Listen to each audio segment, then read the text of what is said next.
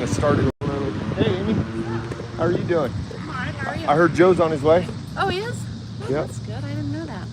Yep. He wants I got a sign for his yard from Mike Warren, so. For Mike Warren? Yeah. So Gotcha. hopefully he'll want to put that in his yard. He probably will. At this point, any DA is better than Valdez, you know? Hey, what's That is the Mushroom Man. Have you never met the Mushroom Man? No. We should go over there and talk to him. I can imagine who that is. You know who that is? Yeah. The Mushroom Man's famous around here. Yeah,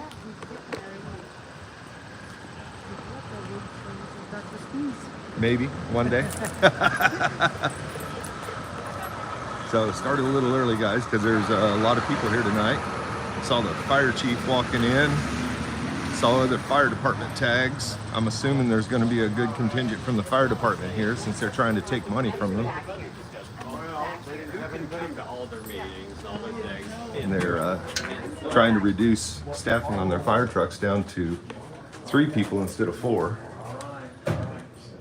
Yeah, we got all kinds of chairs set up tonight, and I gotta say, I love that shirt. Thank you. You can get it at Acme T-shirts for $22.90. So Guys, Acme T-shirts here in Lawrence. Yes, Do sir. they do online orders? I don't know. We just placed order by walking in the storefront. Okay, Acme T-shirts in Lawrence, guys. You can get your Fire Craig Owens shirts. Please go out and support them. And even if you just want to give them a call and tell them thanks for putting out those shirts, because those are nice. Thank you. I'm Michael with Lawrence Accountability. Oh, yes. I'm the guy that comes in and films them and raises a little help from time to time. Yes, I have So- seen you do that. Thank you for doing that as well. Well, I don't always do it the right way, but my heart's in the right place. Sometimes I get my words ahead of my body sometimes. I understand that. So, now the question is tonight the live feed gonna stay up? Because last week the live feed went down 30 minutes into it, and my feed was the only one people could watch unless they were in the Zoom meeting. We got rid of a lot of stuff. And it looks like Amber Sellers is done eating before the meetings now. She's posted up there on the dais. And they both went back to work this week ago, so we're starting to, we're helping. You would hope. Stand here at the door so that everybody could Fairly busy. view my shirt. Oh, you- real time.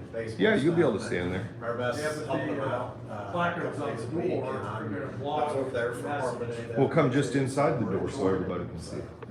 There you go. There you go. That's the way to do it.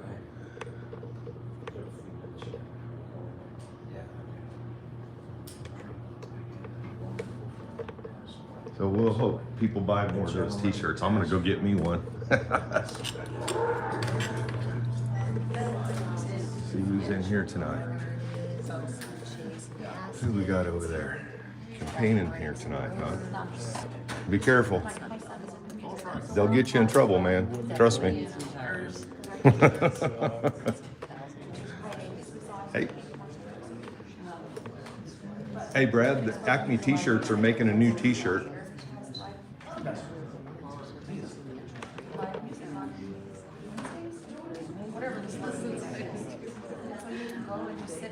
Did you see the T-shirt that guy's wearing out there?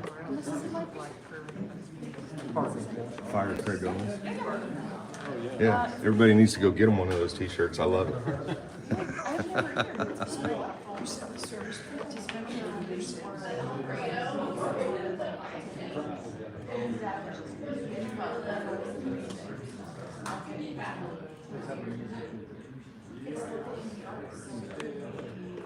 Let's see, looks like Glenn Fogarty's here. There's a police officer over there in the corner. Hey, Mike, did you see the t-shirts that guy is? Acme T-shirts is selling those. The guy out there in the black t-shirt? Acme T-shirts is selling them. I'm gonna get me one. I thought it said fire department.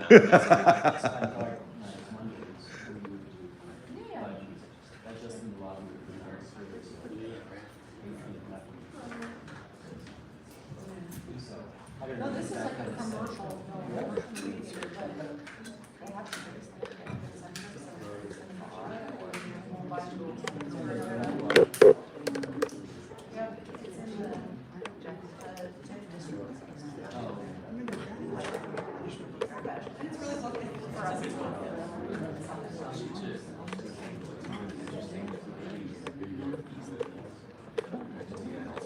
want to see if tonight he wants to be quiet and just let people talk, or if he's going to try to throw people out.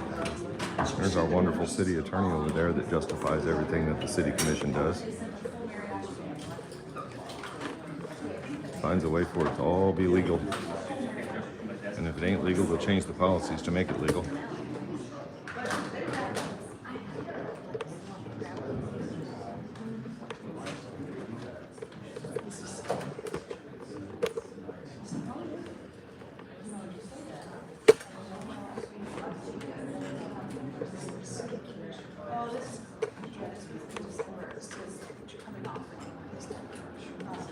Easing into retirement. And so he had a long friends battle with another counselor. Dean, when they make you a corporal? When'd you make corporal? A couple years ago? Huh. To celebrate him out. Before that. Oh, okay. So you had the rank, but you just weren't showing it? Gotcha. It was awesome. It was awesome.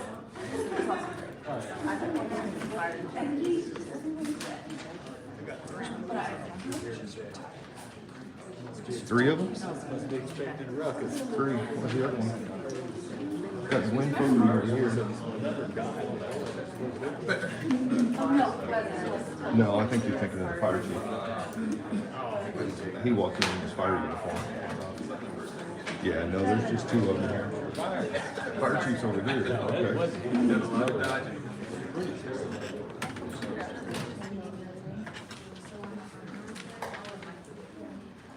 No, only one police officer over there.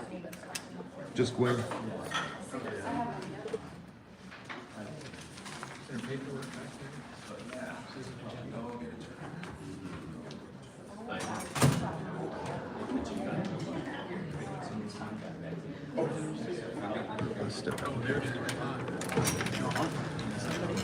Y'all don't really think they're going to take your money, do you? That's why They're not really going to take money from you guys. It's just a bluff to make us give up the money easier. They know better than to touch your guys' budget.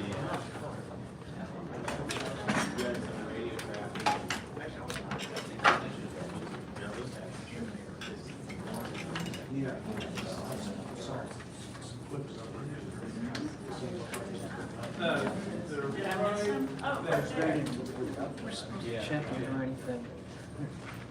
I'm flattered that they're supposed to do those presentations.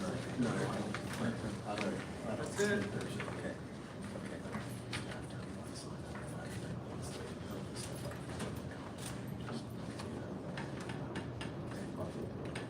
Just get a spittoon.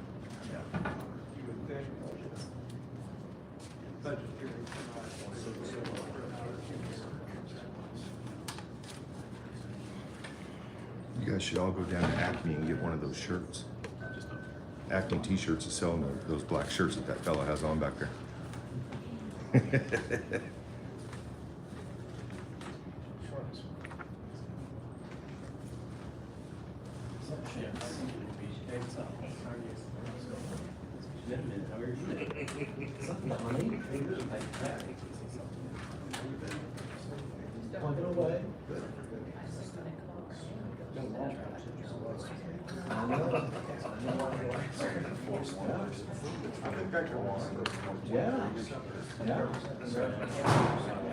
In an open cab truck? No less. I dropped a radio out of one of the open cab seats. Well, down through the seat. Yeah. So long. Yeah. Been a while. I remember, I think we were working, first fire coming out of was the Knox Center. Right, so tonight they're also putting on the it's a half-cent sales tax Yeah. How was it? How was for the Yeah. what a Christmas Yeah. housing budget. Christmas Eve.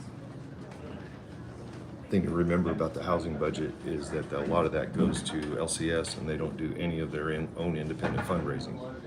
So they just count on the city and the county to support all of that. Jack, you don't think they're taking all your money, do you? That's just a bluff for us, wasn't it? See what they say tonight, Mike. Huh? I don't know what they're gonna say tonight. I don't think they're gonna take it from the fire department. They can't. They'd have too much of a ruckus if they did that.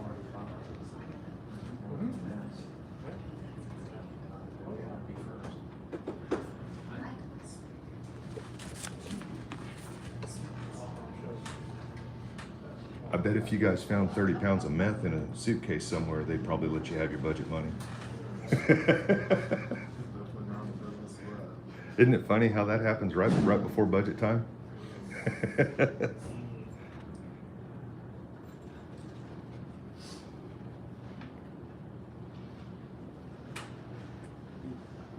And we've got some more advisory board appointments.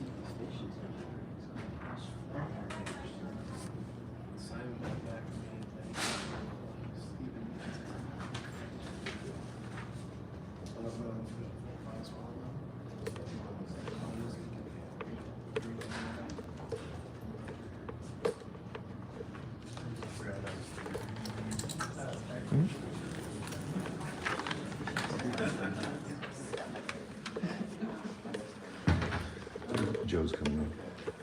You got a seat over there for him?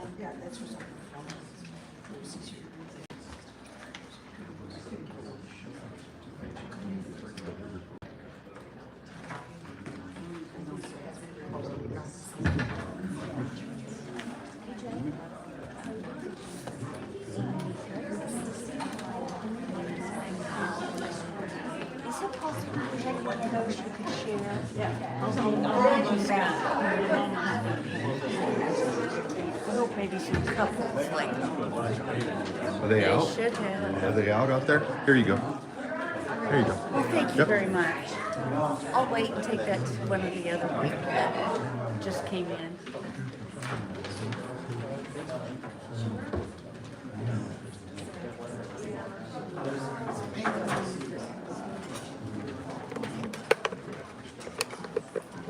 Looks like there's one. Do you want it? You want to go first? I have a joke. Thank you.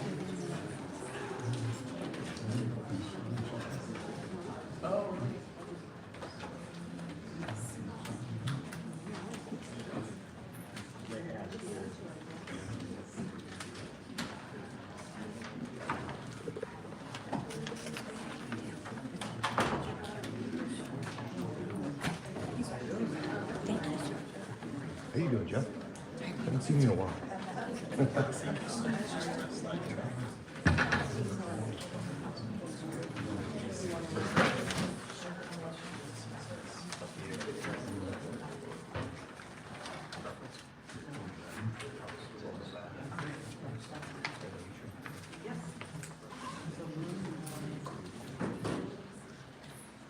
Now, like I said last week, there's a weird acoustics in the room, and I can't do much about that.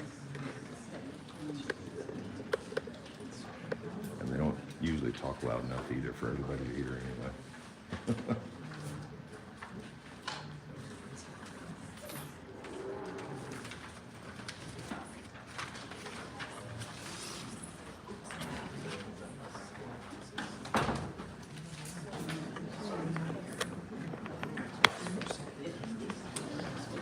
Craig, do you see the new t-shirts Acme's selling?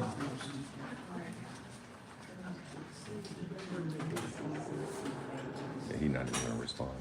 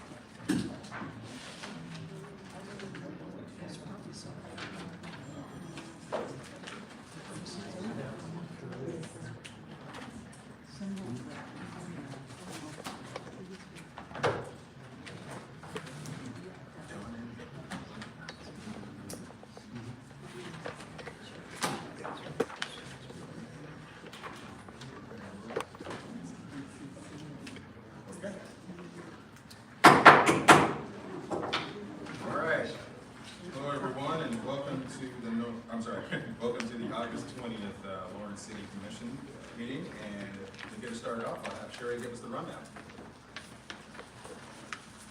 Good evening, everyone. To minimize distractions during the meeting, please silence your cell phones. If you are attending virtually, please ensure you are muted and your video is off and you are not actively participating in the meeting. The city reserves the right to turn videos off or mute participants. When the mayor calls for public comment, please approach the podium to indicate you wish to speak. Virtual participants should use the raise hand function to indicate they wish to speak. Please leave your virtual hand raised until you are called on. The primary format for accessing or participating in this meeting is in person at City Hall. Virtual access to view or participate in the meeting cannot be guaranteed. The chat function will not be monitored. If you have any trouble, the meeting can be viewed on the city's YouTube channel and cable channel 25. Please state your name and zip code before speaking. All comments will be limited to 3 minutes. Thank you. All right, thank you, Sherry. All right, we'll go ahead and get started out. We'll start out with agenda item A, approve the agenda. The city commission reserves the right to amend, supplement, or reorder the agenda during the meeting. Or entertain a motion. Move to approve the agenda. Second motion. Have a first and a second. All those in favor, please say aye. Aye. Hearing none, so passed 5-0. Item B, recognition, proclamation, presentation. Looks like we have 2. And the first one, recognition of the 25th anniversary of the community health facility. And looks like we have Patrick Spooks and Jonathan Smith and Sheriff White. Good evening. My name is Janice White, and I'm with the Visiting Nurses. I can't believe I'm actually standing here to celebrate the 25th anniversary of the community health facility. It seems that just yesterday we were making plans and designs to get ready for the details for moving into a new building. I'm excited to be here and proud to represent BNA in joining with our leaders for this proclamation recognizing the 25th anniversary of the community health facility. We are privileged to have the opportunity to share this space for the past 25 years with Health Department and Bert Nash. We look forward to working with our community partners for many years to come. Hello, Patrick Schmidt, CEO of Bert Nash. Jonathan was unable to make it, so I'm going to cover for both of us. We will be forever grateful for the community support which paved the way for the construction of the community health facility. I know I speak for all 3 agencies when I say it's an honor to serve the residents of Douglas County. We all have our unique missions, yet we all share the common goal of bettering the lives of our fellow citizens. We are fortunate to live and work in a place that recognizes the need for community health services. And we certainly are fortunate to have the generous support of our local governments, including the City of Lawrence. Because of you, because of the community's support, thousands upon thousands of lives have been changed for the better during these past 25 years. Thank you, City of Lawrence. Thank you, Commissioners. We could not do it without you. Thank you. Whereas the citizens of Lawrence and Douglas County have benefited from combined 279 years of service from Bert Nash Community Mental Health Center and the Lawrence Douglas County Health Department and the Douglas County Visiting Nurses Association, occupants of the community health facility. And whereas on November 8, 1994, the citizens of Lawrence Douglas County voted to approve a 1-cent sales tax card to support the construction of the community health facility. And whereas on November 13, 1999, the community health facility opened its doors to the public. And whereas over the past 25 years, through the Bert Nash Community Mental Health Center, Lawrence Douglas County Health Department, and the Douglas County Visiting Nurses Association, more than 800,000 people have been directly served by this facility. And whereas in recognition of the 25th anniversary of the community health facility, a celebration of building 25 years of community service will be held on August 23rd from 3 to 5 p.m. Now, therefore, I, Bart Littlejohn, Mayor of the City of Lawrence, Kansas, along with my fellow commissioners, extend our deepest appreciation to the community for its public support of the community health services as expressed by the willingness to build the community health facility. Thank you.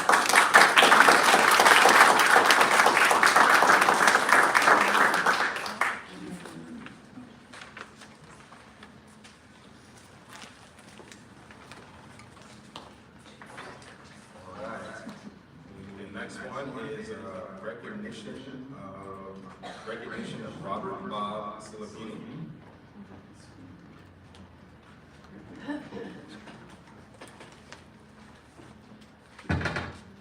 Hello. There's a button you can move it up, I think, on the front. The whole school, yeah. You reach in the front of it. So, Yeah.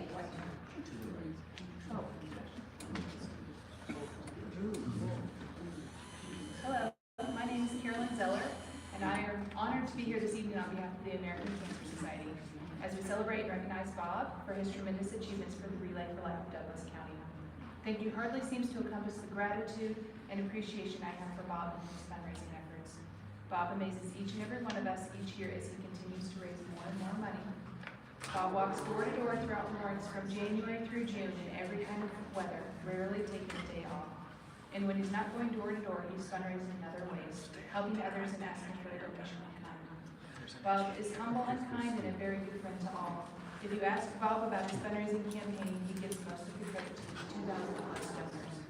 And you better believe that every $5, $10, or $20 donation is appreciated more than Bob can ever express. So if you are or ever have been one of those donors, please support Bob. Bob has shared that most of his donors are inspired to donate because of the cancer research that the American Cancer Society funds. The American Cancer Society is currently funding 726 grants and 865 researchers, totaling $473 million. We have helped make possible almost every major cancer breakthrough since 1946, and we are the largest nonprofit funder of cancer research in the U.S. outside of the federal government. I'm proud to share that just down the road, there's a 4-year, $792,000 American Cancer Society grant funding Dr. Christy Hagan at the University of Kansas Medical Center. Dr. Hagan's team is researching if blocking the progesterone receptor will alert the immune system to the presence of early breast tumors to potentially identify a novel mechanism for preventing and treating breast cancer. Whether we're conducting research or funding it, the American Cancer Society's goal remains the same: to find more and better ways to improve the quality of life for cancer patients and to end the pain and suffering that cancer causes. Bob, thank you for being a good friend. Thank you for inspiring all of us to do better each and every year, and thank you for giving all you do to make the world a better place. I'm so proud of you and all you've accomplished. I want to thank this community for 24 years of support. People who have been in our homes for dinner, over the holidays, everything Christmas. This is a community of every kind of people, every kind of people.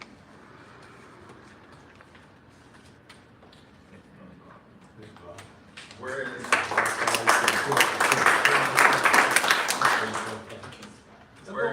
don't go away. I got it.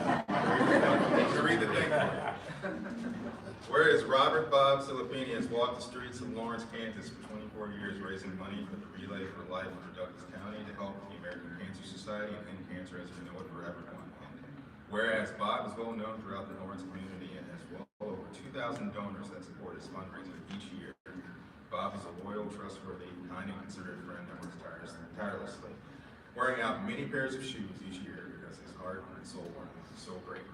And whereas Bob continues to raise more and more each year with his record high amount fundraised in 2024 at $803.52.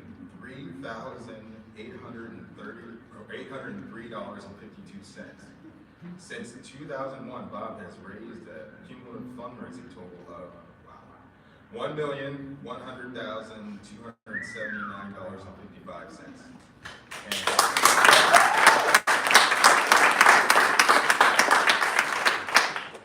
And whereas with that 1 million, I'm going to call it 1.1 million, that Bob has fundraised, he has provided 36,676 cancer patients and caregivers, help them find free answers and much needed support throughout the American Cancer Society's 24-hour helpline website, 22,006 free rides to cancer treatments throughout the Road to Recovery program, 15,718 free nights to stay at Hope Lodge Community for people with cancer and their caregivers, and 15 transportation grants for hospital systems. And whereas the American Cancer Society wishes to express their sincere gratitude and appreciation for Robert Bob Silvini. Bob inspires each of us to do and be better each and every day. Now therefore, I, Bart Littlejohn, Mayor of City of Lawrence, Kansas, along with my fellow commissioners, do hereby recognize Robert Bob Silvini for the tremendous contribution he's made for our whole community. And we wish him the very best as next year of fundraising for the American Cancer Society of Green Lake, Rhode Island.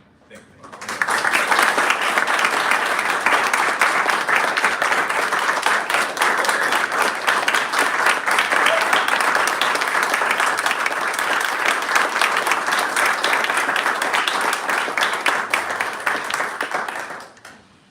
And once again, every kind of people.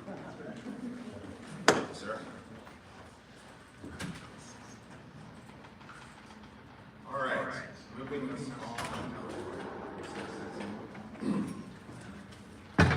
us on to item C, consent agenda. Items on the consent agenda are considered under one motion and approved by one motion. Members of the governing body may remove items for separate discussion of desires, and members of the public may remove items identified as quasi-judicial for separate discussion of desire. Members of the public will be limited to 3 minutes for comments.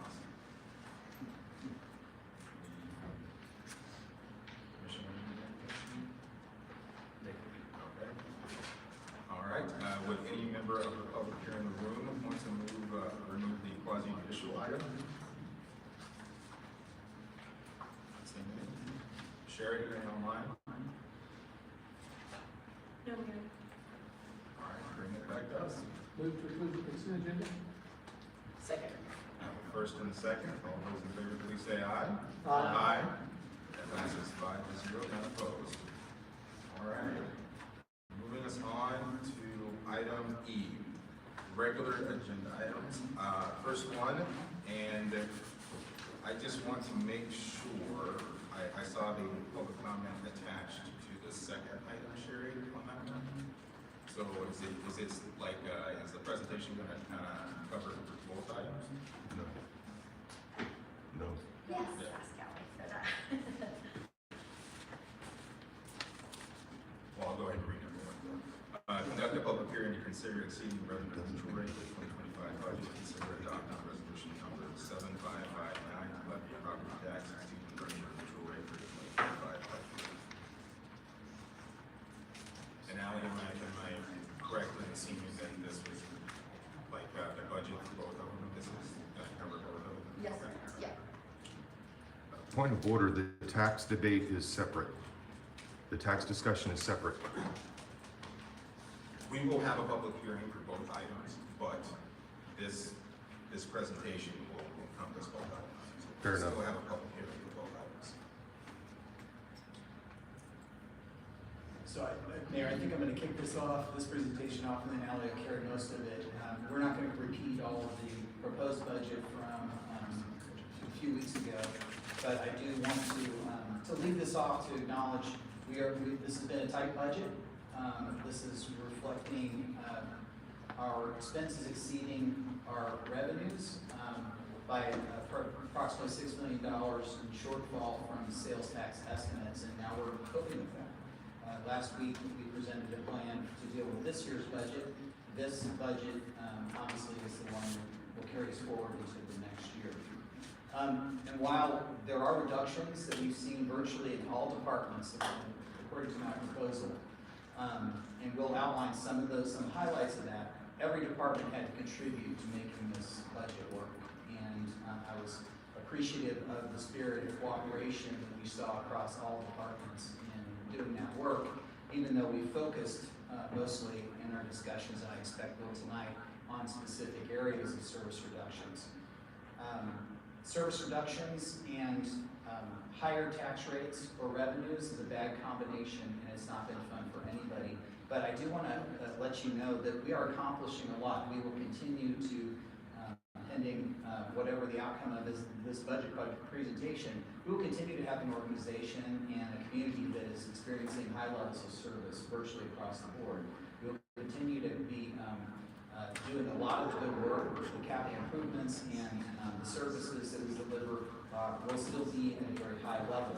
but we have had to make some compromises, and this is a conversation in the budget about some compromises that we've fairly put on the table, and there are lots of different options for that. And I've appreciated the discussion from the community. I've also appreciated the questions that we've fielded from the city commission and posted those online to try and get to a better place and find the right balance for our community this year and moving us forward into the future. Some of those accomplishments on the slides here, we have stayed, and my proposal stayed committed to market-based pay for all employees. This was an investment that this commission has made in the last 2 budget cycles to catch us up to market, and now as we understand with inflation factors, there are a number of things that are expensive about trying to continue to keep up with that, but stay focused on a market-based pay plan, and this budget accomplishes that. I proposed no layoffs or facility closures. We did, in some cases, are proposing vacancies to sweep some vacancies into the operations, but no layoffs are proposed. Continued investment in infrastructure. We've told the story many times, but some are still not quite understanding what kind of an investment we've made as a community over the last couple of years and that we were making for the next 5 in our physical infrastructure. Those investments don't go away. Those are investments that caught us up from past neglect. They also are moving us towards being able to be more successful in the future. So we're going to have a higher level of service and a lowest cost of ownership destination so that when we get this infrastructure, if we take care of it, it costs us less in the long-term cycle of that. This has been a massive investment that we shouldn't overlook when we're talking about this budget and future budgets. I also want to highlight, we talked about last year into the pandemic, we had ARPA funds that helped us build a new Place for Everyone plan, a strategy to help those in our community that are suffering from homelessness and that also are on the verge of finding themselves homeless with affordable housing, the commitments and recommitments to affordable housing, but also to intervene with successful database strategies to try and get people into recovery in our community. And we already see the fruits of those labors, and this budget continues that plan and continues to fund the investment that we've made, that we've committed ourselves to with a Place for Everyone over the next few years. It does this with local dollars.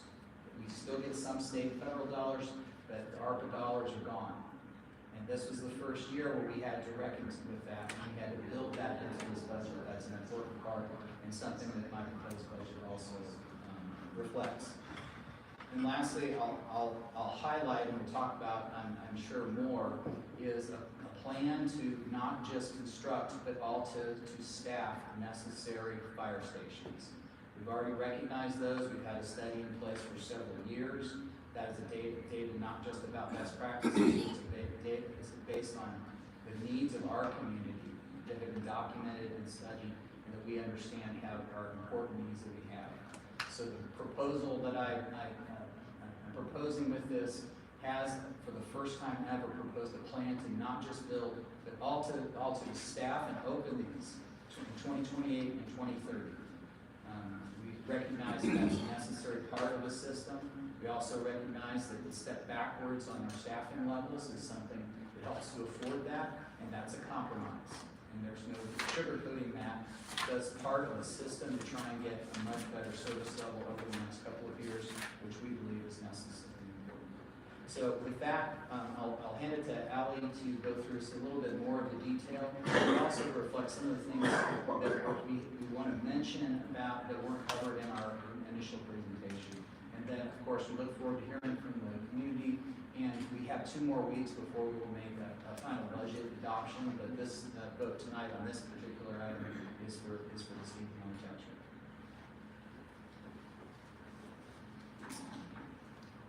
Good evening, Commission. Allie Curtis, Budget Manager. So we have our budget summary here in front of you. It is $520 million across all funds. A CIP, Capital Improvement Plan investment in the first year of $172 million, $530 over 5 years. It does have a proposed 3.5 mil increase that is primarily to support the LDCFM expansion that Craig spoke of. And it also proposes increasing the affordable housing sales tax from 0.05% to 0.1%.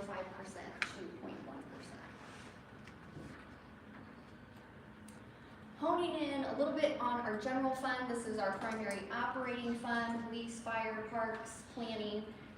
Again, a total budget of 520, but our general fund is 116.2.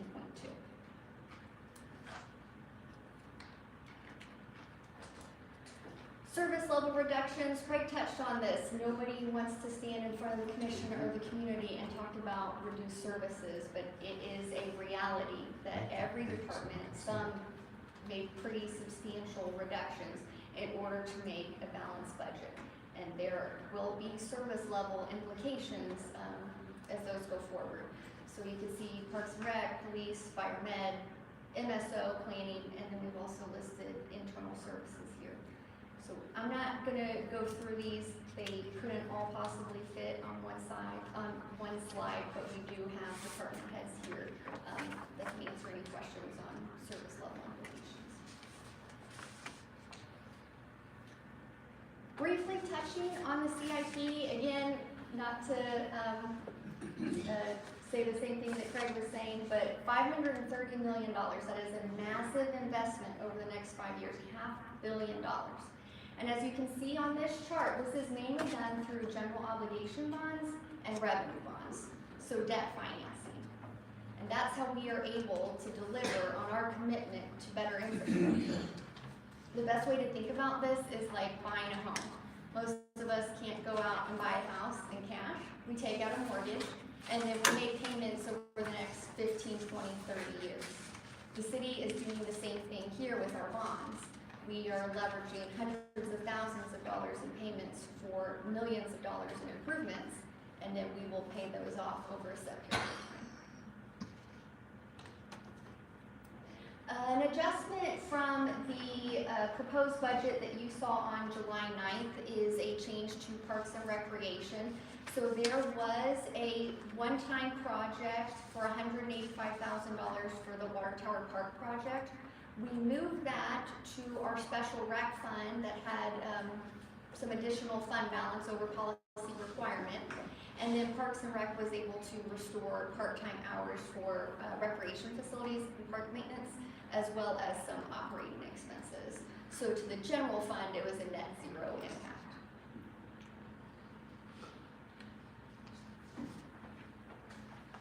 As a city, we remain committed to building a budget that is reflective of our diverse community as best we can, recognizing that there are many competing priorities.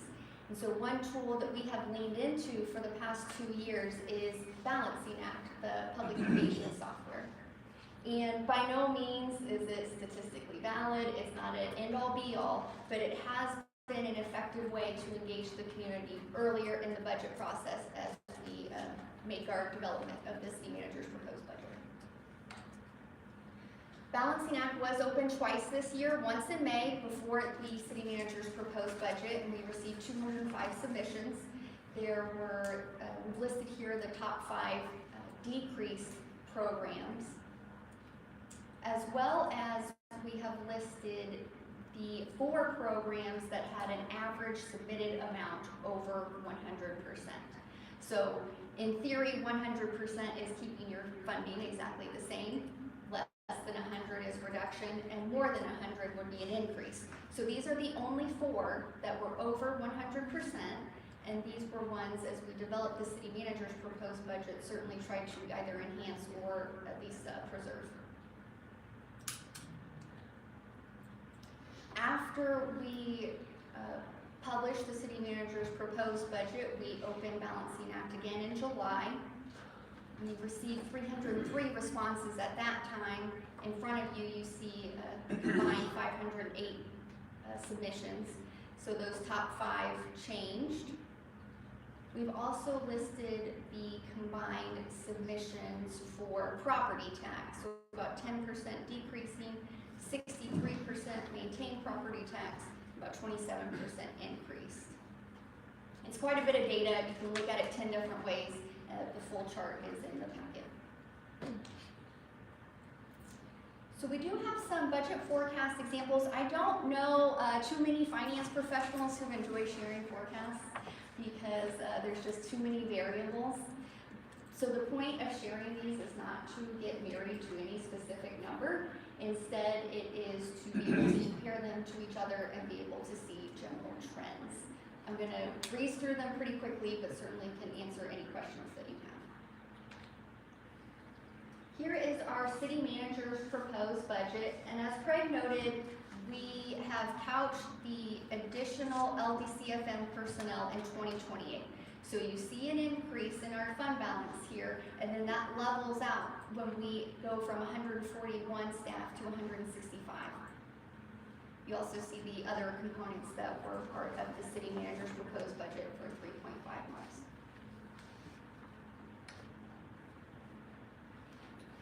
We did create a flat mill levy scenario, and you can see what that does here. So that basically just gets us to 0 in 2025, and then those expenses and revenues are forecasted out the same in the out years. And you see how your revenues over expenditures, that number compounds as the years go on. We looked at a restoration for LDCFM only, so same thing, not looking at fund balance requirements, just getting us to 0 in 2025. You do see an operations count of 153 in this scenario. That is so we could match the relief factor that was in the city manager's proposed budget. So that got us to 153. 2 apparatus at Station 5, and then 1 deputy chief. So that would be 1.3 mils to get us to 0 revenues and expenses matching. And then we tweak those components slightly. So instead of 2 apparatus at Station 5, you have 1 apparatus and an additional medic unit. No admin positions. We have restored the non-sworn personnel that was in the city manager's proposed budget. And then we also factored in building up that fund balance to get us back into policy goal. So we've shown here 1.7 mils. It doesn't have to be. We showed it this way, so you're basically getting there by 2029. So 1.2 mils for the other components. Again, that grows us up and has more revenues than expenditures.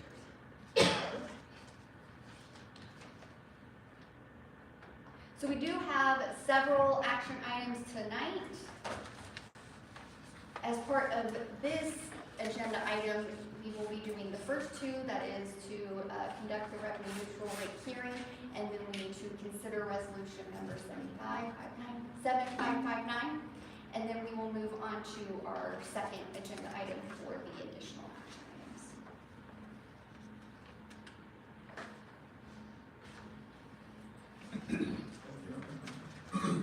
All right, any questions for the commission?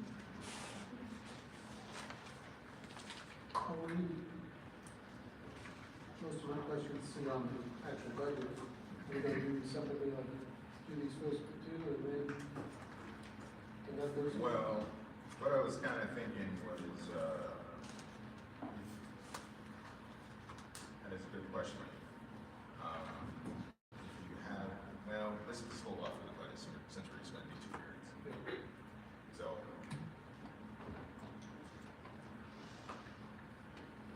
any questions regarding revenue neutral?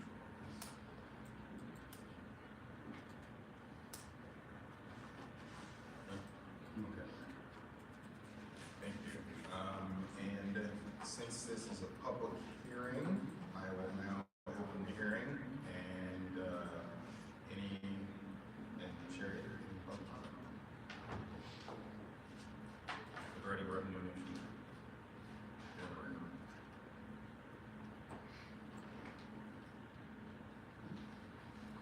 Is there nobody going to speak on this? I think folks might be waiting for the budget. We're also. But the idea is, you guys can't wait until the budget. You need to come up here and speak now. Because what they're talking about doing, this is revenue neutral. And if we can't operate a budget staying revenue neutral, then we've got fiscal problems, and we've got people that can't do the accounting right.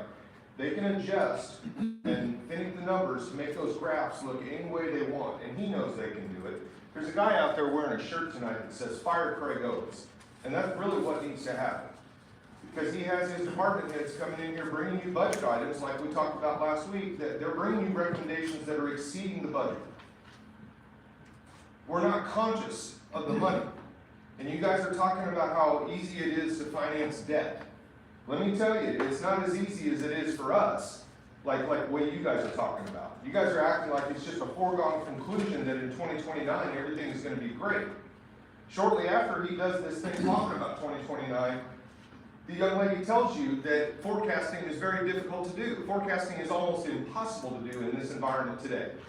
We're economically volatile across the country, and little things can affect the economy tremendously.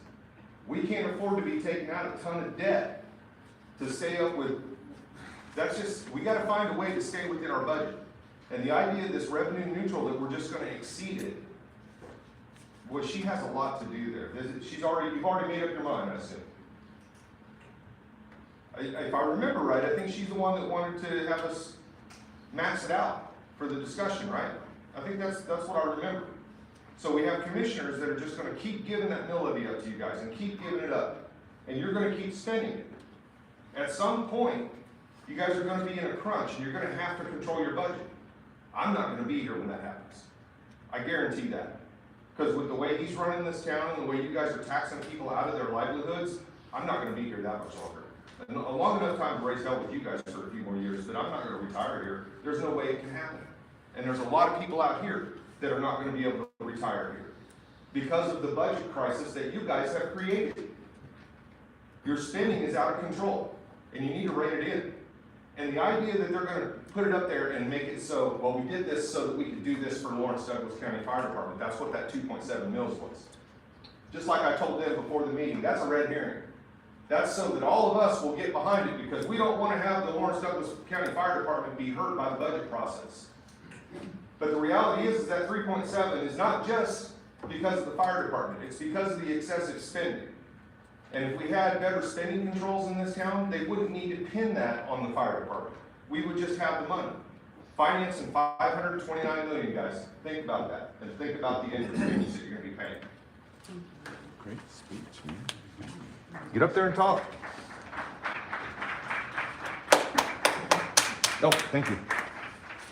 I'll be back up to 4 later. John Ems, Lawrence, Fox Chase, 66049.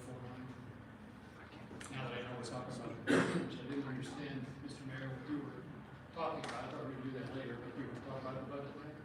But revenue neutral in the budget, that's fine. So I have a few words. Over the last few years, the city has shifted from being a small funding partner for the Lawrence Community Shelter to the majority funding partner.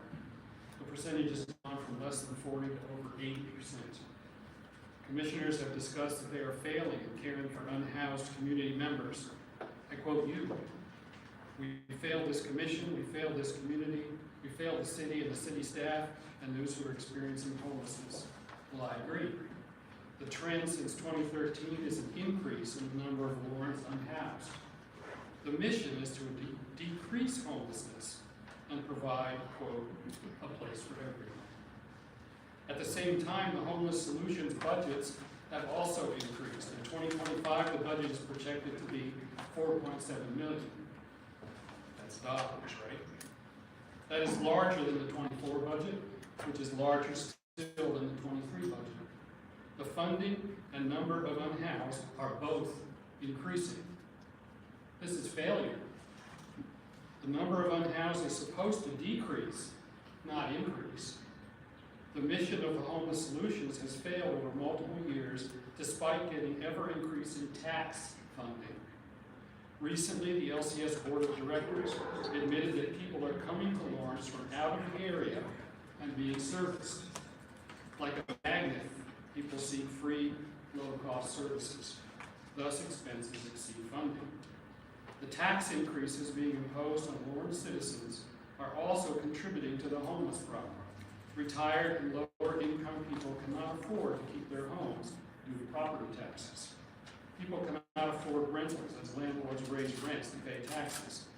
Small businesses close up shop. People become unemployed and unhoused. People see their own budgets broken and must make decisions among food, medicine, and rent. You are creating the very unhoused problem you purport to solve.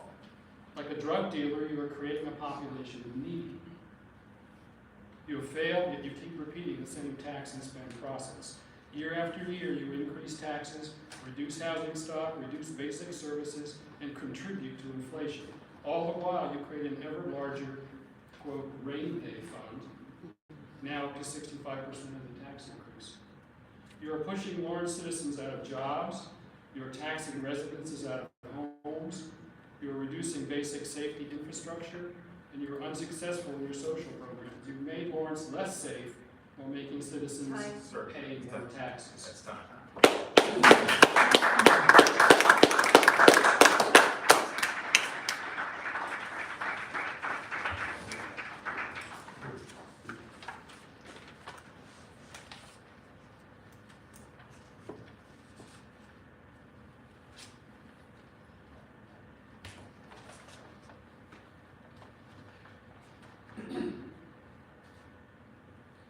Thank you, Mayor Littlejohn, members of the commission.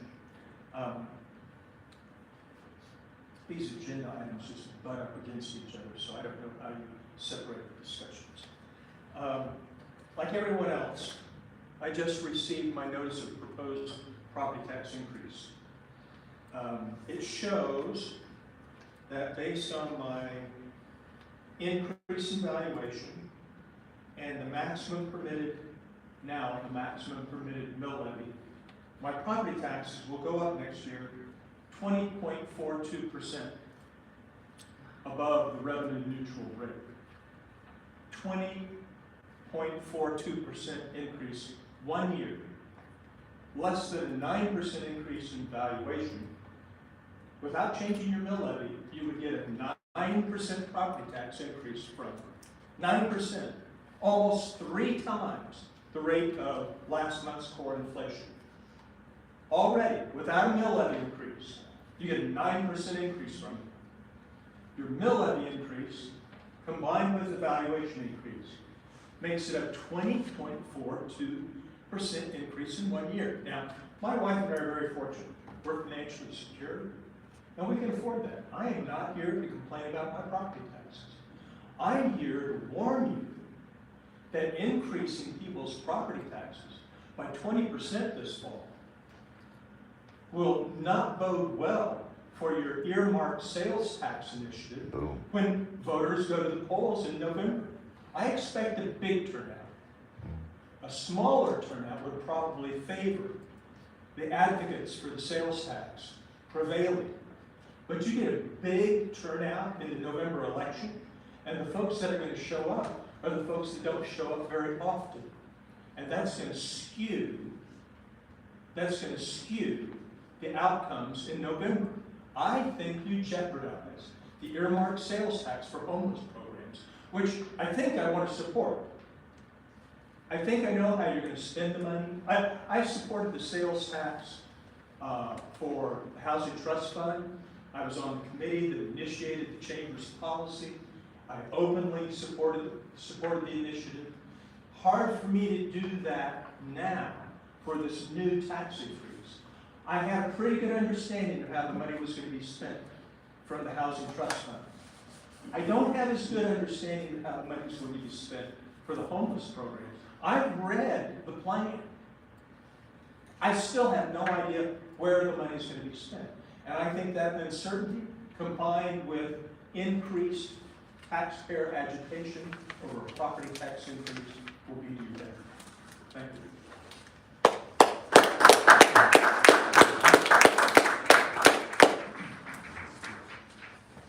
Hello, City Commissioners. My name is Caitlin McDermott, 66044. And I've lived in Lawrence since 2005. I became a homeowner here in 2021. First and foremost, I am here as a Justice Matters member in order to support the commissioners in passing the budget and support the funding Place for Everyone plan in order to end chronic homelessness in Lawrence. I'm not an expert in budgets or budget analysis. I have done my very best to review the information provided about the budget and the proposed increases in both property taxes and sales taxes. As I understand it, the proposed increase to the sales tax would be in direct support of affordable housing and other things related to the plan for everyone, a place for everyone plan. This increase has to be approved by the voters, and the commissioners would be deciding tonight if to include it on the ballot. I certainly support this.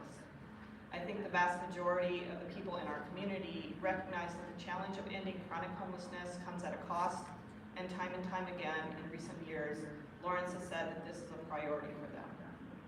In any case, the voters should be able to make that decision. Please include this on the ballot. The increase to the property tax is perhaps even more contentious.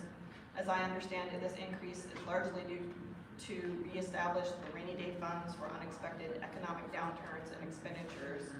I've also been told by the Lawrence Journal World that 25% of our property taxes goes to the school district. Not having school-aged children, I still understand that as a citizen of the community, I share the responsibility of paying for its services even when they don't directly affect me. I would rather pay an increased amount in property taxes than have our community be unprepared for another pandemic, or a tornado, or other serious economic hardship. That all being said, I also am against cutting budgets, which will negatively affect the efficiency of our fire department, doing its absolute best to save people's homes, businesses, and all of our lives. I recognize that the money has to come from somewhere, and everyone has their opinion. But I think there's a good consensus that it shouldn't come from the fire department. Maybe we can cut the outdoor pool lazy river to nowhere. Do we really need a river that doesn't even encircle anything? Maybe we can refill our rainy day coffers but not overfill them, as I have read that we are doing. Maybe we can limp along for another couple of years with some of the bad streets, which we have done for a long time. Maybe we don't put any money into any golf course project in 2025 or 2026, onwards and onwards. Or maybe that youth sports complex has to take a back seat to fully funding our firefighters. In any case, I think there is a way to do this. Increase the sales tax to help fund the place for everyone plan. I'm sorry, that's time. Thank you.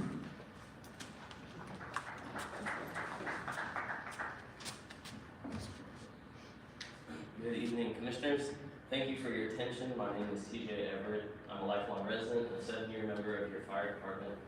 First, please let me apologize. The public comment I made to you last month ran into overtime, and your grace in letting me try to finish evoked criticism later that night with double standards. I want to do what I can personally to not put you in an uncomfortable situation because I value the work you do, so tonight I'll adjust my actions.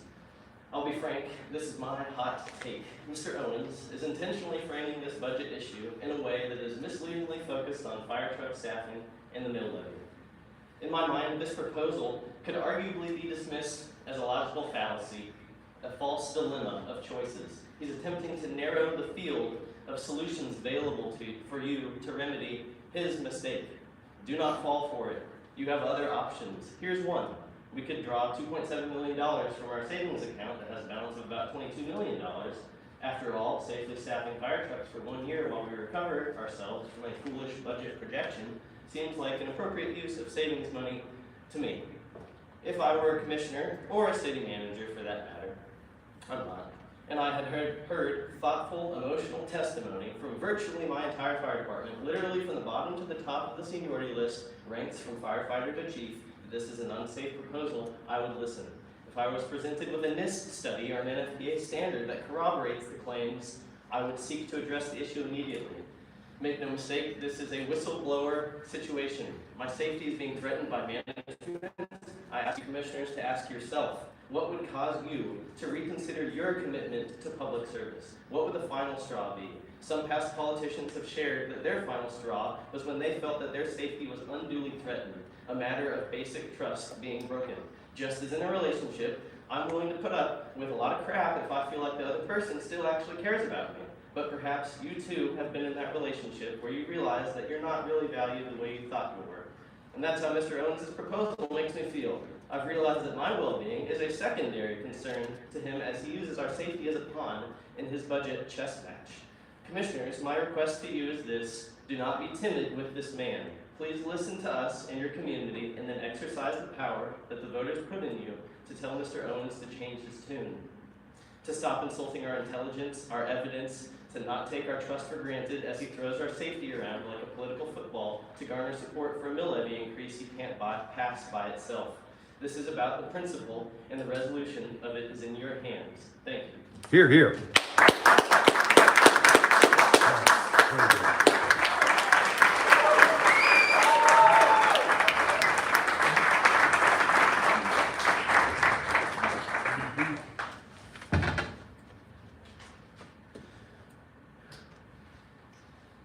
Good evening, my name is Seamus Lawburn, I'm president of Lawrence Professional Firefighters. Thank you for doing what you're doing. It's a very challenging budget process. And I know you guys get a lot of feedback, emotional feedback, and I appreciate you hanging in there and doing your best to make good decisions. I do just want to point out a few things. The conversations, I sense that perhaps there is a little bit of political will here to try and find a way to maintain four-person staff. As you have those conversations and those discussions tonight, remember that we are currently operating with 143 positions filled within operations. And we know what that means. We know what that work environment creates with that number. We're left with two options: continually draft people into forced overtime, or we shut down the fire engine. On a pretty regular basis, we're shutting down engine fire. So as you have these conversations about what does fire medical look like going forward, do not attempt to manipulate that number. Do not go backwards on the approved positions for operations, because that is incompatible with the desire to maintain four-person staffing or a desire not to cut fire medical services. But we've gotten very lucky this summer as we've been shutting down engine 5. We got extremely lucky yesterday when we burned the roof off of Brandon Woods Senior Living, that engine 5 was in service. Now that fire, knowing what I know about it, hearing the radio traffic, reading the notes, that should have been a loser. We should have burnt that building down, but we didn't because we got some awesome firefighters in this town. And another reason that we didn't burn it down is because we had appropriate fire trucks, enough fire trucks in service for the day. And those fire trucks were staffed with 4 people and not 3. So when we got up and were ready to do some work, put some water on some fire, evacuate some people, we had the manpower to do it. So we were lucky. And I hope in the future, as the year continues on and we have to shut down engine 5 for budget mistakes, that we continue to get lucky. I hope that we're lucky. Hope is a noble thing to have as human beings. It's necessary. But it is a piss poor risk mitigation or risk management strategy. Give us more than hope. Give us assurance. That's what we need. Do not fall for the misleading recommendations that Craig Owens is providing you. It's in conflict with science. It's in conflict with national standards. It's in conflict with what's safe. Thank you.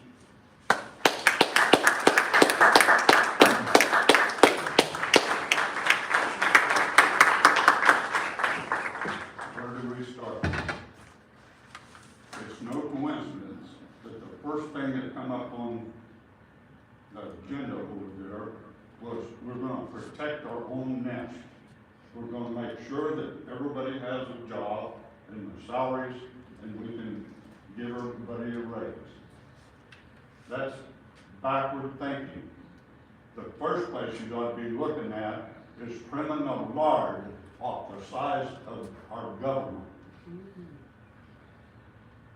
Economics 101. When you have sales tax revenue decreasing, that tells you that people don't have money to spend. We are in a recession, heading for a depression because of mismanagement.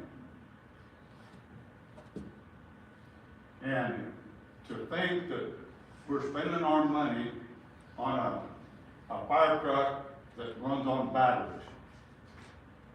We have buses running all over town, which I'm for transporting people that need transportation. But does anybody in this room know within $100 per mile what it costs to move one passenger 1 mile? I say you don't, because nobody's ever looked at it. And it would be frightening to find out what it costs. Now, if we can put people in a stretch limousine cheaper, that's what we need to be doing. We've built 8x8 buildings for the homeless that cost over $40,000 a piece. Is that the best we can do? I think not. Anytime you subsidize anything, the problem gets bigger. We subsidize affordable housing. We subsidize homelessness. Well, we've increased homelessness 18% this past year. Wake up, people. We can't afford what you're doing. I'm with Michael. This guy needs to be fired. And we have to get backbones bigger than a jellyfish. Sometimes you just have to say no. The idea that you can raise taxes when people are struggling, they can't afford to live in this town. Look what's happening over at the Legion in the last 20 years compared to this place. If God wants to give an enema, this is where he's going to stick the tooth. Thank you. Okay, I'll move. All right, have a good night. All right. I'm Amy. So we raise taxes, and then our rents and mortgages and everything goes up. I literally have senior citizens telling me they think you're going to tax them out of their homes. I mean, is it the New World Agenda, the New World Order? Is that the agenda? You guys are just going along with that? Because that's where we're going. You won't admit it, but you know it's true. People are going to be having to get rid of their houses because they can't stay in them, and then Vanguard and BlackRock are going to buy them up. And then here we go with, you'll own nothing and you'll be happy.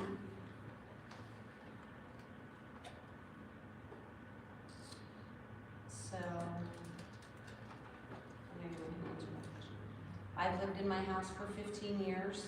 I rent. For the first 12 years, they raised my rent maybe 4 times by like $20.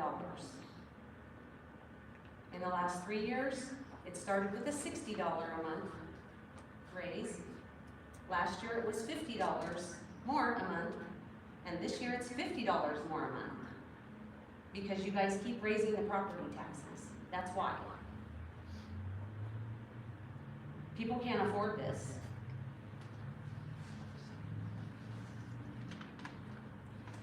And it's all your fault.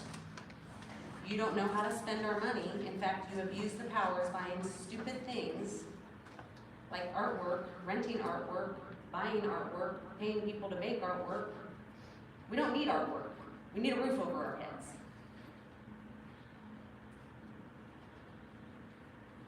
So I had to get my car fixed the other day. It was $6,000. I had to take it out of savings. It was $483 just in the taxes. I wanted to cry, because guess what? That's almost all my savings. Because I keep having to spend more and more, so I can't save anymore, like I used to.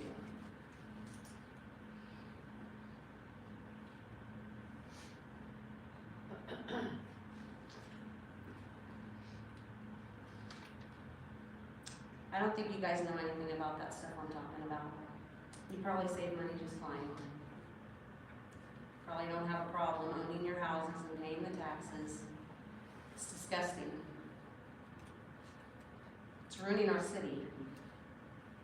It's actually ruining our whole country. this kind of stuff because of people like you up here doing this stuff. You need to think about this kind of stuff. Our homeless is outrageous. Yep, I'm done. Thank you.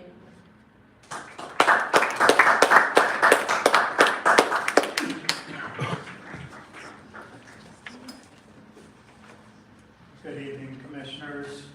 I'm Kenneth Klaus. I live at the 047 zip code. And I didn't really prepare any comments this evening, other than I brought my 6 proposed property tax increases with me. The first one is 18.76. The next one is 26.3. I'm talking about the city. The next one's 28.78%. The next one is 26.74%, 19.35%, and 23.25%. These things are ridiculous property tax increases such as that. We need to stop and think. We want a nice community. Yes, we all want a nice community. And we want good services. But let's focus on the necessities. Let's get right down to the bottom of what is needed. Because I see a lot of excesses, as you've already heard. And I have a story I'd love to tell you over a cup of coffee. How I got my apron on my street repaired. But I'm not going to go into that because that's such a crazy process. I can't believe the waste. But anyhow, it's kind of like the national debt. You know, it's out of control. So that doesn't mean we have to go out of control. Stop and think about what is really essential in our community. Back off of a lot of giveaways and expectations, because the more we do that, the more it's expected.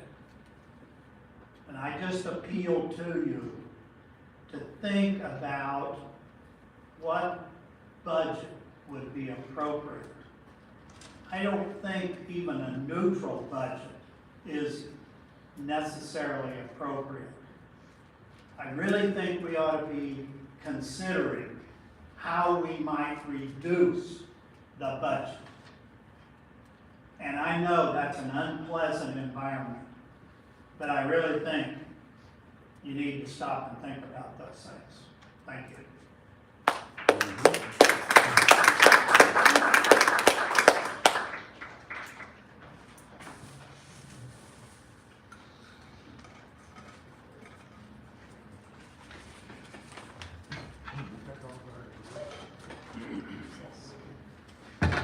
My name's Andy. I'm a lifelong resident. I've had the pleasure of serving our community for the last 10 years with ODC exam.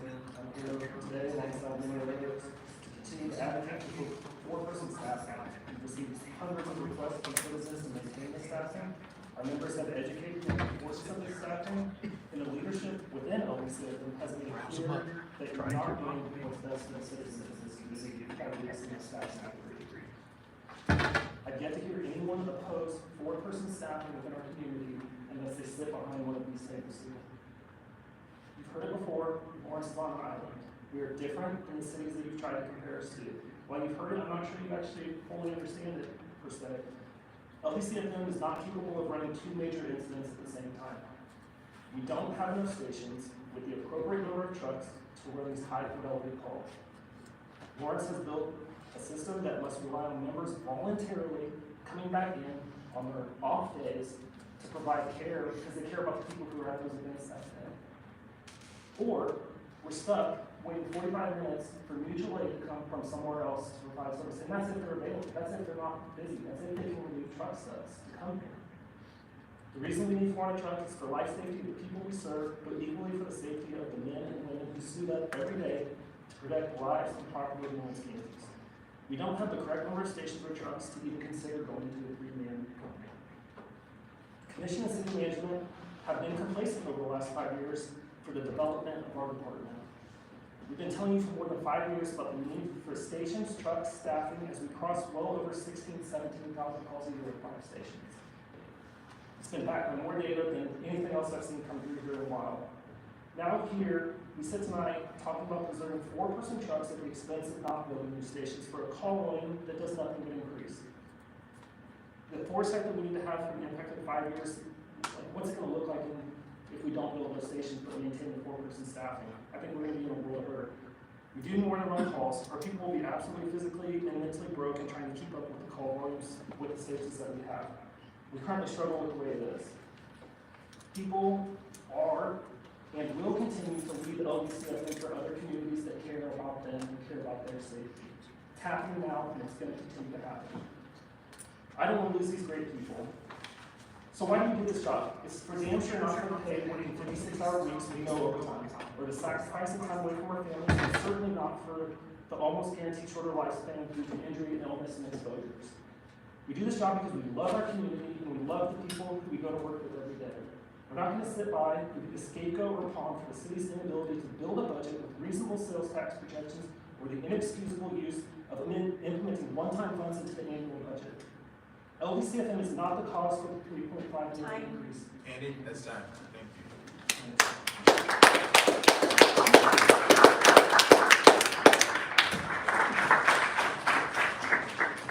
Hi, I'm Chris Flowers. I missed the first part of the meeting, so I don't know what all's been discussed, but I fully support keeping 4 people staffing as opposed to going down to 3. And I was just wondering, how come last summer when I was running the police, or not the police, but the fire station was a topic, and what I would be doing if I was up there right now is I would put that on the ballot like you put the police station. And I think that fire stations would pass if they were put on the ballot. And if you did put it on the ballot and it passed, and if it failed, whichever, it'd be the result of the people. So if their property tax did raise because they voted for it, they can't be as mad at you. So I would put the fire stations on the ballot and let the people decide. Because why should the public decide how safe they want to be? But the reason I support the 4 people staffing for the fire people is because you all should be deciding how safe the fire people are.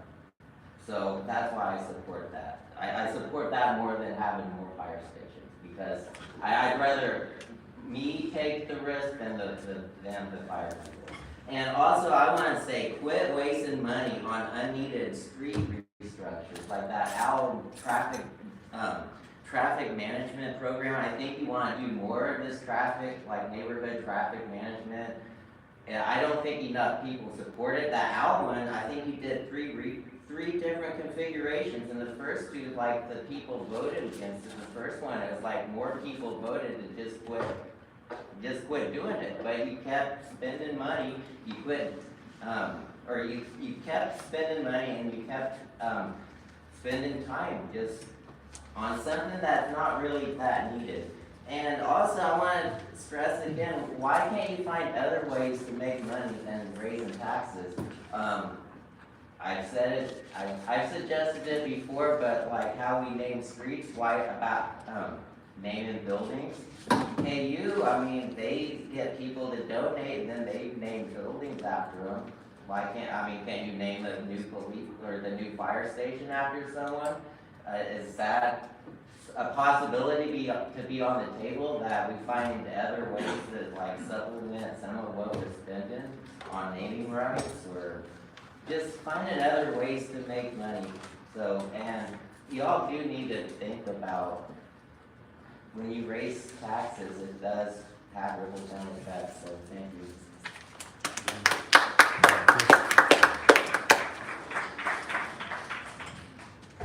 My name is Fred Jack Carroll. I live close to Copeland Park. This spring, we received a property tax increase. It was 11.5%. But luckily, I looked a little deeper, and in the last 4 years, our valuation has gone up 50%. My wife and I really can't afford this to increase like that, especially since my daughter is retired. When I moved here in 1984 as a student, as I recall, property tax was 3.5%. Could everybody in this room raise your hand and tell me what you think the property tax is now in the city of Lawrence? I just wondered, can anybody tell me? How many people know? If I went down Massachusetts Street and asked people, I don't think 1 in 10. For those who don't know, it's 9.3. Eudora is actually a little bit higher. Where does it end? Are we going to reach 10% and more? Do people realize we're paying sales tax on everything we buy except groceries are being lowered, although that's been postponed. We pay every time we buy a house, that's 9.3%. Every time we buy a car, either new or used, we pay 9.3%. We go to Walmart, it's 9.3%. We shop in some places here in Lawrence, and I believe there's tax increment funding, like the new Walmart, the one on 6th Street. I think 23rd and Naismith, around, what's that food place? I can't think of the name. But anyway, it's actually higher there. Just check the receipts. So I want people to be aware that where is it going to end? Is it going to end at 10%? Is it going to go over 10%? We're just being taxed to death. And I really hope the commissioners can put a brake on tax increases. It really needs to be done. I personally think the pool does not need to be, it may be old and get a little more run down, but it's only used 3 months out of the year by a limited number of people, only during the summer months. I think we could spend that money better, streets or something like that. But that's all I have to say. Thank you.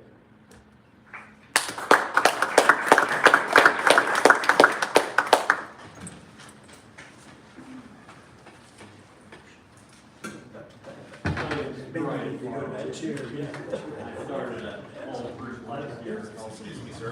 Can we go ahead and keep it down? How about a warning? Please, while other people are talking. Doesn't somebody get a warning? Thank you. I'll just start over. My name is Brian Farley. I started a little group called the Federal State Taxpayers Association last year. I came down for the city's revenue neutral budget hearing. There might have been 5 people down here last year. Now, obviously, there are a lot more people who understand that we have a problem here. I know a lot of people have spoken eloquently about what they consider the issues to be. I tried to do the same thing last year. My belief is that the budget is by the city, therefore the city manager. The city manager is controlled by the city commissioners. As taxpayers and citizens, our recourse is through elections. You know, the Commissioner Deaver was elected largely on this issue. I believe that Commissioner Larson has maybe come around to the idea that taxes are maybe causing problems for people. We have another election coming up in a year, and that's what our focus is going to be. Right now, our focus is with the county, but it will be with the city, and after that, the school board. So I just want you to understand that we know that that's our ultimate recourse, and that's what we intend to pursue. So I, would hope that you understand that people are at that point. That, from my perspective, the people who are being driven out of the community, people who can't afford to buy a home here, young people, they have to make a choice. Do I say, here we're going to go? Families that can no longer be multi-generational, senior citizens that have to leave. If we don't care for the lowest of the people who are, contributing, then we've failed. And that's all I have to say. Thank you.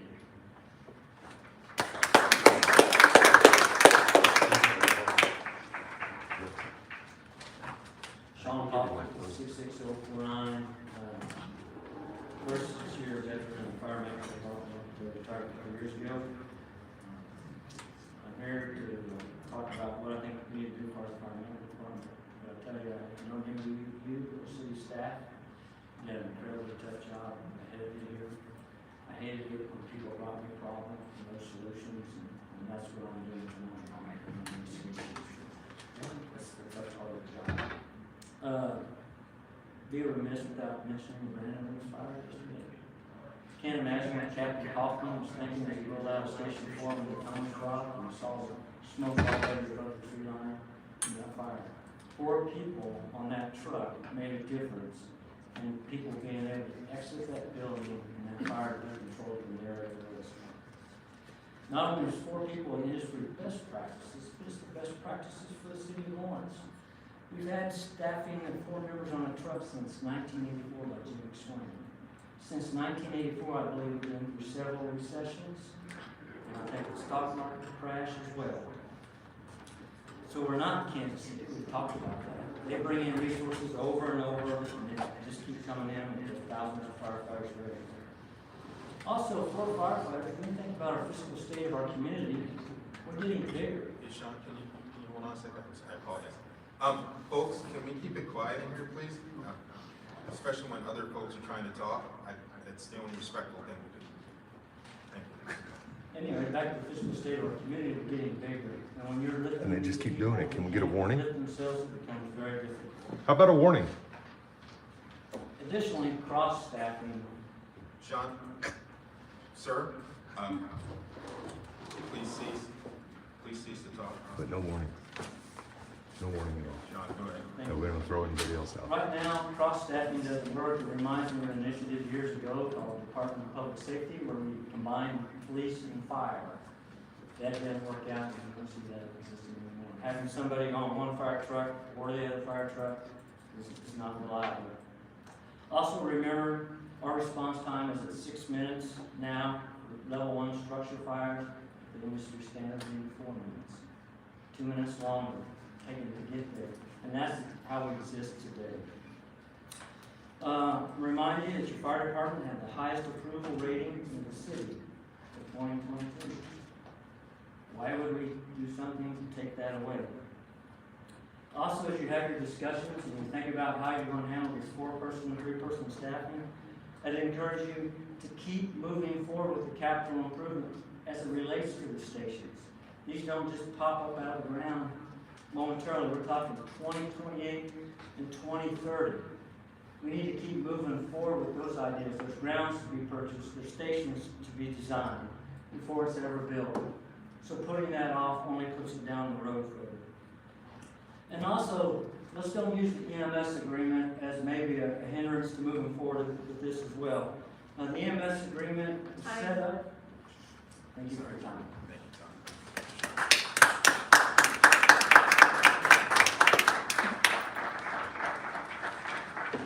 Hello, Pat Carlin, 66049. I'm a retired fire captain. Been retired for a number of years. My wife served with Big Brothers Big Sisters for over 10 years, and then she ran a daycare for over 20 years. She recently retired, and we downsized our house, so we're no longer homeowners. We are now renters once again while we decide where we want to be in a couple of years. We had our first grandchild 3 months ago. We're helping out with that, enjoying that. As I look at these things and look at our adult children, and they're coming to us for advice and saying, 2 of them have significant others that one of them traveled either Kansas City or Topeka, but they've chosen to live here at this point. For one of them, they're already a homeowner. They got in at a good enough time. The other one, they're still trying to become a homeowner, but it's becoming more and more difficult for entry-level homes and then being able to afford it. And so they're looking elsewhere, and they ask us for advice, and I say, I always thought I was going to retire and stay here the rest of my time and raise grandkids and see them grow up. And, you know, we're at the point where we're encouragement that they may need to look at other places. I always thought that Lawrence would be the place that we would end up. You know, it goes back to, I'm not paying taxes as a homeowner. Maybe down the road I will be. I think highly unlikely in an environment that it probably won't be in Lawrence or Douglas County. We'll probably look elsewhere and then travel in to see our grandkids if they're still living here. But one thing I will say is on the staffing, we're not comparing apples to apples for the fire department. I've heard it brought up numerous times, the 3 versus 4 person staffing is that happens when they have adjoining jurisdictions that are right there. Overland Park to Lenexa. If they need 7 stations to show up, it doesn't matter whether it's Overland Park or Lenexa, they're gonna have them there within 15 minutes. They're gonna have those. We don't have that luxury. That fire yesterday, I don't know, I guess it was well over 45 minutes to get the Johnson County trucks here. And we dumped everything we had at that fire yesterday. And my nephew was the first one that rolled up on it. And 3 people versus 4 people makes a big difference. He's trying to make strategic decisions so we have a long-term good outcome. If he has an engineer that stays with the truck and starts pumping that means him and one other person are trying to drag a 2.5-inch line to put out that fire. He's not thinking big picture. He's huffing and puffing, thinking task-oriented. So when it comes down to it, that's my focus, and it's very small-sided to go 3 to 4 person staffing. I think we need to have a long-term plan to address all these issues and property taxes. Thank you.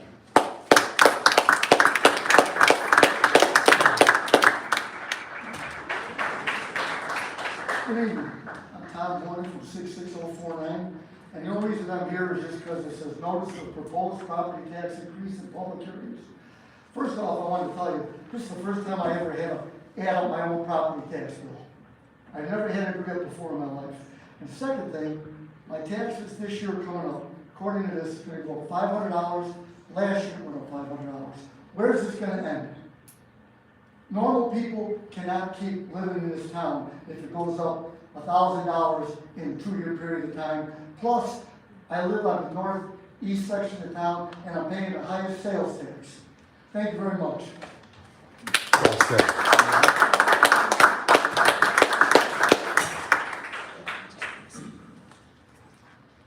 Hello, my name is Dave Trimble. I'm a lieutenant paramedic in the fire medical department. Been on the department coming up on 28 years.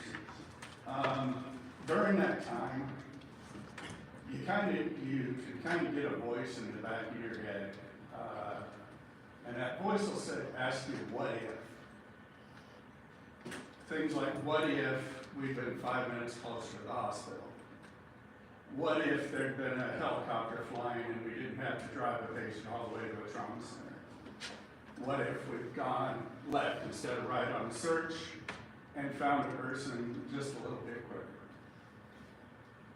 I'm very afraid that if the staffing cuts that are being proposed happen, we're going to be asking more of those questions.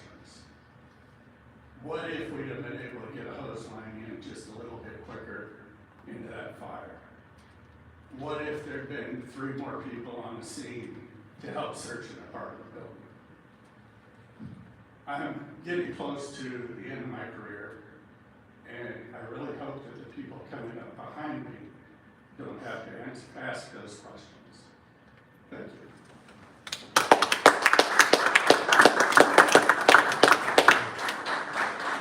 My name is Margaret Brown. I've lived here since 2020. We lived in Manhattan before this. I've never spoken at a meeting, but I feel very passionately about some things. One, yesterday my husband and I happened to be at the corner of Wakaroos and Bob Billings, and we saw that fire going on.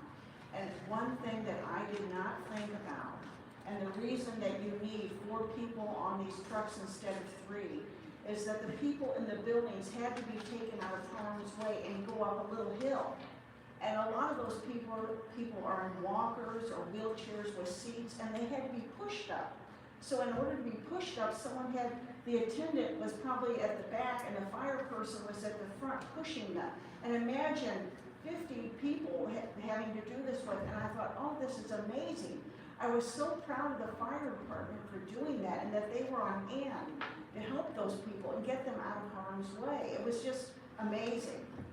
The second thing I want to talk about is the survey. I thought the survey was very unfair. I am not the greatest person with computers. I tried it 2 or 3 times. I could not get it to work. I wish you had had paper surveys. I know that's very old school, but I wish you'd had paper surveys like at the grocery store, or had them at Parks and Rec, or had them at polling places, or had them more accessible to more people than 580 people. Surely 580 people on a survey do not reflect what the whole town is thinking. And I would ask you, if any of you would answer, how many letters did you get from the community, you know, in response to this hearing today? It was probably more than 580, but I'm not sure.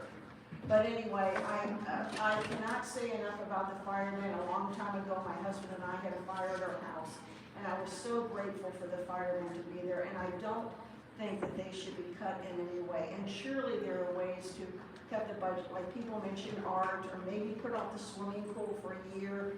I know, I am a user of the swimming pool. I know that it has to be renovated, but maybe put it on hold for a year.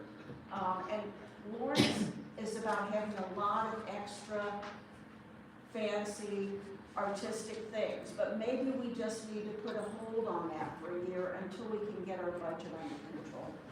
Thank you.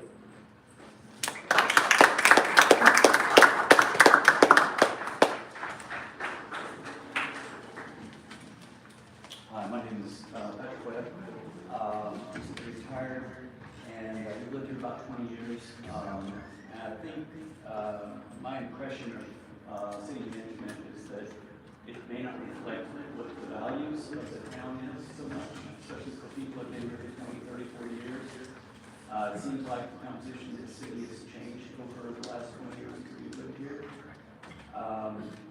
We have a lot of people you've heard about that property taxes are becoming an issue for them, especially if you're retired and you're on limited income. But your taxes keep going up if you intend to live here the rest of your life. Doesn't do you good to have a more expensive house. And it's been a big burden, and it's kind of maybe shifting the population. What's the goal of the city? Is it to create another Oakland Park? That's not what Lawrence is. When we moved here, we loved the city. It wasn't overpopulated, traffic wasn't bad, services were good. I think the city is doing some very good things as far as infrastructure, things like that. But I think maybe losing sight of what's really important. I mean, what's important to average citizens, I think, is safety, security, recreation, parks and places like that to go. What are the 3 things we're proposing to cut? Firefighting, parks and rec, things like that. And if income is a major issue, why are we getting tax cuts on projects that are like luxury housing and projects like that? To me, you gotta, let's support projects that are actually creating affordable housing.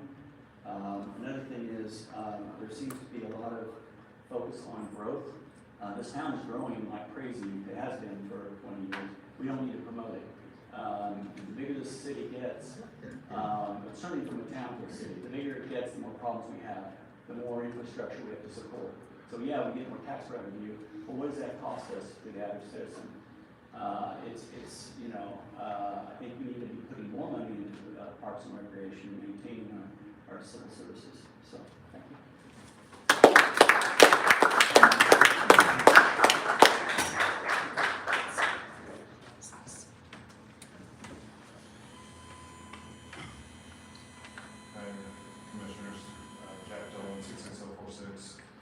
President of Lawrence, 7-year member of LDCFM and Vice President of Local 1596. So I know you see me up here kind of saying the same things at all these meetings. And my question tonight is, why aren't you listening? How is 3 men still on the board? And not only that, putting it on our backs, putting no levy on our backs. Heard fire chiefs.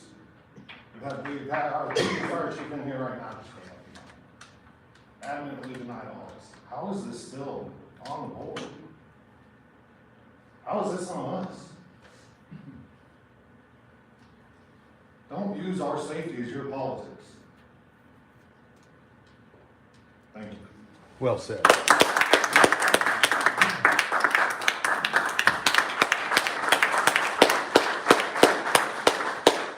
My name is Kevin Anderson. I moved here with my wife in 1997, actually helped start a church here in Lawrence. And for 21 years, I served as a volunteer administrator, volunteer treasurer. For that, not collecting money, but just working, trying to serve people. And I always believed that the church is designed for the people. And as an American citizen, I thought of the government of the people, by the people, for the people.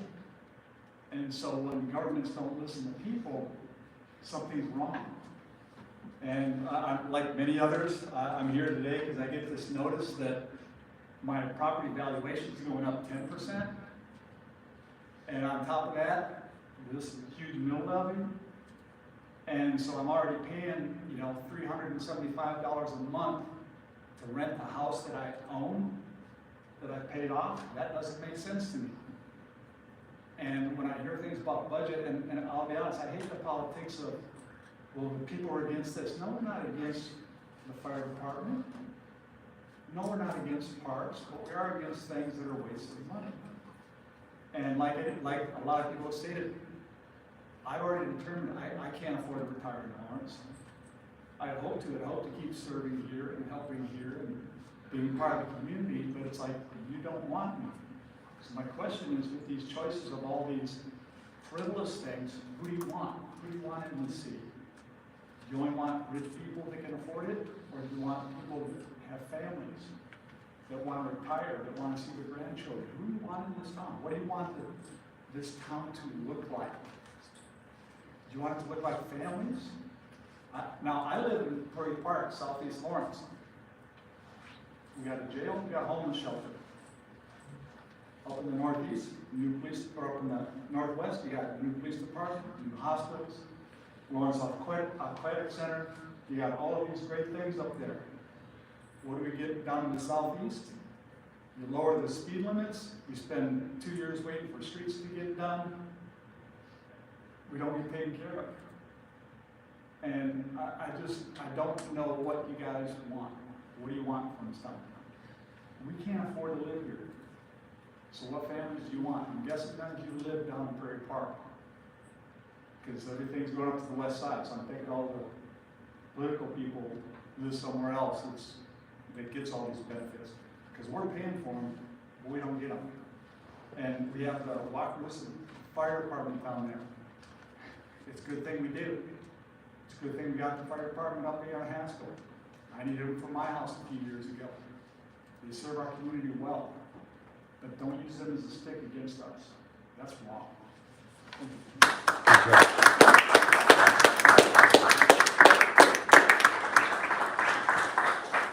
Morning, guys. We got somebody coming.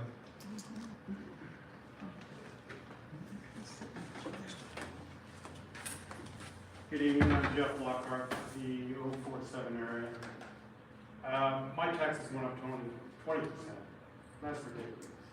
It went up that last year, the year before. I'm paying $1,200 more a year in my taxes. That's ridiculous. You're driving us out of town. Why aren't you listening to us? Well, we're here tonight, and you can see we've got a lot of people here tonight, and they're asking you to do a better job. We're asking you. Make it short and sweet. Thank you. My sister just moved here from Arizona. Her taxes were really low. She moved here to be closer to me. And you're driving her out of town. You guys do a better job. And as far as the fire department, yes, that's 3-man crew down below the national standard. You know what you could be asking for is a lawsuit. You could. Do a better job.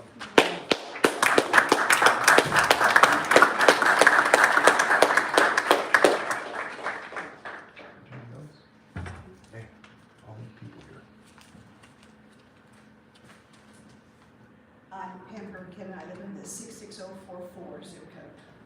And when I look at these property taxes, I'm a recent retiree at the University of Kansas for almost 45 years. I think that's one of your largest employers in this area. They this year gave 2% increases, and last year 2.5%, and for many other years prior to that, no increases, and 1 year a temporary salary reduction. So I don't know how you expect people to be able to keep their homes and live here. Sales tax going up, you're making more people unhoused. They can't afford it. So I just want to say, please consider that. Consider what kind of a community you want. Because we can't afford to work here, we can't afford to live here. So please take that into consideration. I also want to take a point about the facilities not closing. To me, when you close shelters and you remove or don't replace park equipment, you're closing it down. And so I do not like to see that parks are being closed and shut down. Thank you.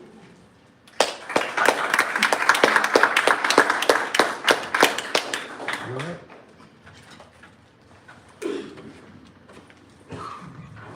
Good evening, Mayor and Vice Mayor and Commissioners. My name is Elise Higgins, and I live at 66047. And I just walked in, so I'm out of breath.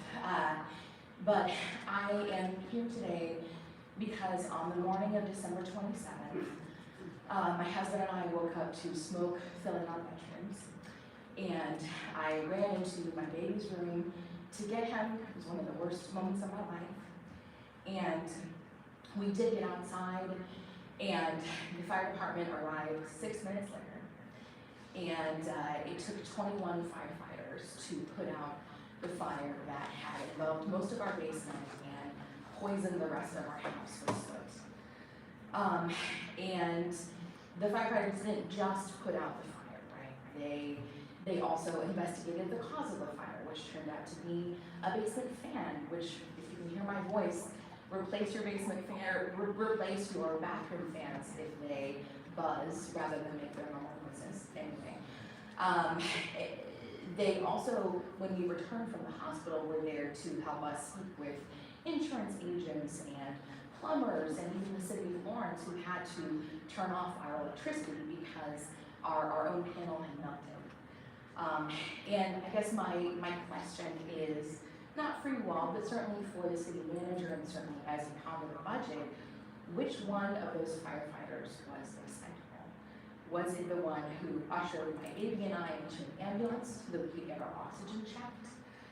Was it the one who was first to go into our basement where the fire had gotten hot enough to melt porcelain? Was it the one who broke the window in our basement so that smoke could escape? Or was it even the one who had gotten electrocuted at Seal Little Windows fire not even 2 weeks prior and was back at work breaking down the ceiling of our basement so that the fire could get out more quickly? Not a single one of those firefighters was expendable. And we should not have had to wait barefoot, no coat, no blanket, holding our baby, standing on porch furniture, for any longer than 6 minutes. We, as a community, deserve public safety. We should not be balancing the budget on the backs of firefighters. And I strongly urge you to reject any proposal that will create any cuts to the fire department or necessitate any decrease in public safety. Because not a single one of those firefighters was expendable, and neither was our house, which we were just able to move back into last month because of the strength and the speed and the comprehensiveness of the firefighters' response to the fire of our house. Thank you so much.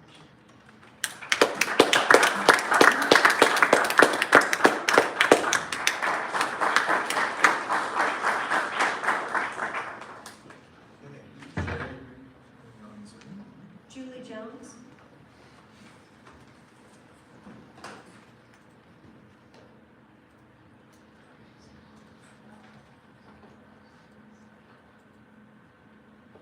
Julie Jones.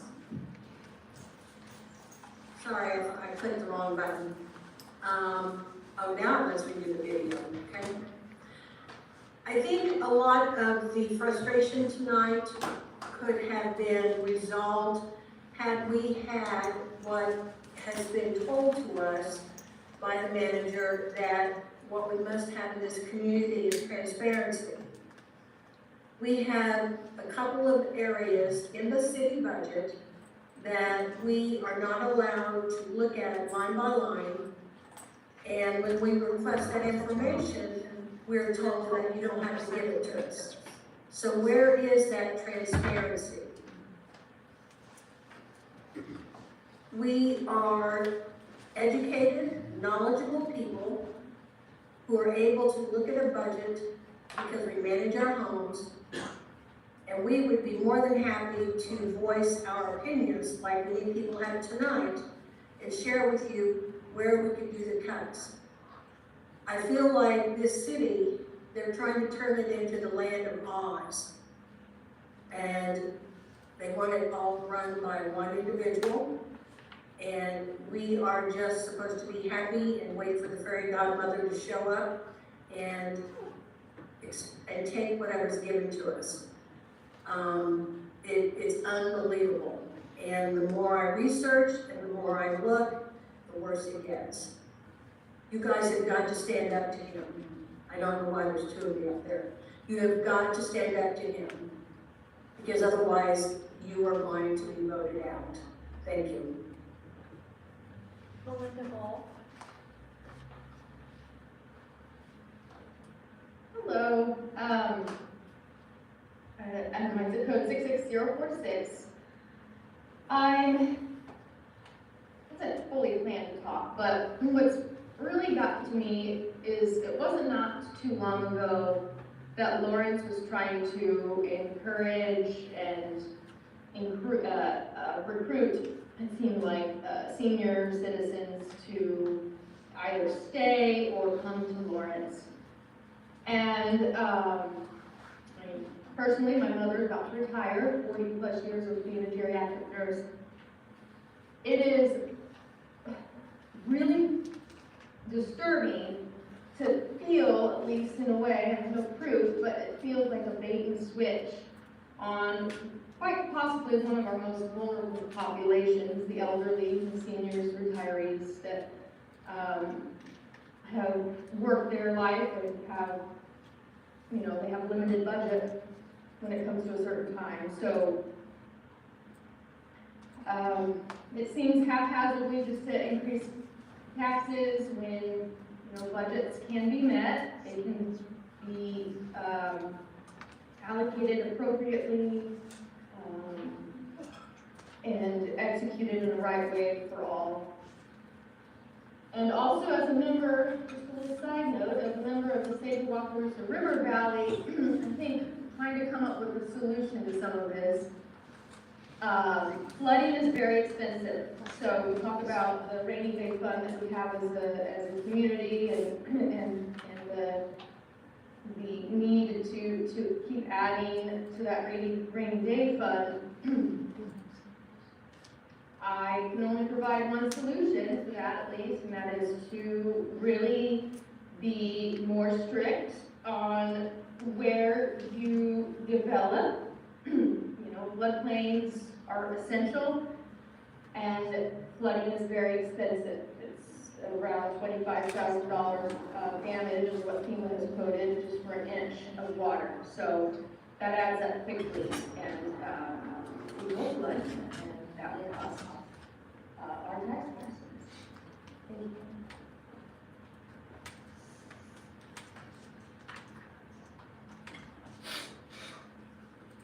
That's all the All right, let's bring it back to us. You have one more, Mayor. Yeah.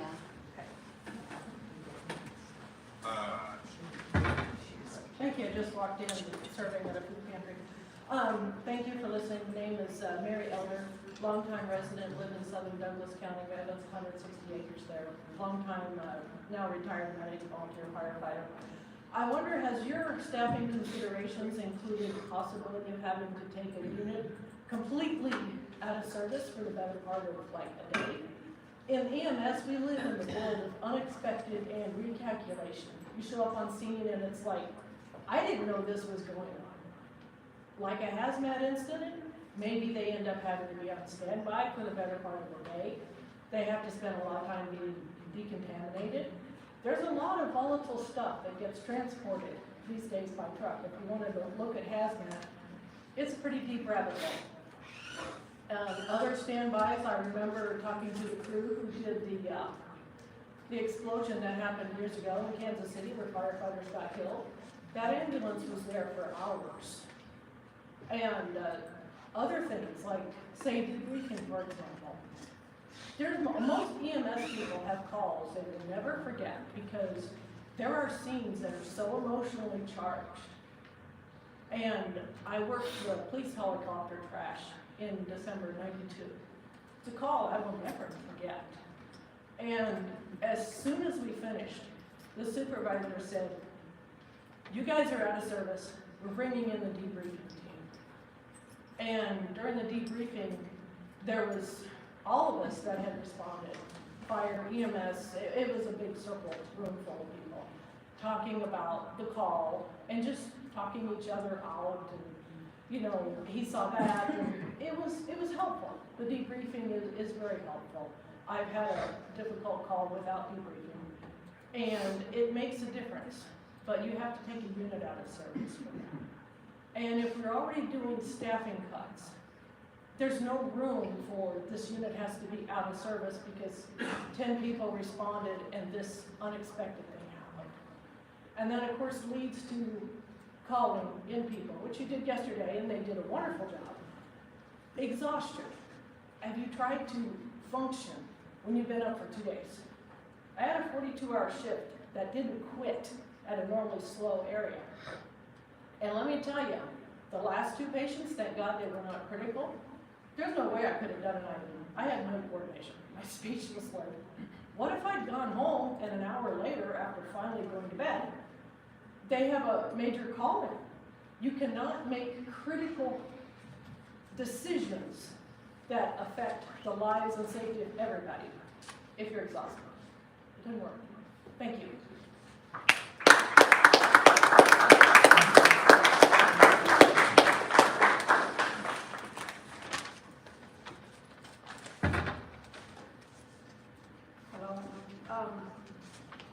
My name is Mary. When you were elected, it was to represent the interest of the people.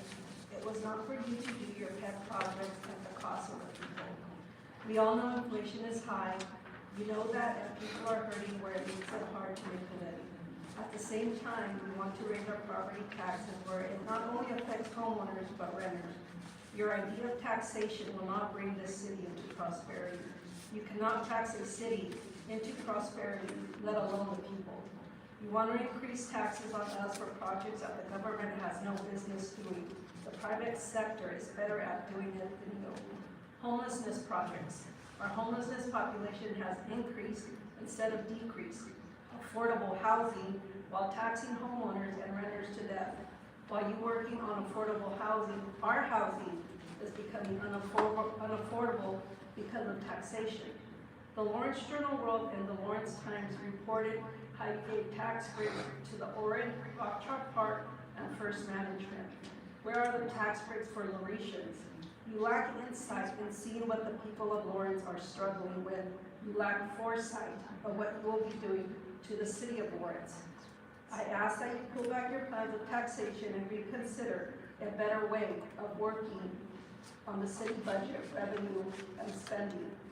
Once again, you cannot tax the city into prosperity, let alone the people. Thank you.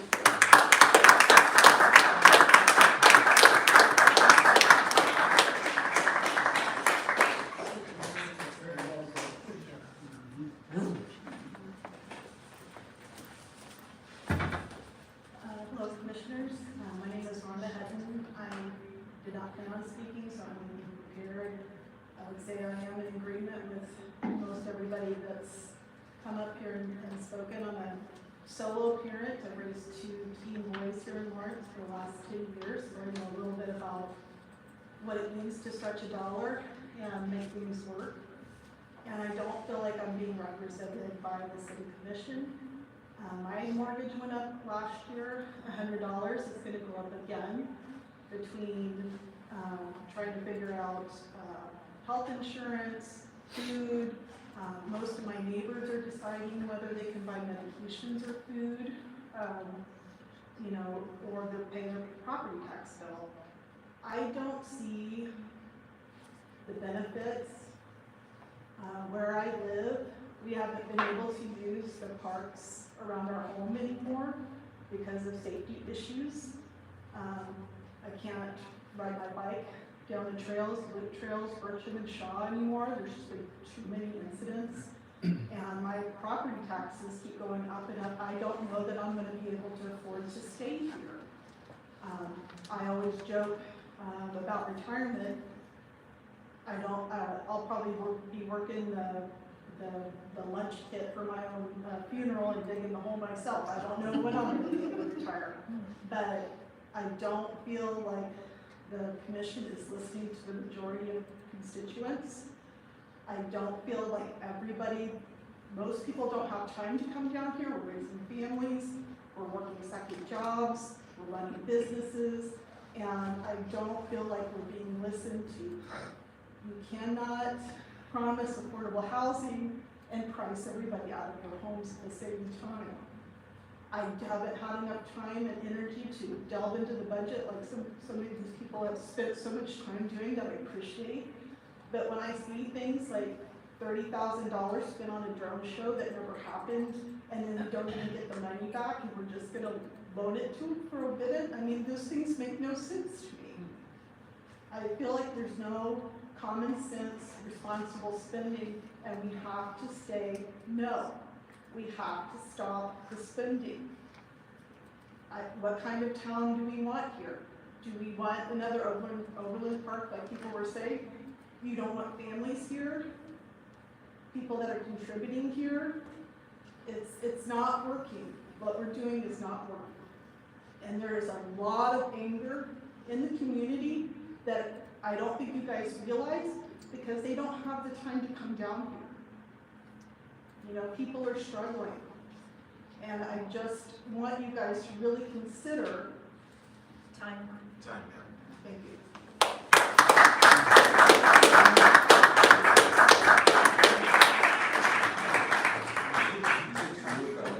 Two speakers ago said those tax cuts that you gave to those businesses, that's not a good look. I swear, you guys have to be the most incompetent, irresponsible group of people I've ever met other than the county commissioners. If I still lived here, I'd vote you guys out. You don't deserve to sit up there.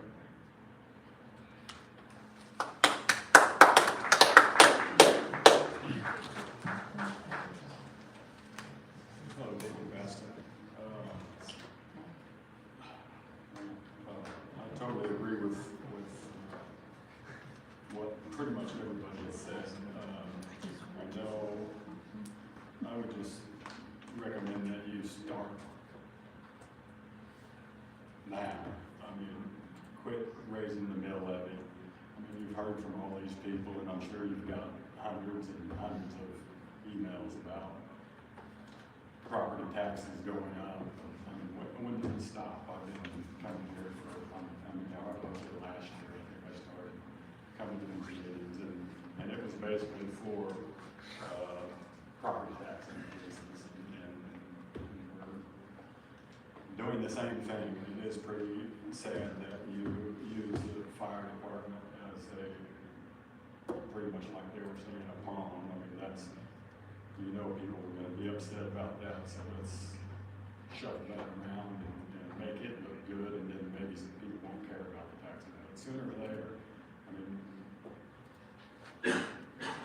taxing is too much. I mean, some people can afford to pay them.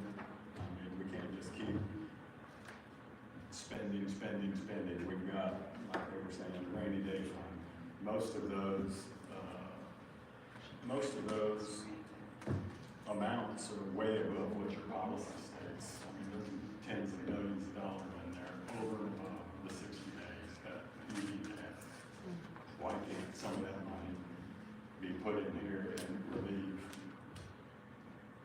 some of the taxpayers that we do have, and fund the fire department, fund the police department, services that people actually do need. I mean, some people think you need this, you need that, I mean, stick to what government's actually about.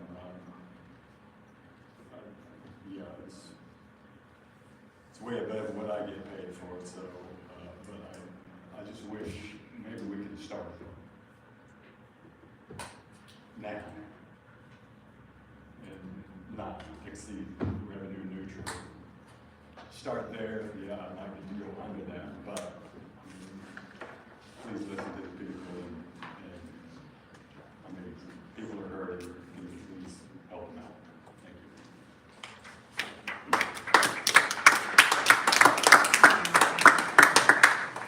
All right, bring it back to us. Further discussion. Oh, yes, sorry, closing the public hearing. Thanks, Commissioner. I'd like before we start discussion, perhaps take one. Okay. And, I just want clarity, when we come back from break, we're doing discussion on just revenue neutral or Revenue neutral, because we're gonna have another, since it's not right here, we have. will we open the hearing? Yeah, or not? yeah, for budget. So it's just gonna be a revenue neutral. I need a vote. Okay, 10 minutes? Yeah, well, No. yeah. Dinner time.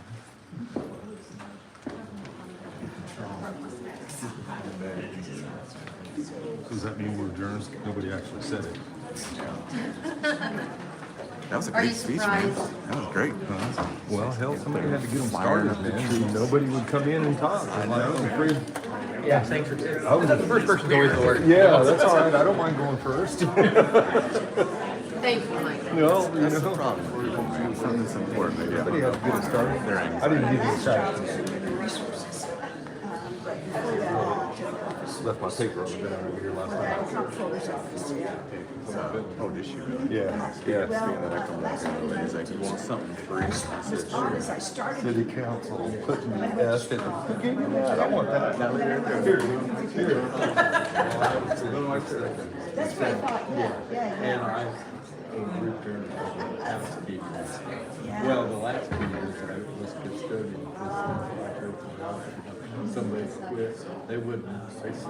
So we had two of us were repairing stuff, so, you know, he was, and I was way almost retired. But I'm like, somebody said, you know, I worked up to 80 out loud because I had to.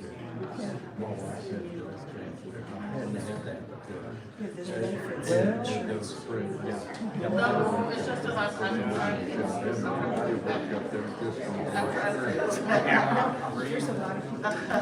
There's some people I know that have home businesses open up, but the wife can't do it. Just to get insurance. Because insurance is so costly.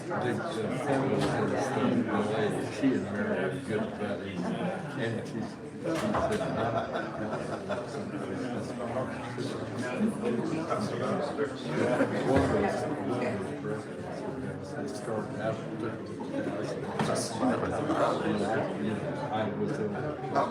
I'll say,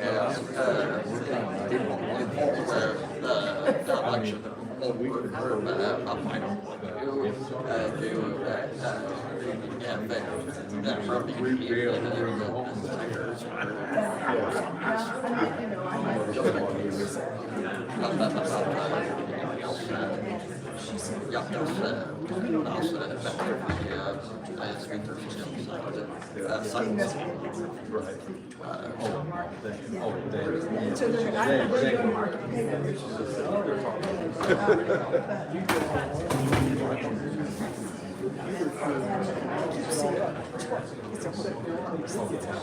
Oh, John, how are you doing? Good to see you in here. We're in a break right now. Amber Sellers needed a break to talk. What are you doing?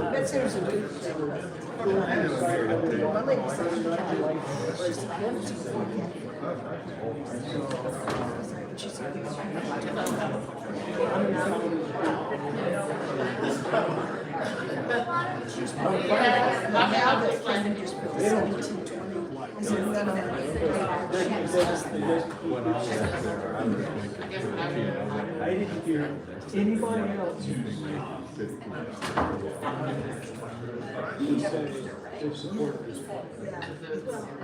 So when, I don't know, KU used to be the largest account, or used to be, but I don't know if it's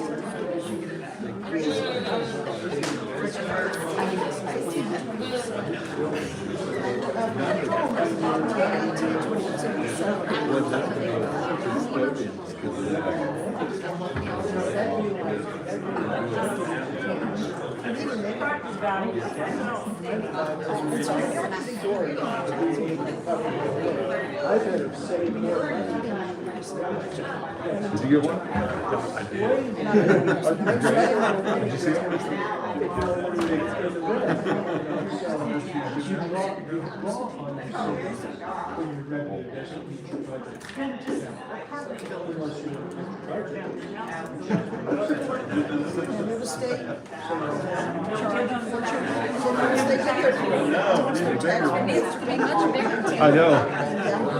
I know. So there was a lady outside passing these out, guys. I don't know if you can read that, but it says, City Council, putting the F in the LFK. She had different ones. There's another one. We're lucky if they have one. I just hope the head break. So hey, we got press. Now, What is it, 2024? So isn't that, so how press just walks right up there? That's what I'm wondering. Hey Bart, can I come up there and talk to you, man? No? Not allowed to talk?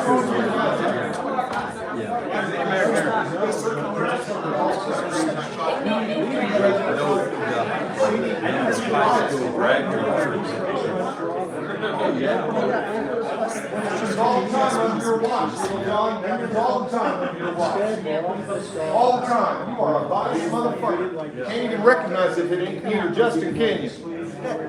All the time under your watch. Did like we have all of these. You start doing like that. All this short-term media. You can't help yourself, can you? No one. That's pathetic. See you, take care, bye-bye. All the time under your watch. Some press are allowed up there across that blue line, huh?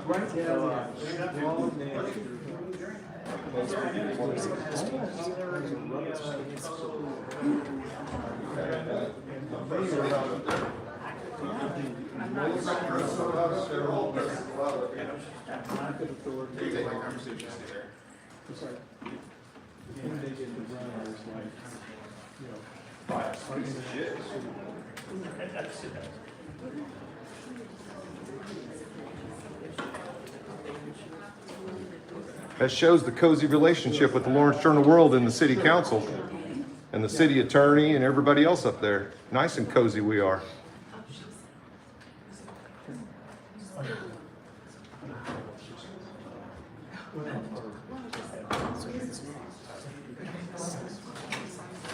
Now that everybody's had a chance to cool off and forget about all the emotions we have going on. Oh, that's Adam Heffley. That's Adam Heffley. He's one of the chiefs.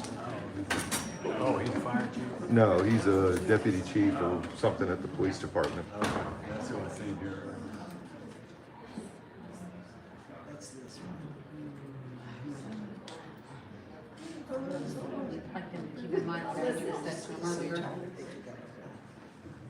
All the votes already a foregone conclusion. New World Order. Already planned. I just wish they'd enforce the rules evenly instead of just using them on certain people. Like Little John does every damn week in here. Last week was nice without you in charge. I don't see why we're not voting in the mayor's.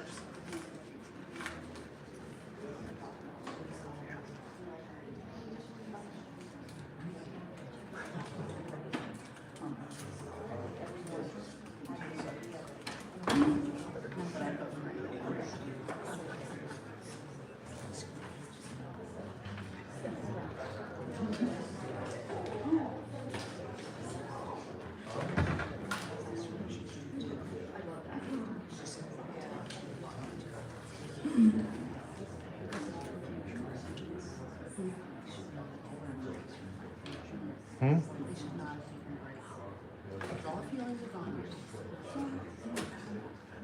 Well, that Amber's good at that.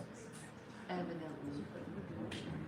That's what I heard. And she needed that real break real bad because she stood out here and talked to somebody for a few minutes before she went on break. I saw that. And it's been longer than 10 minutes already.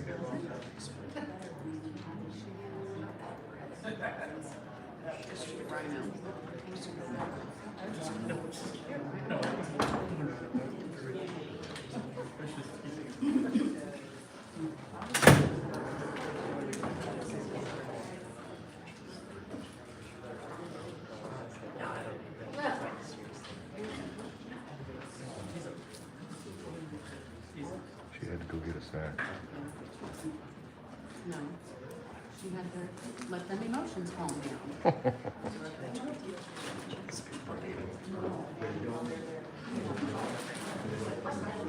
So they can sleep tonight. Hope they sleep well.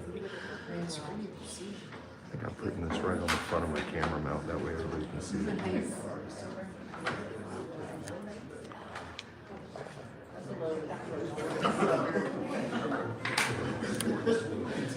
Are you ready to swear the people? Is that what that motion was? Yeah, we'll put it right there. Okay, I'm gonna go ahead and bring this back, and then, up here for discussion. Between the commissioners. The Commissioner Finkelstein, you want to start with something? Oh, I thought. I mean, I think that, we have several actions, to consider. The first one is you exceed the government neutral rate, which is the 30, or something that is 30. What was it? 30. Yeah, thank you. Obviously, the flat mill rate is the 33 and some change. If you consider anything above that, up to the managers, like it's a certain 36. Obviously, I think, given some of the previous discussion, we'll be talking how to keep to 30, and try to keep it around 33 or in some range like that. But given some of the goals, I think we're going to come up with a number above 30, so I think we start there, and then in our next action, we decide where we go from there. But this is the first step under the revenue neutral law, so I'll support that motion, and then later we can talk about where we can go between 30 and whatever we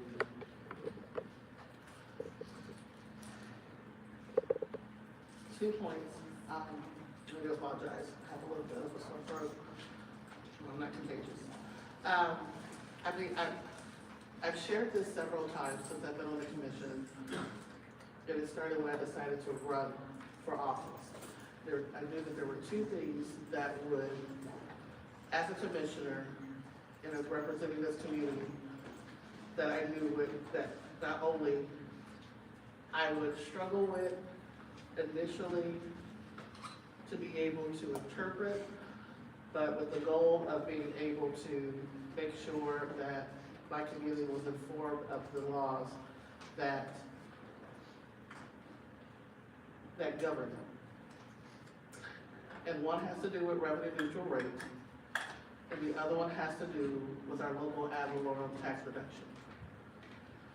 And sadly, the revenue neutral rate in our state is literally just a smoke and mirrors for local government that was instituted by the Kansas legislature to deny us of our ad valorem tax. It is something, it is a mark that local governments will never be able to reach. It is a way of forcing, and I say forcing, not by interpretation, but by intent, forcing municipal governments to make cuts in places that they may or may not want to make cuts at the time. It is a preemption bill. It is a preemption law. It literally ties the hands of your municipal government to govern the way that it would like to govern. Okay. So, cuts do need to be made. Revenue neutral is a made-up word. It is not anything, it is something that was made up. Before cuts to the local ad valorem tax were ever made, local governments had no problem balancing their budgets. Revenue neutral rate was a term that was created to say, because we go through normal market consumer rates, what you pay last year is never going to be what you pay in the preceding year. Never. What you paid in gas last year is not what you're gonna pay in gas this year. That we know to be true. So, what is your revenue neutral rate for your gas? So if you paid more in gas last year, do you say I'm gonna pay less in gas this year? I'm not gonna travel less? That's something to consider. But that's not a revenue neutral. That makes no sense. So, revenue neutral was created to essentially preempt local governments from being able to decide how to make budget adjustments. Doing that while compounding and removing the local ad valorem tax puts local governments in an even bigger bind where their dollars that they were used to getting, 3.63, I want to make sure I get the number correct, 3.63% of state sales tax collections were divided among counties through a formula and returned back to your counties. The intent of that money was to do the following.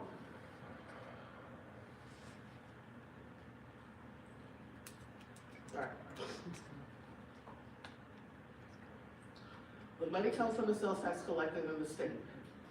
It's agreed to share the common amount to reduce the reliance on property sales tax and to pay for such services as police and fire protection, parks, streets, jails, elections, and many other services county governments are required to provide.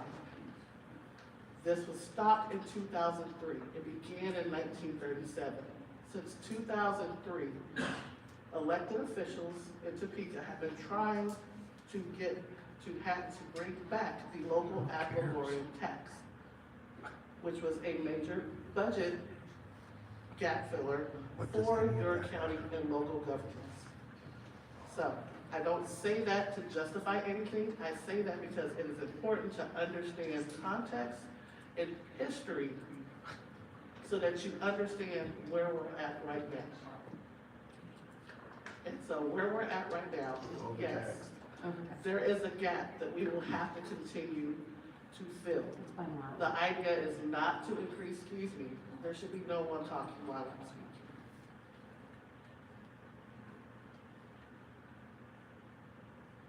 speaking. The goal of the revenue neutral, yes, at some point, we would like to be flat. That is the goal. That should be the goal, period, not of revenue neutral. The goal of revenue neutral is to hamstring local governments into making cuts where they may not need to make cuts, especially when the state government is not giving them their due back. I look forward to having additional discussion about where we set our revenue neutral rate. Appreciate the education. Can we go ahead and keep it down out there while folks are talking? Get that due respect back. Thank you. can tell you the taxpayers don't appreciate being told we don't understand. Sir, you've heard comments, and now we're discussing right now. Go ahead and keep it down, we really appreciate it.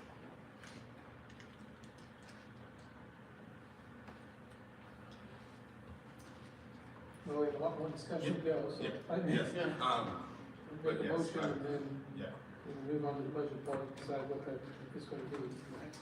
And we're gonna, we'll motion second, and the mayor will do a roll call vote. Yes. That I will record. We do have a first out there, right? I move to adopt resolution number 7559. Okay. Is there a second? Second. I have a first and a second. And we will do a roll call for this. We'll just go right to like Commissioner Finkelstein. Aye. Commissioner, or Vice Mayor Deller. Aye. Mayor Littlejohn, aye. Commissioner Larson. Commissioner Sellers. Aye. Passes 5-0. All right, and that'll move us on to item number 2. Conduct a public hearing to consider a fiscal year 2025 budget. And I believe, since Ali said the presentation is essentially the same. No Okay. additional comments. No additional comments? Okay. And what I would ask as well on that one is, open it up for questions and submission regarding that, or if we, that or the special question. I had a few questions, Ally, as related to a couple of the specific funds.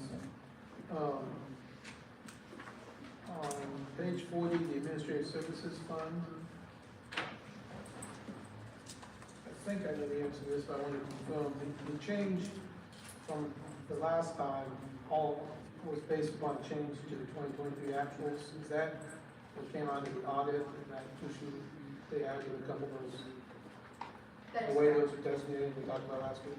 Yes, so I believe our fund balance in 601 was about 3.3, and it went down to 2.8. Again, that is to pay off the temporary note for our financial system at the end of 2025. So those are what those dollars are there for. Okay, thank you, I just wanted to be sure that was tied to what we talked about last week. On special recreation, page 14, I know you mentioned that this was a change, we allocated $185,000 to CIP, which freed up to pay for a particular park project, the Water Tower Park project, and that freed up some dollars in the operating fund. I guess we still have, looks like under the proposed budget, $332,000 above the reserve policy in that fund. And obviously, there's been some discussions about cutting or not repairing or replacing certain parks, park playgrounds. And I guess I'm wondering, can we allocate any of that 332 to replace some of those parks, some of those playground equipment, those will send a lot of use of that? I think from a city perspective, yes, we want to use those one-time expenditures in fund balance versus ongoing expenditures. So that's certainly something that we can look at either before the budget comes back before you on September 3rd, or certainly something that we can do through a budget, quarterly budget amendment process as well.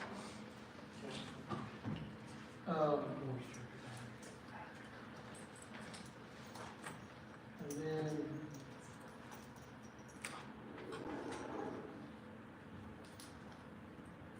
the other question on the last one on the specific funds related to I think page 12, which is the special alcohol fund. And the change there is we decided to spend some additional budget we discussed last week from that fund in 2024 in the revised budget. But we didn't make any changes to 2025 in spending of those additional funds in 2025. It has a small available for use above auxiliary. Was there discussion about using any of those additional special alcohol funds to offset either the cuts or otherwise? As you know, we have discussed 2024, there have been some conversations on 2025. I don't have any specifics that I can share. But, I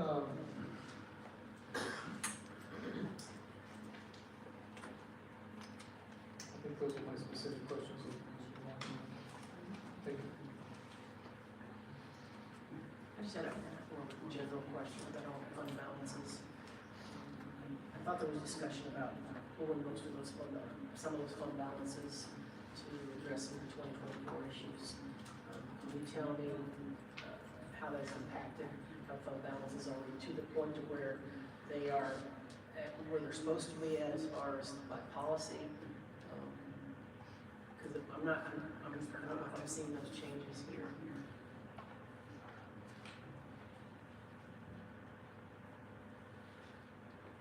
So we drew down through budget transfers in 2024, the special recreation fund, the vehicles and equipment replacement fund, special alcohol and housing trust. They are still above the 60 days, as you've noted. What we balance is, again, finding those one-time expenditures that we feel is more appropriate for fund balance use, as well as that these are very specific funds with specific purposes that we have to be very cautious on what those dollars are allocated for. So that's what we found relatively quickly with the time that we had, and certainly something that we can continue to explore. So you said you drew those down? Is that what I heard? Those four, yes. So now in the other funds where they're showing balances that are above our policy, those are not being considered to be drawn down? If there are other ones? I'm looking at the special gas tax. I know we just talked about that. So for the special gas tax as part of the CIP, you do see a drawdown of those funds over a 5-year sweep. And it's the same with the capital sales tax fund. So those we're looking more at a 5-year drawdown versus a 1 or 2 years.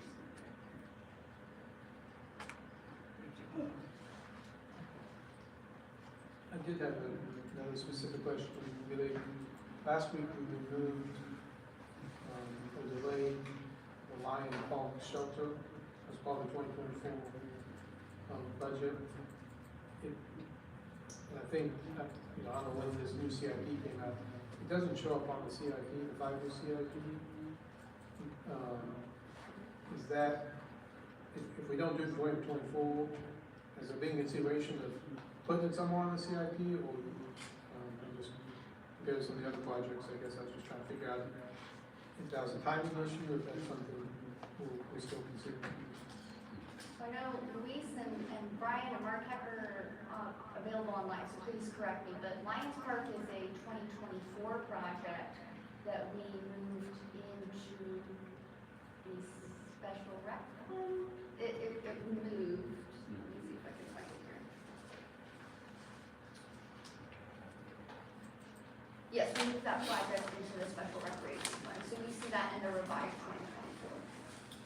Well, I thought that was large out of Park. We moved into the special rec fund. We both in that fund? I'm sorry, I can't. Yeah. Did you say Lions Park? Yeah, Lions Park shelter. Yes. Okay. So I thought you had said earlier it was the Watertown Park project we moved over. Yes, so that's So what we're both. doing for 2025. Got it. Yes. Okay, so it is going to happen, it's just not, this is fund transfer, that's what I wanted to show you. Correct, yes. Okay. The Lions Park is still going to happen. Yes. Okay, sorry. Thank you for that. A question about police animal control. We're showing $607,000 for the program cost. Does that include the money we paid to the Humane Society? I'm sorry, which program? The police animal control, Yes. the $607,000, does that include the Humane Society monies? Yes.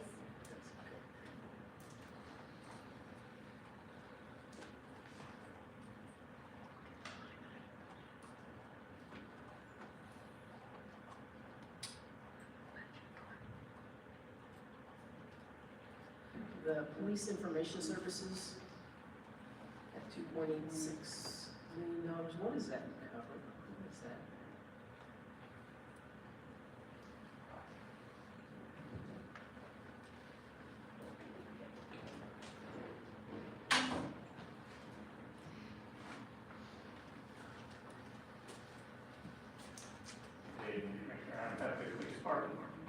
The question was, what is the information services budget, meaning where's that money going? Yeah, what is it? Information services, So information services is records, it's IT, it's editing. So all the funds in that division go towards IT infrastructure, maintaining servers, contract with the body camera company, maintaining computers that exist in the cars, and all the technology supports that, including dissemination, things like that, the management system, some of those other things, those kind of payments. So for the IT part, is there a reason that that's not being done by the IT department we have here at City Hall? Well, just because it's specific to law enforcement information system, so we have different rules about what can be shared, what can't be shared, you have to airdrop things, there are rules about who can access that system, the training you're required to have. So classically, within the city, the IT department, which I think you'll find in pretty common in other law enforcement agencies and municipalities, has these separate IT department within the law enforcement agency.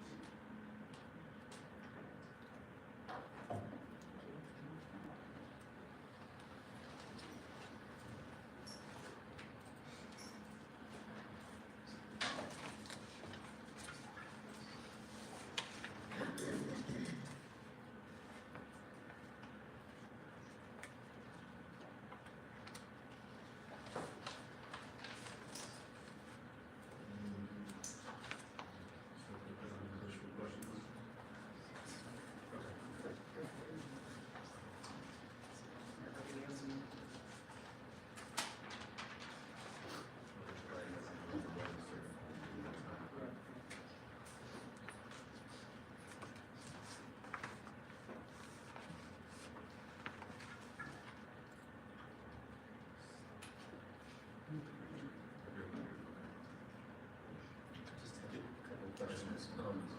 You mentioned talking about the fund balance transfers this year. Do you remember, can you restate that, what the amount we needed to transfer this year from fund balances was in total? That you were just talking about the four categories. Do you know what that total was? In the 2024 transfers were 1.265 million. 1.26.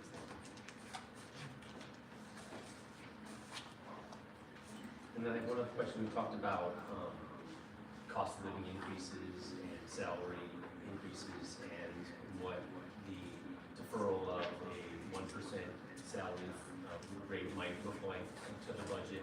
I know we kind of get a general number of what that would cost, but we also never got down past some of the contractual obligations for these COLA increases. So specifically, did you ever come up with a number of what the 1% decrease in COLA would be to the budget? For example, instead of 7.6 total, when the 5 and 2 are together.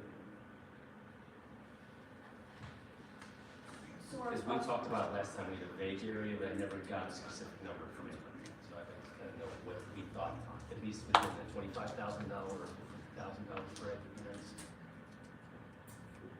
From finance, and we need to confirm with HR if we're looking specifically at the general fund, a 1% is about $450,000. If you exclude our labor groups, and this is where we need to confirm more with HR on who falls under those umbrellas, that they're 250 out of that 450,000. Got it. Thank you.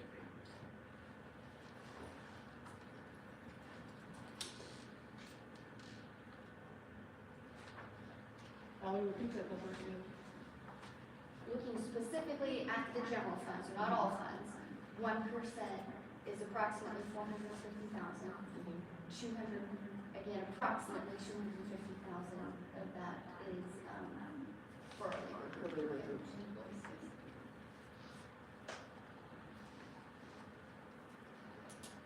And that's general fund only. those are restricted, basically, or governed by the contracts. Right, it doesn't include any utility supported positions either, that some of which are not covered by that.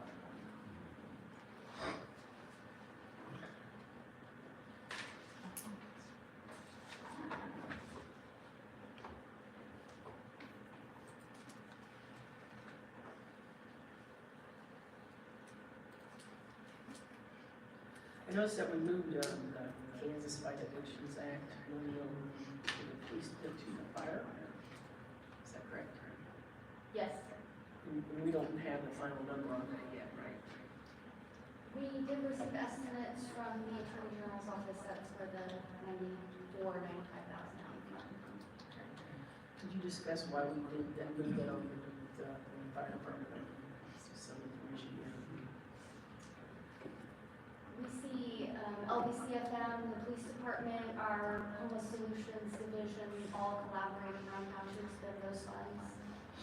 The jury was to move those into LBCFM after some of our conversations.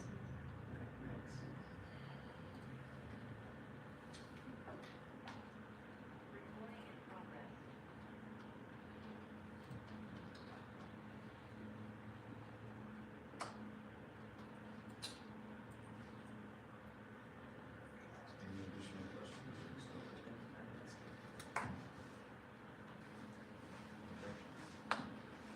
All right, back to us right now, and let's see. And then I will open the public hearing and public comment on the budget. I would preface as well, I know a bunch of folks will come up here and talk before. If you want to go ahead and amend anything you want to go ahead and say, feel free to, but also feel free to, if you want to let your previous statement stand, you can do so as well. So. No, you can come up and talk again. This is a whole new, fresh thing. So the reference to anybody talking and amending statements is just a red herring. Kind of like the education that you got from the commissioner who didn't hear a goddamn word any of us said. We're fucking broke, Amber. Your city is having people leave. They're having their sons and daughters move out because they can't afford a fucking house here. The first starter house that we moved into, $120,000. That's a starter house. That damn house is $240,000 now, Amber Sellers. I appreciate your education on telling us all about why we were just completely fucking wrong about revenue neutral. I appreciate your know-it-all fucking attitude, going to try to educate angry taxpayers and tell us we're all wrong, that revenue neutral is just something lost up in the legislature and it has to do with the ad valorem tax and all that. We don't care. Ad valorem hasn't been here for how long now? You said it yourself. What year? 2003, wasn't it?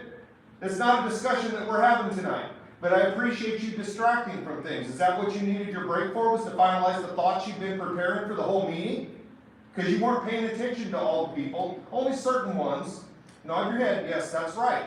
Yes, you weren't paying attention to everybody. Because you have your priorities. But you're going to get voted out. Because you offend people when you come up here and you try to act like we don't understand. We do understand.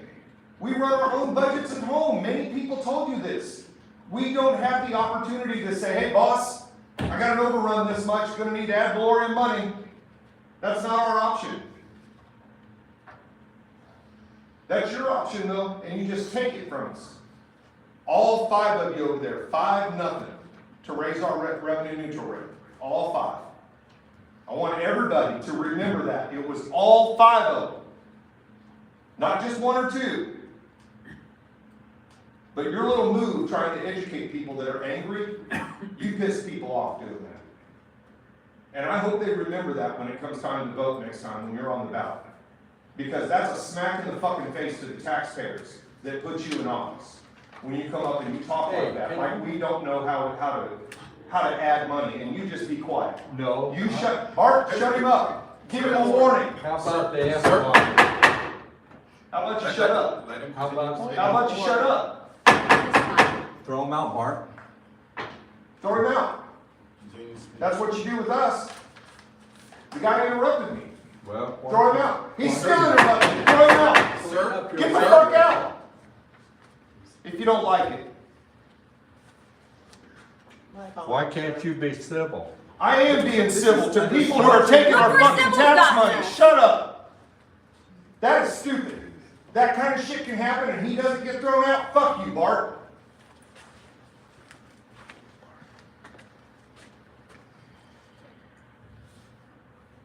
I feel like you had that break just so you could calm everybody down and you guys wouldn't feel what we were feeling. Like, we just poured our hearts out to you about taxes. You guys don't even care. You had your minds made up. Us coming up here and talking, it don't mean shit. Because you already made up your minds. You weren't going to change anything. It's disgusting. It's a disgrace. It's a disgrace. I said it before. It's a disgrace. You're a rhino. You never vote where you're supposed to vote.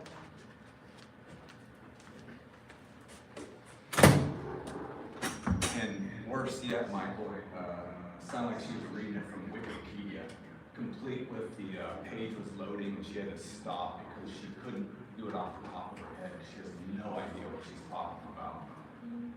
Clear as day. And for those of you that aren't familiar with coming to these meetings or paying attention to these meetings, that's Amber Sellers. It's called lacking self-awareness. She thinks she's smarter than she actually is. And so when she talks, she thinks she's smarter than she is, but everybody can see how much of a moron she is.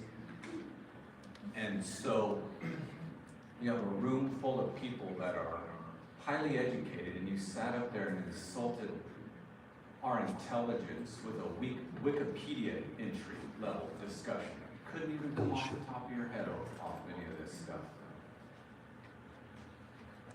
Talk about insulting. Lacking self-awareness.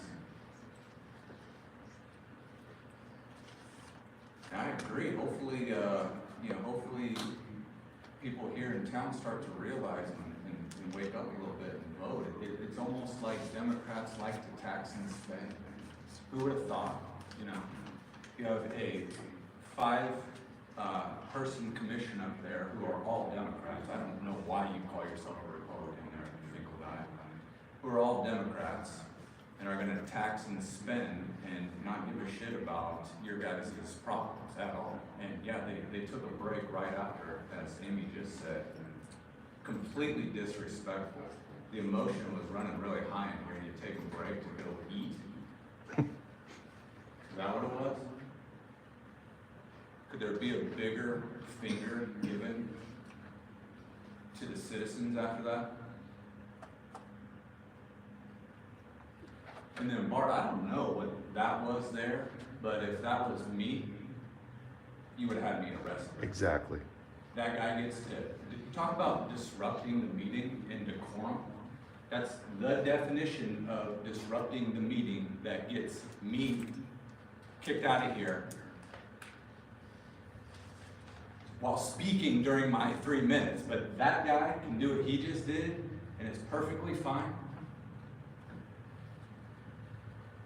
Like I said last week, it'll save you some money on this budget stuff if you'd stop getting into these lawsuits over First Amendment rights violations and bullshit like that right there. It's called a double standard. It's clear discrimination, who you favor and who you're against in here, clear as day. And that highlights it. Very highly.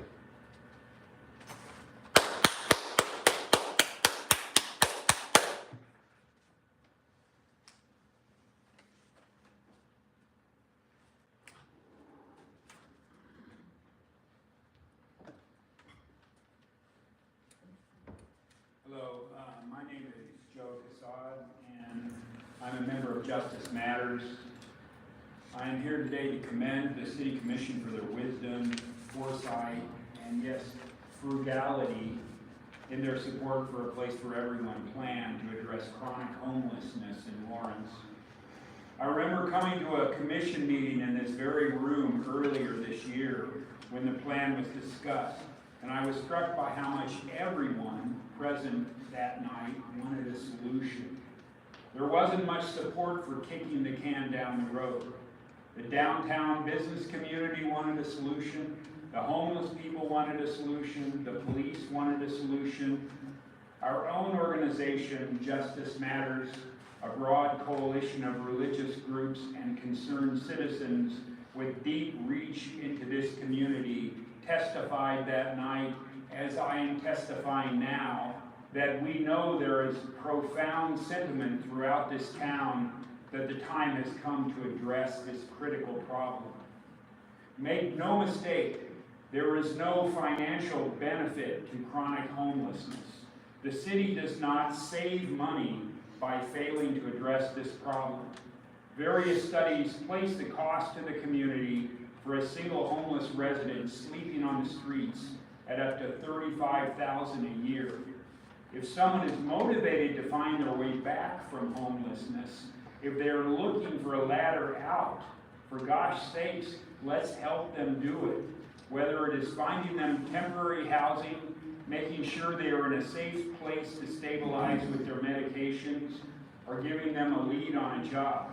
The goal of A Place for Everyone is to provide that pathway to self-sufficiency, and it doesn't just save lives, it saves money and makes our city a healthier place. It is easy to find someone to complain about homelessness, but if you're going to fix the problems, you can't stand still. You have to take positive steps. A Place for Everyone is a positive steps to get this right and to build a better community, not just for homeless people, but for all of us. Thank you, commissioners, for standing up on this matter. Your courage and wisdom will be long remembered.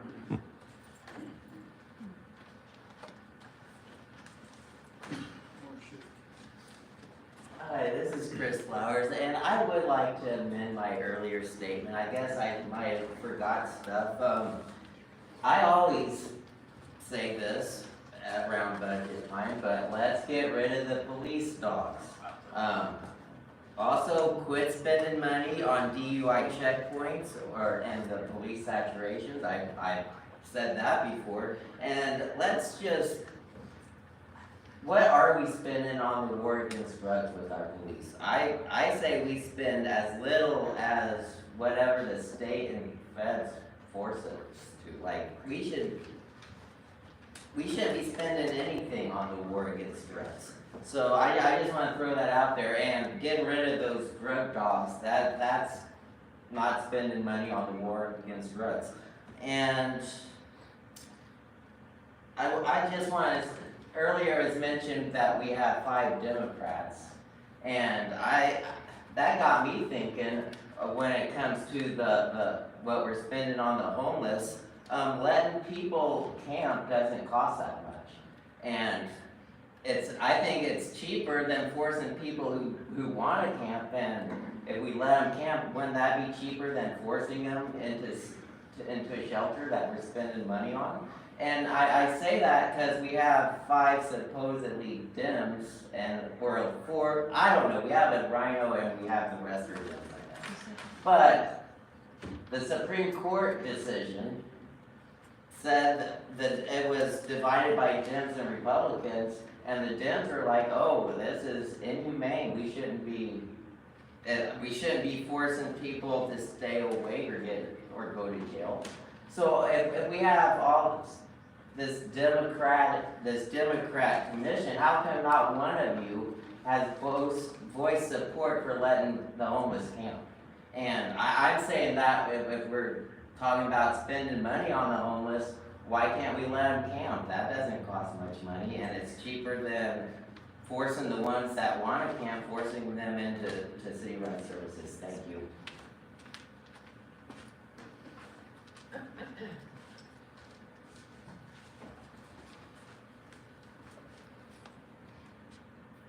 Good evening, Mayor and Commissioners. My name is Wanda Haney, and I'm a longtime resident of Douglas County and a member of Justice Matters. My zip code is 046.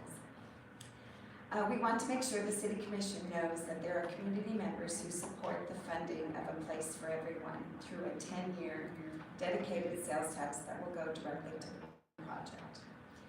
Last April, over 50 community members came to the Action Assembly to urge City and County Commissioners to approve, fund, and implement the A Place for Everyone plan. Both the City and County Commissioners have formally approved the plan, and parts of the plan are already being implemented. Ensuring funds is the next step to make sure we can end chronic homelessness by 2028. We thank you for your commitment to making Lawrence a better place for all, and for your efforts in continuing and adding to a dedicated, sustainable funding source for the plan. Thank you.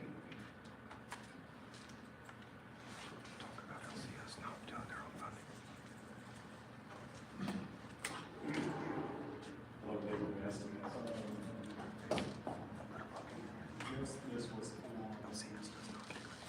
the proposal for the sales tax increase. I know we like to do a lot of things around here where we lump a bunch of stuff into this or that, and I propose that if you are going to approve this for a vote from the people, that you separate these two things and not lump them together into one fund. Separate it into the temporary emergency shelter facility and affordable tax. So, just because some might be for one of them and maybe not for the other, they might be for both of them, but separate them so you can actually have a good vote instead of having several things wrap around it. People might approve this, but when it comes down to it, maybe 80, 90, 100% goes to one of those areas. You can do what you want to with it once it's approved. So, but I ask that you do that. And going back to approving to exceeding revenue is pretty a little disheartening. I'm sure it's going to work out the same way it did last year, where you guys just do what you want to do anyway. And it's like you move public comment to so the public can't actually hear public comment since you moved it to the end. I don't think you really want to hear what anybody's got to say. You just do what you want to do anyway. So and yeah, I really doubt whether I'll even be there in public meetings because I really don't think you care. I've seen how you treat some people as opposed to other people. Yeah, some of them don't speak like you want them to speak, or they call people names or whatever. They still have their 3 minutes, and you should let them have their 3 minutes. Man, it's just sad. I've lived here for 55 years, and I really don't know what to say. Yeah, I guess once the next vote comes around, we'll see how you guys really, if you do care about what anybody says. It's looking like you really don't, so I guess we'll see, and then my money will go to vote against whoever is does something I don't like.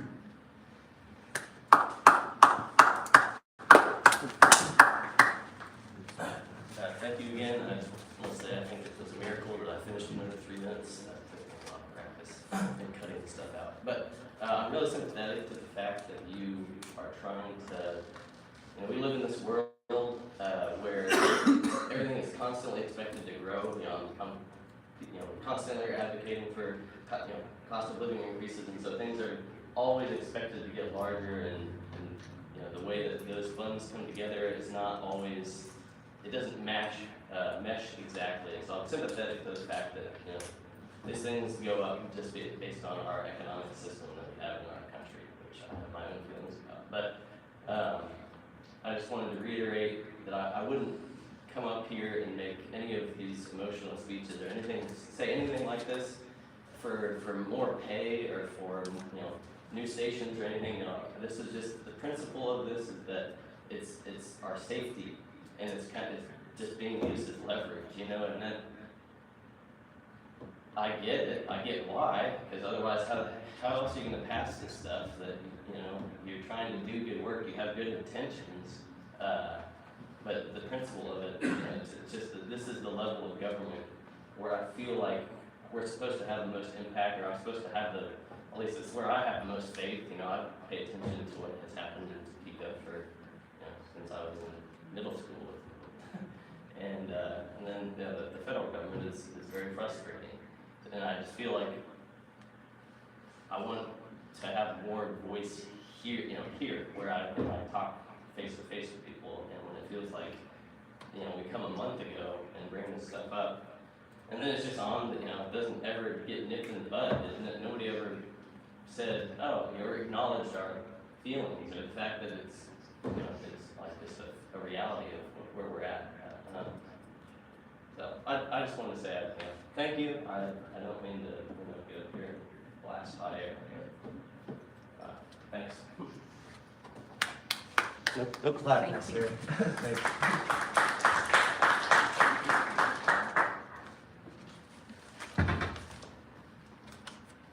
Hi, Caitlin McDermott from 660 Ward. Because I didn't quite come in under my 3 minutes, I'm gonna finish up because what I had to say crosses over both into the sales tax and the property tax. So I do believe that there is a way to do this, increasing the sales tax to help fund the Place for Everyone plan and increase the property tax to secure our safety net, but also find places to cut which are not life impacting budgets and able to keep the staffing levels for the fire departments.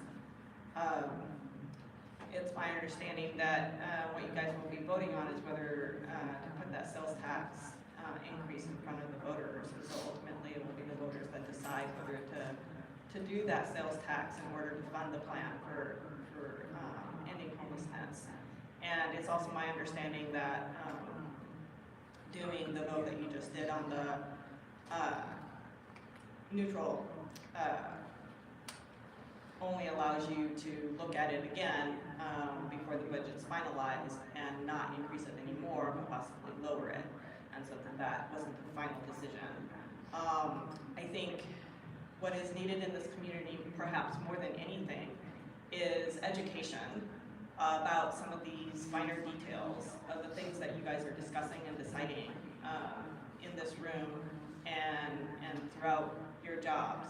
Because over and over and over again, I hear people coming and speaking here and speaking on social media where they don't have the information and they don't understand what you guys are deciding.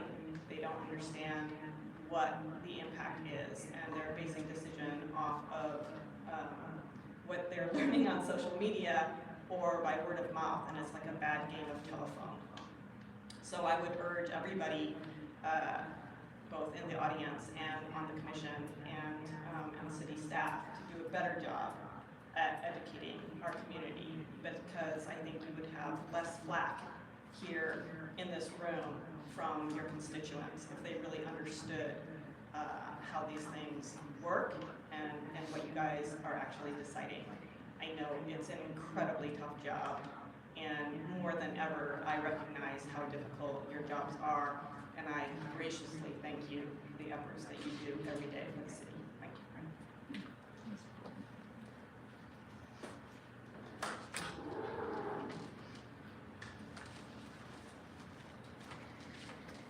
Hi again, Jack Coleman. I just want to share some of the same frustrations that I'm hearing from everybody in here. It doesn't seem like we're being listened to as the topic is. Along with that, when you start off the presentation by blowing smoke, Craig's first point was market competitive pay. And if we talk at a different table, we know that that's 100% a bold baseline. Bullet point number 2, we're not doing layoffs and we're not closing facilities. Okay, so we cut people through attrition. Maybe that might not be the textbook definition of a layoff, but that's cutting people. That's layoff money. Closing facilities, maybe we didn't close Station 5, but we closed Engine 5. Whatever fancy words you want to use, you're blowing smoke to start the presentation, not listening to people. How can we have faith in this process? I think somebody said it earlier, like, I don't have the words to say. I guess it's I'm not mad, I'm disappointed would be the bad phrase. So please listen when people are talking. Please don't blow smoke up our ass. Thank you.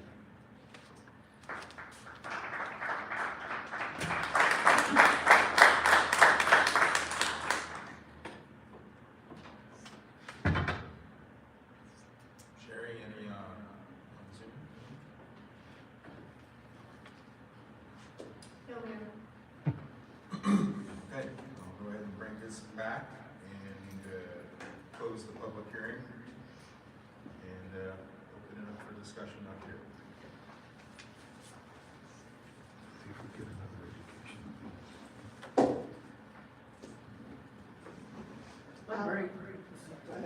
I'm very concerned about the timing of this as far as bringing it to vote in November, given the budget situation we're in right now, potential for where that might go on the mill levy. A couple of weeks when you vote, hearing a lot in the community about it will be too much. Oh, now it's too much. And I sure don't want, we've got a good program with our affordable housing monies that we've collected so far, and we put them to really good use. We've got, what, over 800 units that are coming online, somewhere in that neighborhood that we've partially funded. And we've leveraged those dollars, those affordable housing dollars, like 6 to 1. Every dollar we invest, we get $6 back from, some of our local community partners. And it is very successful, and we're starting to see things come online. I'm concerned with the mood that I'm hearing out there, whether or not there is, will be enough support for it. And I don't want to lose what we have. And I know if it fails, we still have the 0.05. But I sure don't want to take that what we have going right now. And maybe next year is more reasonable for it to happen. I'm concerned about again this year.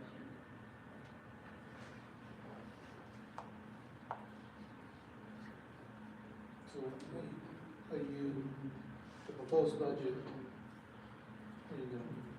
I'm talking about this question. About the question, Yeah. I'm saying, if you don't put that, on the budget, if we don't put that on, do you have an opinion on what we do with the budget that was gonna fill at $1.2 million? Well, I'm not satisfied with the budget, first of all. Well, I know, So, but for the $1.2 million on the homeless, you're saying, fund it, you say, I'm just saying, I'm not comfortable with putting it on the ballot right now. We can talk about what would happen to that shortfall, that's for sure. But I am concerned about whether or not the appetite's out there for this. and I guess if the appetite's not there, don't we want to know that? I guess that's my question. I mean, I've heard a lot of people saying, I want to fund it, and I've heard a lot of people saying, I don't want to fund it. And I guess, the fear of it not passing would not be a reason for me not to put it on the ballot. To me, it would be let's put it to the ballot and find out. And if it fails, then that tells us something. If it passes, that tells us something. I guess that's my opinion. Whether or not it passes or not, I guess it's not, as important to me as putting it out there to let the people decide. I get that.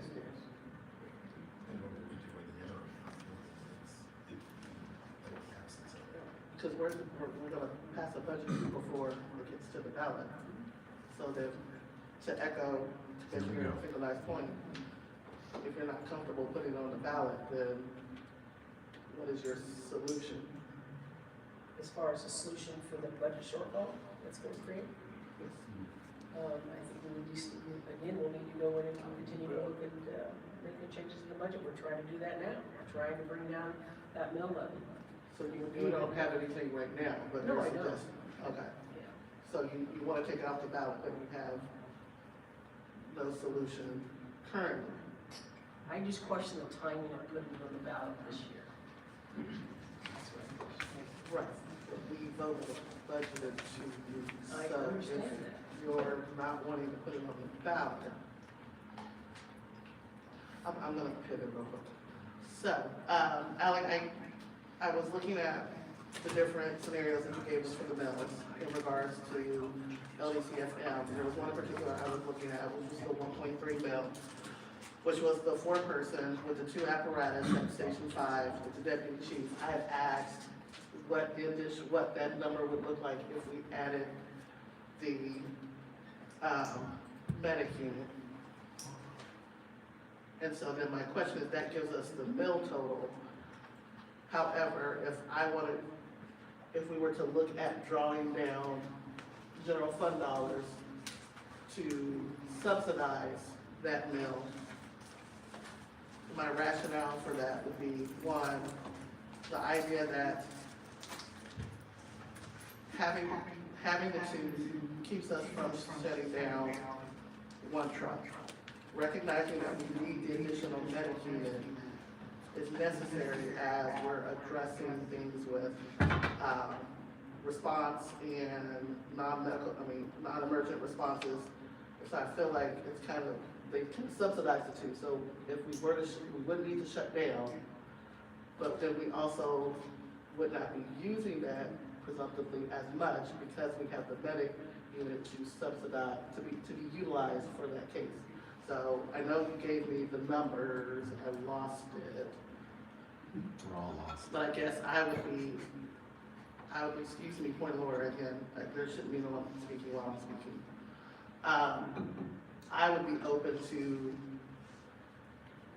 drawing down general fund dollars to address some of the LDCFM staffing and apparatus pieces so that we can minimize the mill, since we've voted that we knew we were gonna go over revenue neutral. So I'm kind of not making the idea of utilizing, drawing down general fund dollars so that the impact to the mill increase is not as intense as we don't want it to be. It is less as we can possibly make it. So, but we can play with those numbers. My rationale would be for that 1.3 mils to go ahead and add the medic unit, because we know we need it. We know we're gonna have those discussions with the county. We're kind of getting ahead of it so that we're not doing this, we're not continuing to prolong this shutting down of Station 5 truck. And that we're not hamstringing ourselves until we have that conversation with the county, since we don't know when that conversation is going to occur. So I'm gonna start with that, so that, because I'm not even ready to discuss the ballot piece. I'm more ready to discuss what nominal amount of mill increase we can make in order to address the things that we can do efficiently and get agreement from this commission to move that forward. I would, it's similar to what I'm thinking of. What I'm thinking is we'll probably end up somewhere between 1.3 and 2.9. But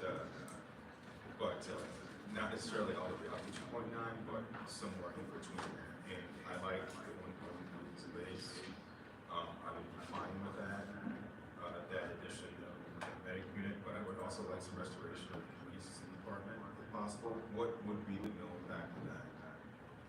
The restoration for the 4 non-sworn positions in the police department equated to approximately 22 mils. Okay. So that, and what would the adding a medic unit get us? What would be the mill impact of that? So we looked at this scenario just today. This is the 1.23 relief factor, so it's an ops count of 152. A deputy chief, 2 apparatus, and 1 medic unit for about $1.9 million, so 1.3 mils. Okay. What is the total number of operational? 152.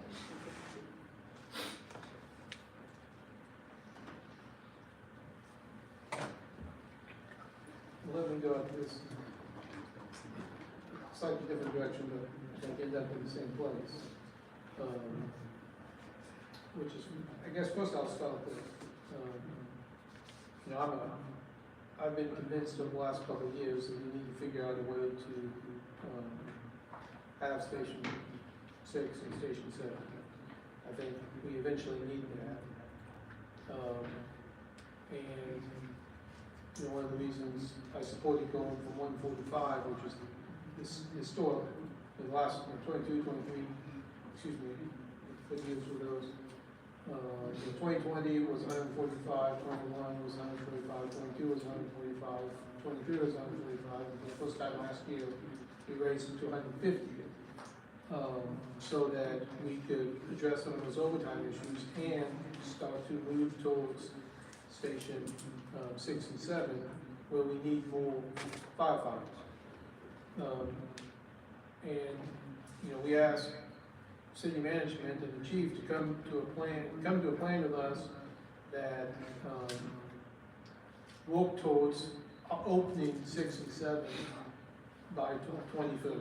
And I appreciate, Craig, that you brought a plan forward with that. As I understand our current ratios and our current staffing, depending how you fund 6 and 7, Station 6 would require somewhere between 24 to 28 more firefighters. That's about 7 minutes. 2020 to open 7, you need another 24 to 28. That's 14 minutes.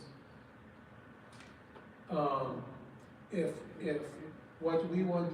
what the plan Craig brought forward was show me how to open Station 6 in 2 years, and he said, let's go 9.5 mils to open Station 6.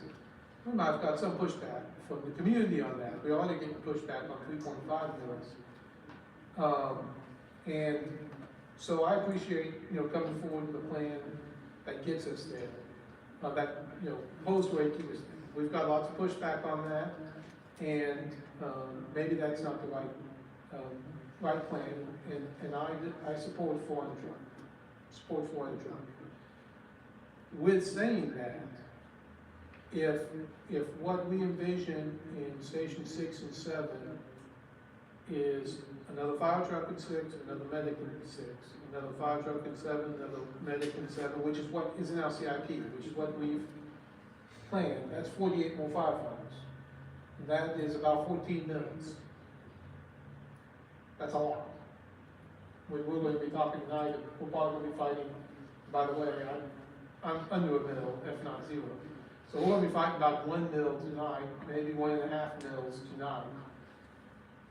So we need to figure out, you know, tonight, and this, I'm disappointed that the conversation that has come out of this proposal to fund 6 and 7, we never even got to that discussion. I mean, we got only to, we need to come up with a way to fund next year and keep staffing levels. Fine, we're there, understand where the firefighters are coming from, I understand where the community's coming from. But that does not abate our responsibility, firefighters' responsibility, the chief's responsibility, Craig's responsibility, and the county's responsibility to come up with how we're going to open up 6 and 7 in the coming years. We have to have that discussion. And that is going to include the county, it's going to include us, but it's also going to include a discussion from our firefighters and our chief and people who have a lot more expertise than me is, what does that look like? Is that 2 more fire trucks, 2 more medics? Is it 1 more fire truck and 3 more medics? Is it 5 more medics and no more fire trucks? I don't know what the answer is to that. But we have put in the CIP that we're going to do 2 more fire trucks and 2 more medics. And we need to figure that out. And we're not going to figure it out tonight, and we're not going to figure it out tomorrow. But after we get this, and we've set out the levy, I think we need to start next week, meeting with the county and others to start figuring out how we're going to get there. Not only with a new funding plan with the county, but what does that look like? We spent a lot of time and got a lot of data about where they need to be located to get our response times to 6 minutes. And now we need to know what are we going to put there and how we're going to arrange that and how we're going to pay for it. And anyway, that's a soapbox, another day, I've gone off. So the question for tonight then is, for 2025, you know, what are we going to fund at an operational level? You know, I support 400 fire truck, you know, historically we've been at 145, we went to 150. I understand sometime early in this year, we got up to about 148, but by June, we were down to 143. Historically, we've staffed with 145. We've learned in the last 2 years that we had some overtime issues with that, and we wanted to address that. So I think we need 145 at the minimum. I'm okay funding more than 145 if we use fund balance as we lead into this discussion of where do we go from here. But I think we need another medic unit. I think medical calls have gone up. I think we need better response times. You know, I'm not an expert on, you know, the fire trucks and all that. I leave that mostly to the staff. I think our question was a budget question. How many firefighters are we going to fund? Is that 145? Is that 147? Is that 149? Is that 153? And then deploy those in the best way possible to offer safety. So that's what I start with. I support 400 truck, and I think we have to figure out what that staffing ratio is. Again, we heard it mentioned at 1.23, which is the optimistic factor, just like in years 2020 to 2024, that number was 145.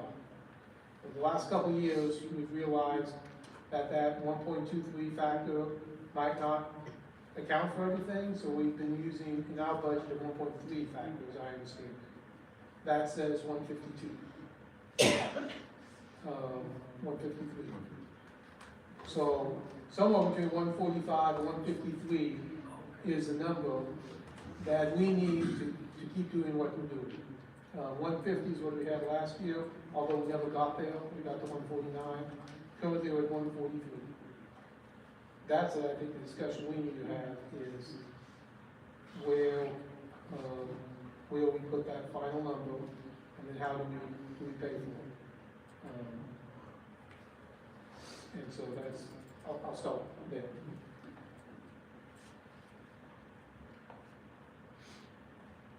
So were you saying you're okay with 153 or?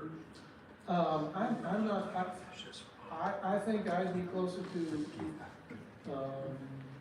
you know, 145 if we were paying for it with the mill levy increase, because I'm not a big fan of milling increase.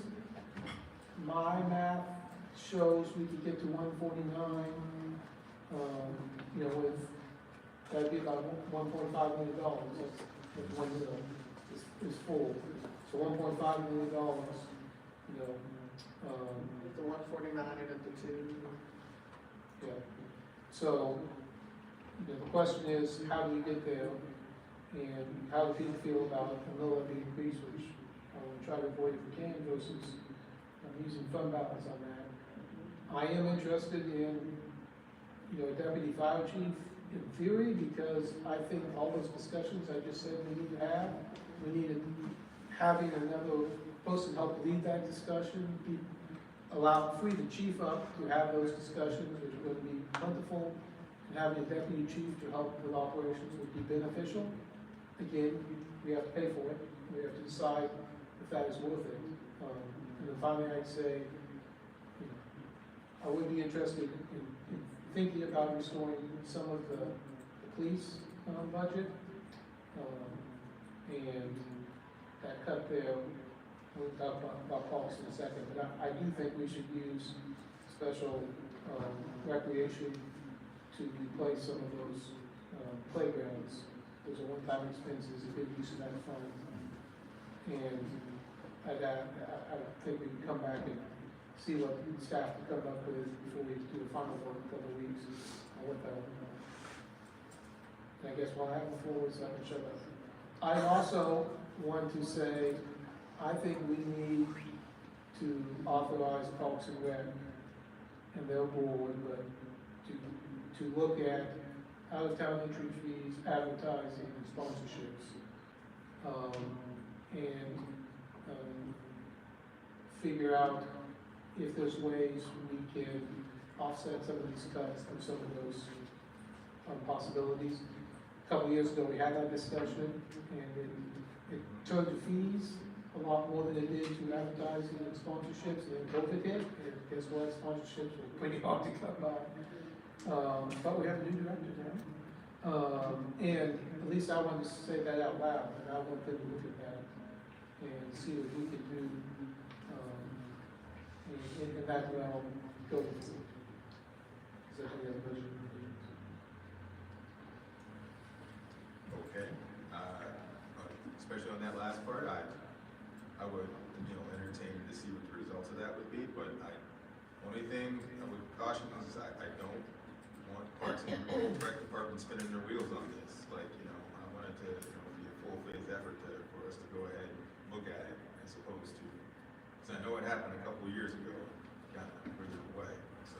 Well, I think that would do with fees, and entry fees and stuff. I'm talking more about sponsorships, naming rights, things like that.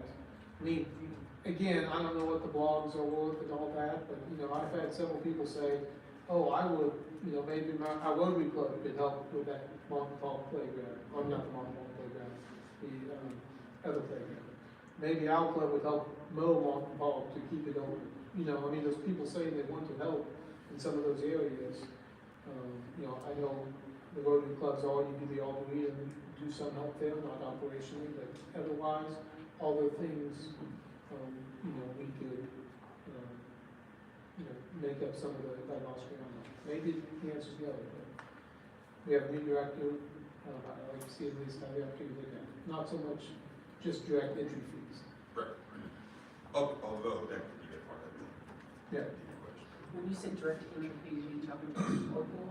Well, I was just saying, we had that, a few years ago, we had that discussion, and we spun our wheels on that, and we voted that down, and we voted the entry fees. I think what the mayor was saying is, he's not sure he wants to resurrect that discussion. But I would say the out of town, now that we have, one of the things we did in that last discussion was, hey, let's get everyone the key fob, let's be able to track people, see where they're from, get that information, and then come back later and see how that works, or post-COVID hit, and all of that. But now we're tracking information on people. We know if they live outside the city limits, if they have one of those key fobs, how often are they coming, whether they're paying for that. I'm more interested in that than an entry fee for, again, I didn't mention entry fees. You did. I would be clear, I was talking about sponsorships and donations. That's that global conversation. I'm interested in it. That was the only part of caution that I had, that, I wanted to be a field effort. So for entry fees, when you say outside the city limits, you talking about Douglas County or just the city limits? Either. I'm interested. Okay, so we've got at least two more interested. But yes, to kind of go along with your earlier conversation on the stations themselves, and want to thank Craig and staff for putting together their budget, our budget that we have to collaborate on, because he tried to meet our needs, as it were, trying to build up staff for fire, also incorporating stations. And as Commissioner Finkeldine said, what to staff those stations would be a pretty high increase in it of itself. And I think this was a full faith effort to go ahead and get some of those stations on the board. So I appreciate that. But yeah, so kind of to what else you were saying in terms of budget discussion, drawing down that the fund for park equipment, I would be fine with that. I think that's worthwhile. And then in terms of fire, and I'm glad that you were able to, your addition of restoration of non-sport personnel for police. I would hate to, have us only restore fire and, restore some other components of, city staff as well, kind of spread it a little bit as opposed to, just have, it leveled on department, so. But yeah, I would love to entertain that discussion. And, I understand not necessarily having one deputy chief, especially if we're gonna have those longer range discussions about stations, especially with the county, which we need to have. I definitely am glad that you mentioned that because, as it was shown in our study, those stations are needed, are gonna have to happen, so we need to figure out a plan to go ahead and make that happen. Yeah, you're right, I do really believe the stations. I think the fire yesterday, we kind of pointed that out, so we had to start calling back up for Johnson County, so that tells me if we had 2 more stations, how much more staffing that we're looking forward to have, within the community. So I do think that those having 2 more stations, and the fact that it's in the CIP, I support the CIP, as it is, and we need to figure that out as all the big thing is the operations, is funding operations are ongoing, because that's going to be every year. And we need to figure out how to do that. I don't think that's a conversation for today, but it needs to be done, because we need those stations. I think that might be a separate ask. So, I don't know if we talked about this morning. But bringing us back to the budget at hand. Oh, I'm sorry, go ahead, Commissioner Sellers. Looking to Ally. What would, because I'm not sure I heard everyone where everyone is as far as 3-person, 4-person equipment in. I'm 44-person, right? Okay. So I'm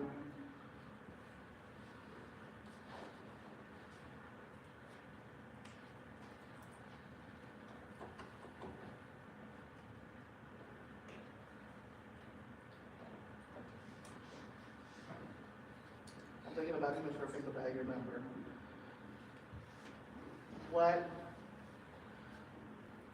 When we had this discussion last year, we came back and we added the 5 for the overtime piece. We moved in, I don't know, based on how things transpired this past year with that, we didn't really get to see, I feel like, I don't think we were able to see that administratively or even the process even come to, I don't want to say fruition, because we had the attrition and then we had the class. There were some drops which got us down to the 143, so we never really got to see what that 150 could do. I know there were conversations about classes, if there's opportunities to not shorten, but create opportunities where we could have multiple classes go through a year. And so I'm thinking about that, and I know we talked about the 153, and you're looking at the number, but I'm just wondering if we could give 150 a chance. And maybe base the budget, I know you said a ballpark, and I know my number came in at 152. What if we tried to do another year to see what 150 could do for us?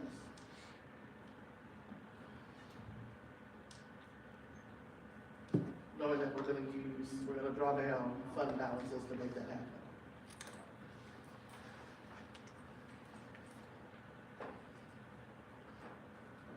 Interesting, I got the people. Commissioner Larson, you had something to add as well? I would like to know what the most Oh, okay, okay. actually, because mine's all separate. Okay. And that could be with the 2 apparatus and the deputy chief.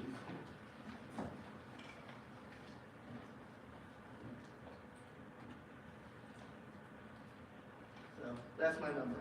4-person, 150, 2 apparatus, 1 deputy chief. drawing down fund balance. No medic for this. I'm gonna start with that. I've been doing a lot of talking. But I haven't heard from anyone else where they're at.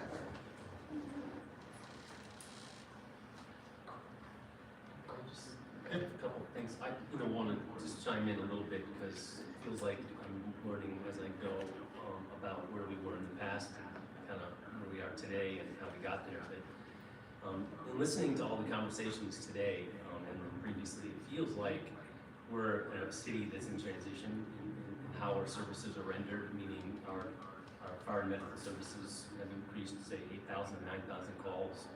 But the vast majority of those are EMS calls. They're not fire-related calls. They're not fire protection necessarily or fire prevention calls. They're, the increase has gone up, frankly, towards the EMS side of the business. And it's a $25 million portion of the city's budget. So it's a very serious one. I'm glad we're spending a lot of time talking about it. But the geography and the population counts in the city have not changed dramatically in the last few years. And in fact, I wonder if we've lost population in the last few years. I don't know for sure, but we need to have a serious conversation with the professionals so we can figure out how to properly right-size our services, whether they be EMS, whether they be fire protection, whether they be the whole house. I don't really know because I'm not an expert, but I do know, hearing from the firefighters hundreds and hundreds of times, how important the 4-man staffing is. And doing my own research, I feel like, they've sold everybody in this room on that fact. Given our unique geography, we are different.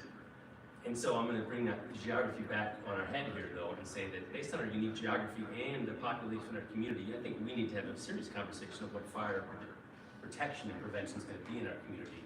We're sitting around talking about adding, vast majority of staff, the only staff really addition to the, city at this point in time is in an area we need it the most. So let's just talk about one thing, and that is, can we be realistic about, do we really want 2 more fire stations, or do we need two new EMS stations? Do we need to move one of our old fire stations a mile down the road and just reposition our community? Because there are geographic constraints to our growth already, and there's political constraints to our growth because we have not grown the way we need to pay the taxes that are coming due this year. And for me, this is why it's important to try to keep the mill levy stable, because we have to have these serious conversations that we've avoided or haven't really seen the need for many years, because we've got firefighters working $1 million worth of overtime. We spent several years negotiating additional staff members. We're at the point where, as Commissioner Sellers pointed out, we haven't even seen homeostasis where you get enough firefighters and you have a reduction in stress upon those people, and yet you have the money available, but we're not being utilized. And so what I'd like to see is a full implementation of this as it relates to morale, and that's part of the problem here tonight, and I want to talk about is the morale, the exceptionally low morale that I saw tonight really disappoints me, because as the highest rated service in the city, they deserve better. But I also want to turn it around on fire and medical and say that we are being tasked with trying to manage a budget that was poorly estimated, we'll say, and we're going to sit here and try to solve that problem. But I really feel like it's important for us to do this as a team, because I think the members of the public are paying incrementally for our decisions here today, and I think we as a team need to be able to pay incrementally to get what we all want. And so we can't have two new fire stations, 160 new people, and raise the mill levy 19 points or 18 points or whatever it's going to be. We can't do that. We can't afford it. And so what we got to do is figure out how we can really service our community safely, effectively. We don't affect the health and safety of the people providing the service, and that the people who are receiving the service are also receiving the quality of service they're paying for. So we're in a position right now where we have all these needs, and we have the wants from the fire department, which I think is important to come forward. But we also have to come forward and together and talk about what we really need to do, because we don't know how to run a fire department. The people who do are in this room, but were. And I think we really need to figure out how we can spend the money that the city will have, because I guarantee you we're going to continue to run a deficit if we don't start reining in our spending. But having conversations like this where we're continuing to raise, increasing spending money, and then decreasing our fund balance can only go on for so long. So we need to come in and create a budget that will eventually serve the community. It's not gonna force people to move out of town because their tax increases are high. And I really wanna, agree to a fair a fair change tonight, but honestly, I don't know how we're gonna get there because the numbers we're throwing out are gonna take a tremendous bite into our fund balance unless we come out another way and start reducing our costs for next year and not just using fund balance. I just wanna make sure we're clear on this. We really need to talk about fire protection, but we really need to talk about sustainability for our funds and sustainability for our fire department so that we're not having these conversations all the time. Because, as you can see, people like their fire department and we need to respect it and trust it. But we also need to be able to pay for it. And so we want the firefighters to be able to afford to live in Lawrence if they want to. We keep raising the mill levy, they will. So anyway, that's kind of Yeah.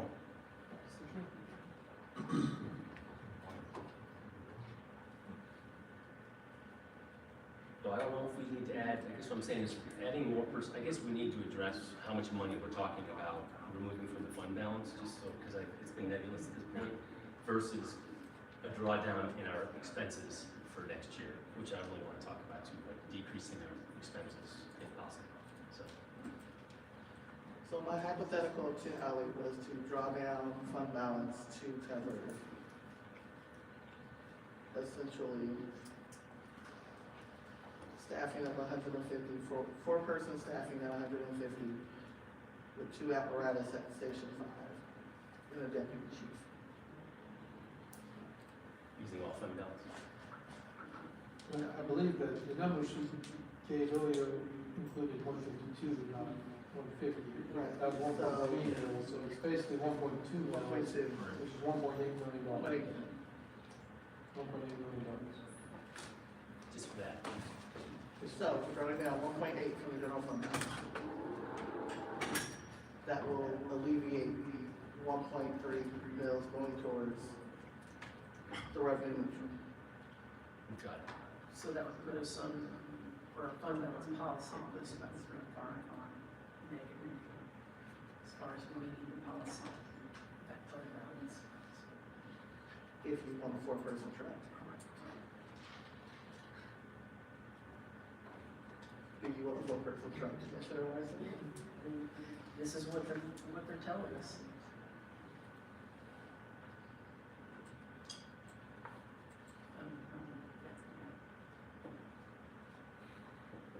But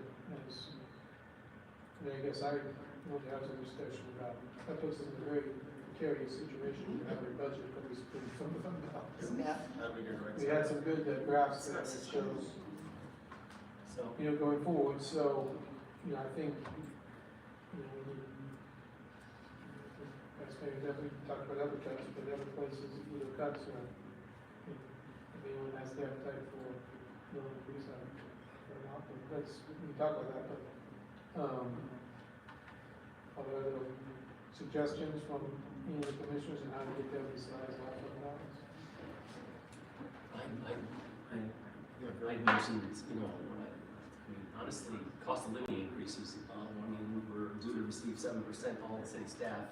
I believe that, we've had almost 30% increase in pay over the last few years. I'm not picking anybody, but I feel like our employees are highly compensated and well cared for. And if we need to start finding a little money, the cost of living increase, perhaps a 1% increase or decrease might help in order to find a little money. But I feel like we're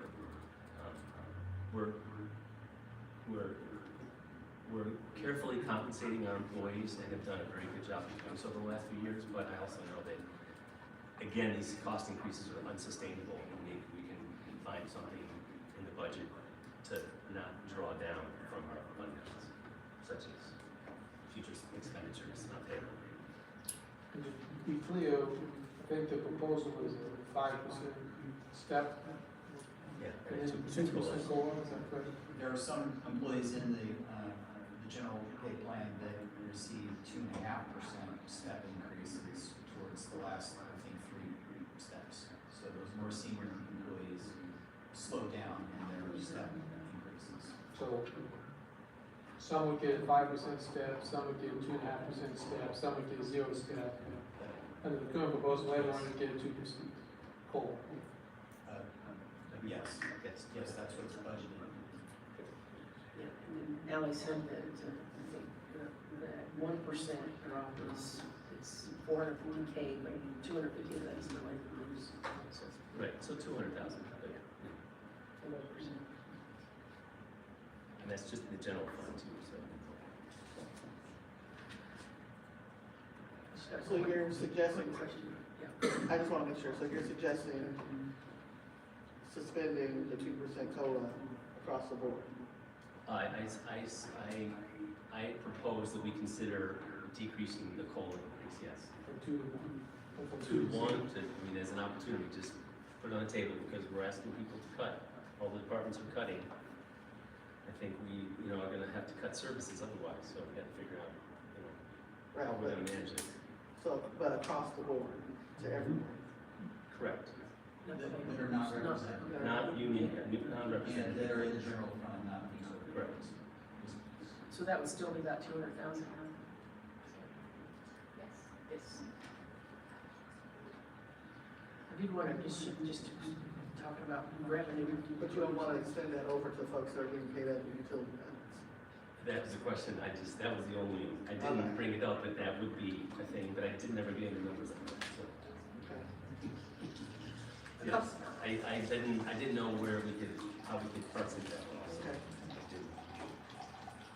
So a couple of years ago, we were struggling with finding new revenue streams. I thought, and Brad, you were on the commission at the time, or any of the others, where the fire department was going to begin charging KU for false alarms. We didn't do that.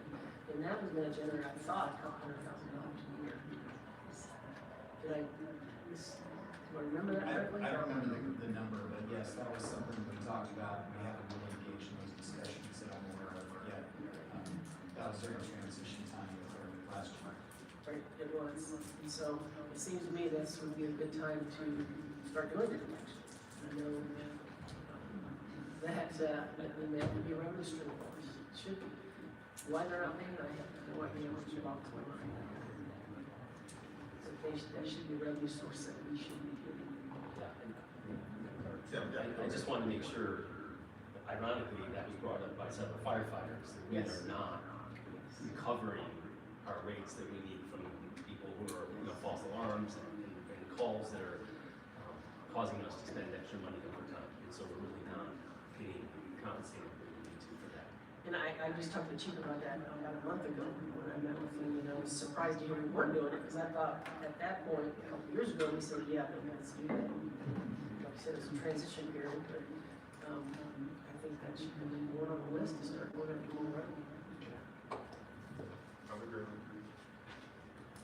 Just a quick, somewhat related note, because we've talked about it several times, but I can't remember, the changing the rules on non-emergency transport, that's got to come to us with a resolution at some point. The plans to do that just hasn't, I know we're gonna do it, but, it hasn't happened yet, it will happen at some point when the resolution should be.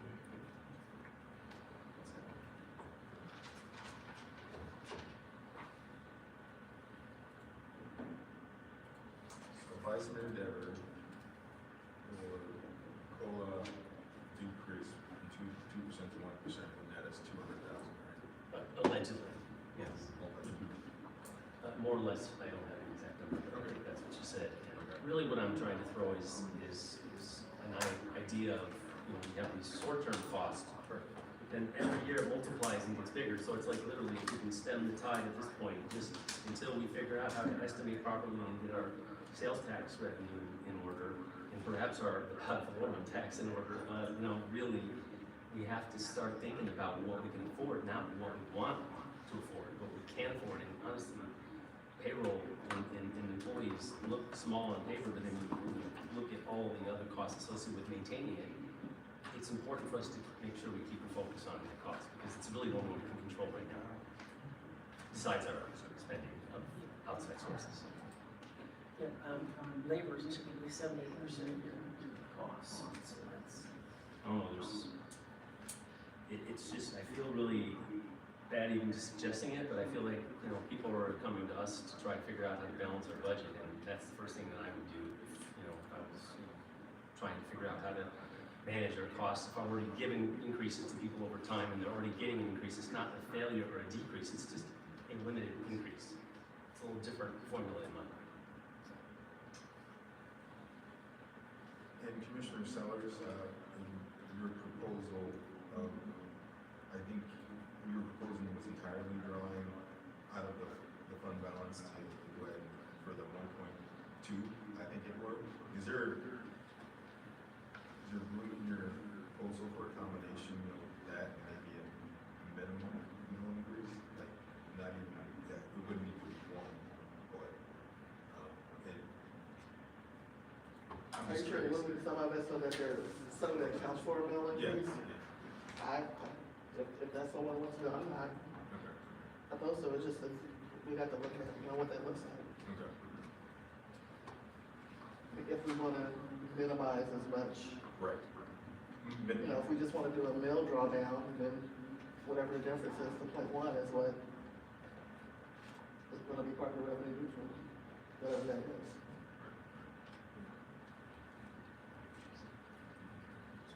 So what would prevent us from moving forward and starting to charge for false alarms? I think it's an ordinance, or we want to, discuss that with them. We already have a false alarm ordinance in place, I think. It was just be a matter of increasing the fees associated with those false alarms. So there's a number of false alarms that are written off, that warnings given more or less, and then we start to escalate them.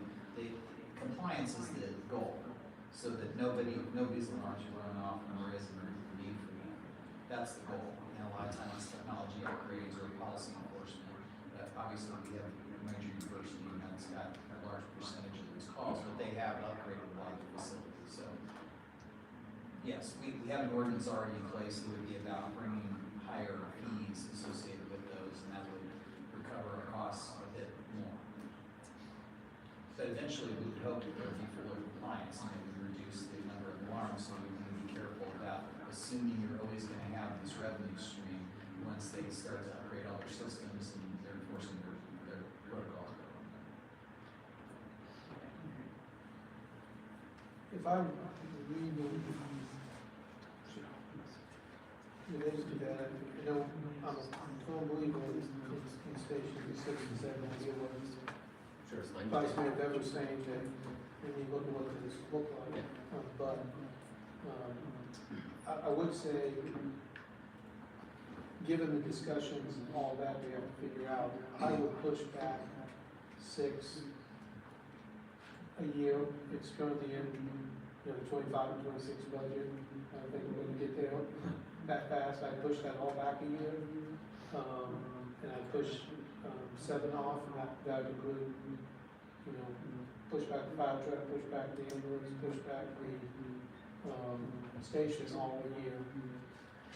As I read, a lot of that's net funded, but as I read that, we had projected to spend $300,000 in 2025 out of the general fund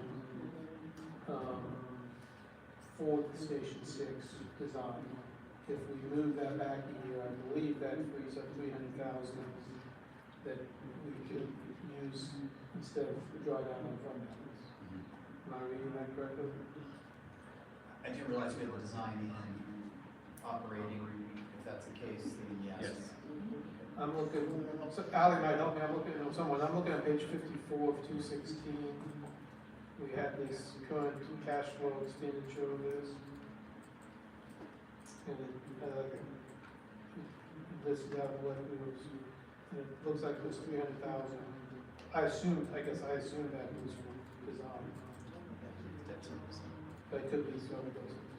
But it is, yes, it's all debt service. So if we push that back, we free up 300,000. Did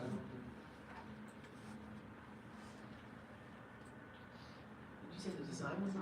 No, it was, no, it was correct. It was just debt Correct. service. I just saw the 300,000, I made an assumption of what The that debt service was. on it, so. Yeah. I made a wrong assumption, but if we push it back, am I correct that we would be able to take that 300,000? Would not be expending that in 2025? Some of it may be expense, I have to ask Melinda or Chief based on the conversations we've had, but no, we couldn't move those dollars off the general fund. We could not. We could not. I guess I didn't expect to move them, I just expected not to spend them. Yeah, it's not moving. If your direction is to move the dates of the stations back, then we would do the analysis between now and in 2 weeks and do whatever savings there could be on the general fund to that. That's what you're trying to do. Yes.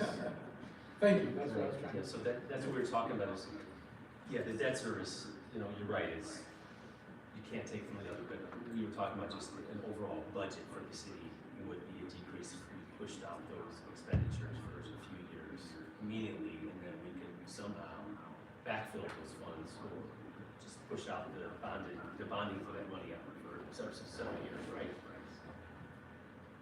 There's no rule that we have to bond out this project or do anything for fire stations next year, other than what's in the budget, correct? That is correct. Okay, there's no mandatory or required, because we didn't, you talked about money being used and can't be used for any other purpose. I want to make sure that's a clear point to everyone. If there's not, the money's not being used, it doesn't really matter because it doesn't exist, that expenditure doesn't exist. Correct. Okay, so make sure. We're not moving money or changing it around, it's just, we're not going to spend the money next year, we're going to put it off until the following year. And that will have an impact to our budget for next year if we're not spending that money. The question is how much, and that's the analysis you're going to do, I think, is that what you're saying? Yes, it'll be on both capital and if there's operating impact, we'll look for that. That's what we're trying to Yeah, achieve. because the capital's coming out of our budget, we're spending money down, it's a matter of how much we can afford to spend, and the question is, those dollars are earmarked to be spent as part of our budget. If we don't like to choose to spend those funds, and we push them out of here, then they're no longer part of our 2005 budget, 25 budget, correct? Make sure we're clear on that. Yes. Okay, and that's what he's getting at. We just need to know what that factor impact would be. Right, and we just like some time to do that calculation. Absolutely. Because there might be other effects we want to be sure. Okay, I want to make sure that was clear though, because I was confused as to what you were saying about money not being able to use for one or the other. That's really not the point, I don't think. Well, if the expenditures are under debt service or capital improvement fund. Right. Can't.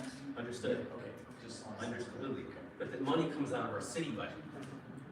The money's all in we have a city budget, and this is where we're kind of getting to is expenditures. How do we reduce our expenditures? And if we're not building a fire station, that is, we're reducing our expenditures, yes or no? Yes. Okay. Thank you.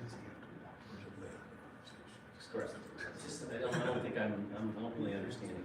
Well, it's just that we've had a lot of discussion about just the general fund. Of course. Most of the challenges that we've heard from citizens on are about the general fund and the property tax levy and those impacts. Sure. And so that's why we're kind of being careful with what are you talking about. I understand. Okay, completely. so if we can broaden it out and say it's all $528 million, that's a different story. And then if you go to the capital side, which is another 5-year plan, Sure. we do have long discussions about what goes in each year and whether we move something up or back. And now that we move something back, can we forward fund something that's a project? So that's our stand. We usually kind of have discussions like that. And so that's why I think the caution of thinking that you can take it from one fund and you can solve a problem in another fund. Utilities, you can't do that. You can't cross over. We have to segregate those funds and make sure that they are used for just this purpose. The special revenue funds the same way. In capital, as we develop those plans, the same way. I'm speaking more to a broader audience than just you, but that's why we want to be very careful in answering your question. Sure.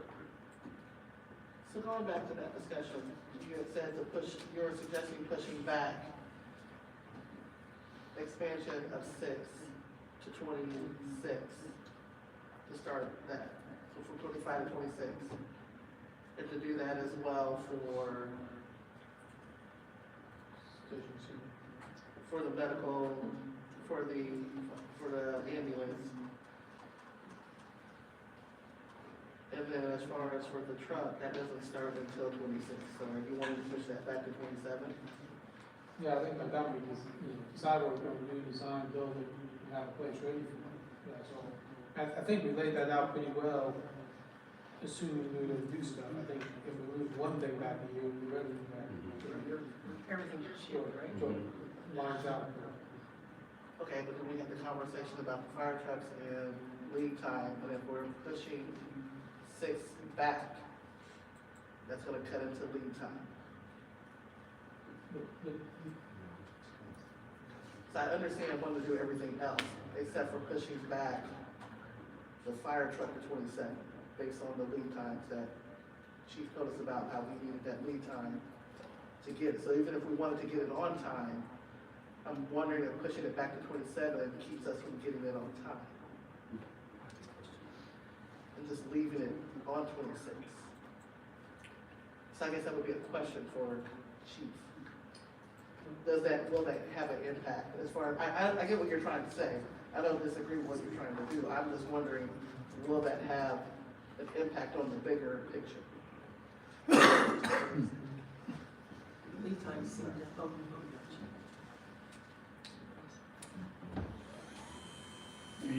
Rich Long, Fire Chief. Appreciate the question about lead time. Currently with the engine models that we're ordering, we're experiencing a shorter lead time than historically, so I think we'll be okay fine. Glad I Question, before I mention this, since you're stuck there, sorry, is the delivery time on internal combustion engines about the same as the battery operated one or not? It's not, it's 4 times longer. It's 4 times longer, Yeah, make sure. it's, So if we did opt to go with the ICE, then we definitely would need to order because of the we want 3-year one now. backlog, is it 3 years? It's 4 years 4 for years. internal combustion, and it's running about 12 to 13 months for. Okay, cool, very good, thank you. I have no objections to pushing everything back on 6. I don't know where we're at with my original thoughts. I don't know if I should move on or.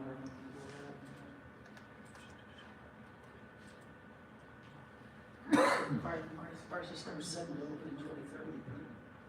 So, If we push it back, So you're willing to push Station 7 back as well? yeah, I think that's part of the discussion as well.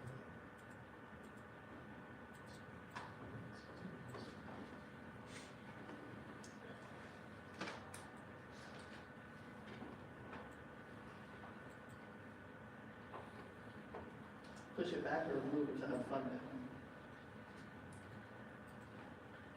We drop off the 5-year plan, have one. that is, Yeah, that he makes said, it. we need to go to 2029 to start 26. We'll be talking about the next 5 years. I know, Before we I know know. it, we'll be back on. I know. I think we have to move everything back. Okay, I'm comfortable moving things back. Yeah. I'm just fearful of taking it to unfunded. So if we want to move everything with Station 7 back, I don't need a motion now. And if I may, listening to your conversation, we're gonna have a big conversation about this, Commissioner Guidance and Jessica, and some of these thresholds, we're gonna be having those conversations before we can't keep funding positions out of reserves. So this will come to a head quicker than what we're talking about on the CIP impact. So I would include that in there, maybe we don't have to put the pressure on ourselves to figure that out. And obviously, these numbers are with the assumption, and it still might be that we build a fire station, looks like the rest of our fire stations, not a medic station, a small station, or something else. Good job. Good job. And to that point, the population should dictate the service level as well. And when we did estimates before, I wasn't part of them, but whatever, I'm sure we were planning on a certain amount of growth. And if you looked at the numbers in the state of Kansas alone, 18 communities losing population, some of them barely up a couple hundred people. You know, I don't know where Lawrence falls, but I hope that we have the people to help pay for these things. But I also want to, you know, get a realistic estimate on what our population is, what it's going to look like based on your decisions on zoning and land use. So, you know, these are all interrelated conversations I want to make sure we talk about, because the stuff is one thing, but the people to pay for this stuff, we need to make sure they're here when we're buying it and building it. That's all I want to say. Well, I think we're still moving upwards. I think we're still growing. Granted, like some places, but is it? Is it? A couple hundred people? Yeah. Yeah, 400. Yeah. We believe there was Used to be like 1,000 a year. Yeah, I don't know, a lot of things used to be. So, but 6 years ago. But, no, yeah, it's the only reason, you know, we were talking about, just to kind of put you in on 6 and 7, kind of the study that was put together by the fire department. Sure. The open areas where, you know, they were having overreach, you know, in terms of response. Right. So, Understood the time factor. You get to revisit that study, that was 4 or 5 years ago. Yeah. I don't know, that's what, I know you've got a lot more data than I do, but I just, that's for me, it's just looking at a map, that's how I feel right now, so. I just know that, since the first time I got on the commission in 2018, fire station, pretty dark. 9 years.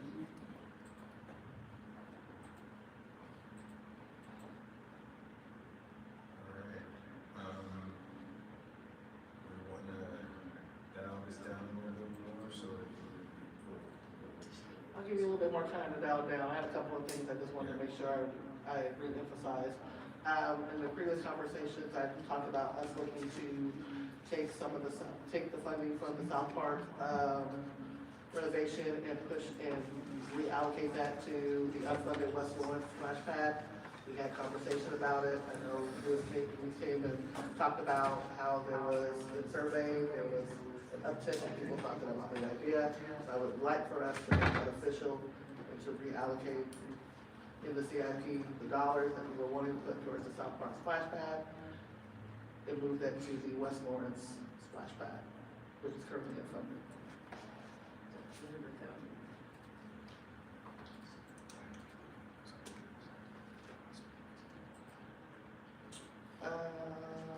PR 10026 is $400,000 for 25 and 26. Each year.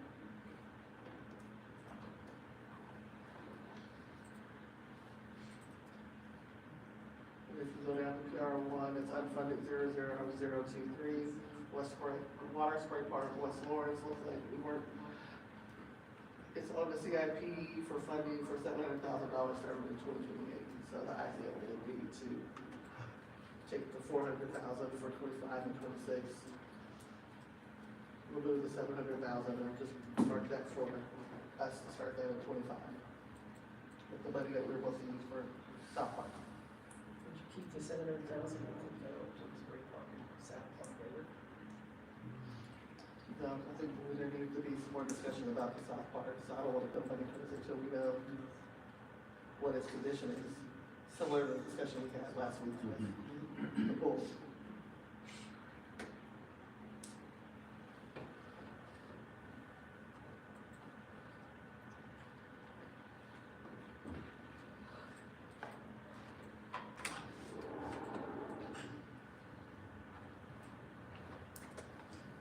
Then other than that, this is more internal type of study, CIP. I know, there was some discussions with, the Sport Lawrence Advisory Board. We were, looking at where the state is now with funding for World Cup and helping communities that are potential sites, whether they're practice sites, official sites, or will benefit from that overflow. and how to get them prepared. For that, Kim, who's the director at Explore Lawrence, has put together essentially, for lack of better words, a incident command type committee to ensure that all the necessary departments on board needed to make this successful, to bring that together, and had suggested funding for that. I do believe we weren't able to fund that request, but wanted to see if staff would, I know there were some suggestions about possibly pulling little dollars here and here from, whether it's TGT, some of the grant funding projects, so either from cultural arts or at least from the guest tax grant program, to at least give some type of seed money in the amount of $50,000, so that committee can start to get things going as far as identifying security needs, marketing needs, so that we're not waiting until 26 to support something that's going to get us months later. So that's not necessarily on the CIP, but just from an internal funding mechanism, since I'm suggesting you utilize some of our TGT grant dollars to provide some supplemental dollars to get that committee going. You talking about using like fund balance? So, usually the dollars allocated for TGT grant programs that are awarded each year.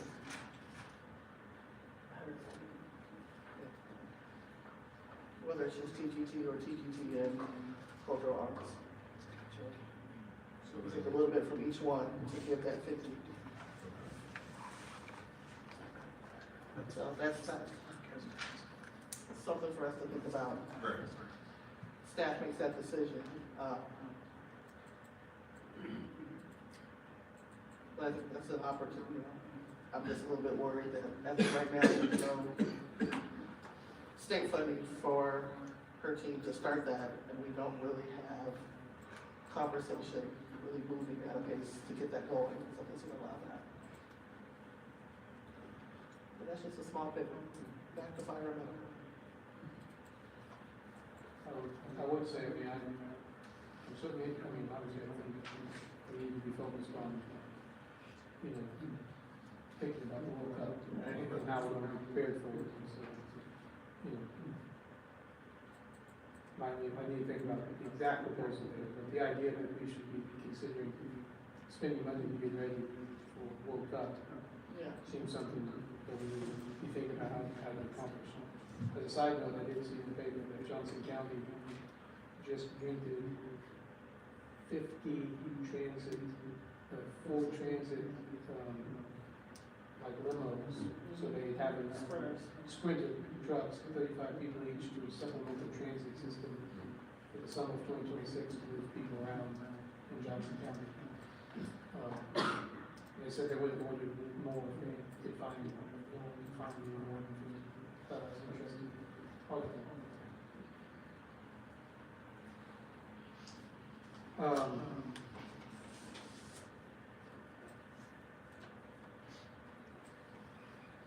Well, circling back around, to me, there's a balance between,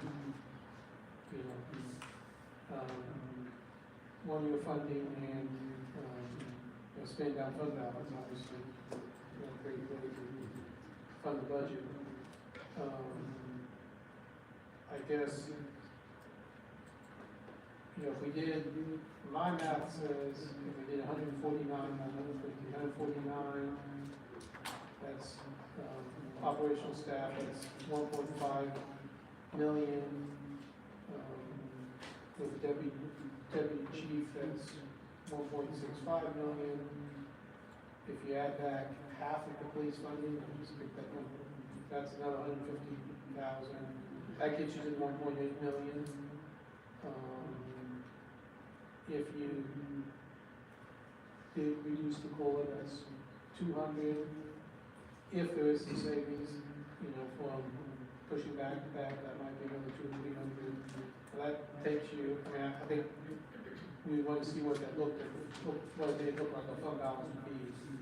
I think that might be around 1.3 million spent out in fund balance.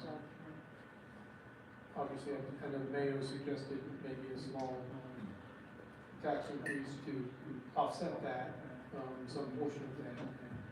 I'm not suggesting it, but the math would be, that would be even 1.3 million less than a mill. But you could offset some of that with no increase in state tax. But I do think that we need to,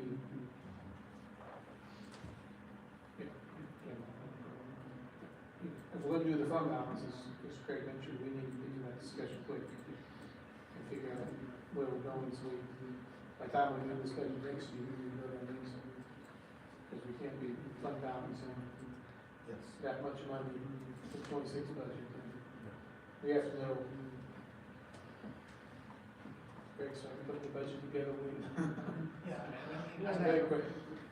March, April. We do gives February. I may elevate that a little bit more. I mean, these are agreeing with all of you and understanding, you know, we're going to be close to no mill increase. And there are many of these proposals that we're really, we can do them for 1 year. The way that we're hitting the mark that we did hit in my proposal, which disappointed a lot of people. Those are one-time things. So as much as we're running down fund balance, which is a one-time thing, and there are some unsustainable reductions to maintain level of service throughout most of the departments that came to the table with these cuts. We're going to have to rethink it unless you're signaling something different than I'm hearing. We're going to need to have a rethinking about the service levels we're doing if we're going to stick with this revenue. And so I'd like to do that more than our usual budget cycle. This is going to have to be kind of a top to bottom study of operations. And that's okay, we shouldn't be scared of them, but we just shouldn't act like this is a temporary thing and use a temporary solution. Instead, I would rather engage in a longer, more robust study.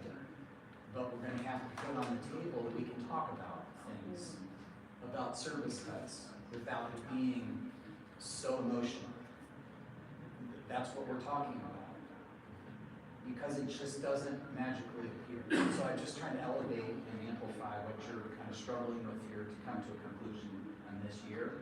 We're going to have different kinds of conversations, and that's fine. We can do those, and they'll be healthy and involve lots of people. But we're talking about getting by to one. So I'd like to make that suggestion that when you adopt this budget, that you're also authorizing me to kind of get into it much deeper and have those discussions. Glad you said that, because one, we talk about the strategic plan. The strategic plan was created with the community's voice. So we are going into year 4 of the strategic plan. Your strategic plans need to be reviewed every 3 to 5 years. And I wrote down what I heard this evening is, what are the necessities?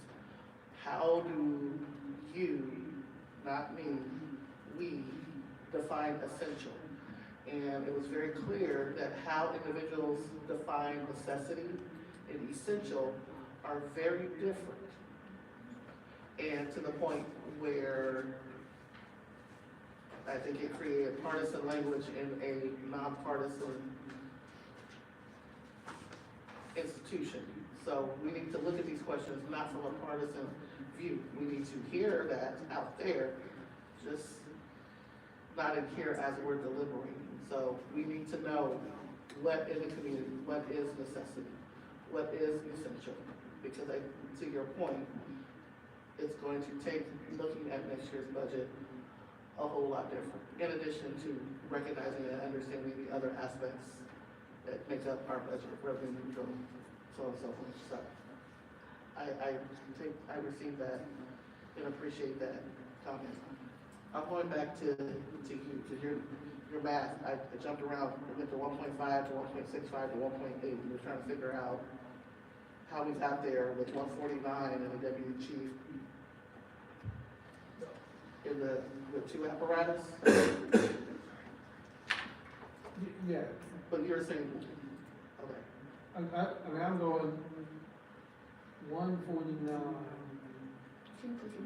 149 is 1.5 million. You have 149 staff. Operational staff. 949. That reduces them from 150, the current budget, to 149. 6 more than we have today. Again, you had suggested 150. I'm just saying. I know.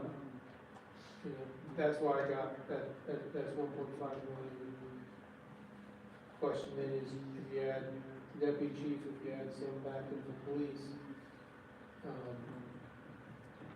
you know, that gets you to about 1.8 million.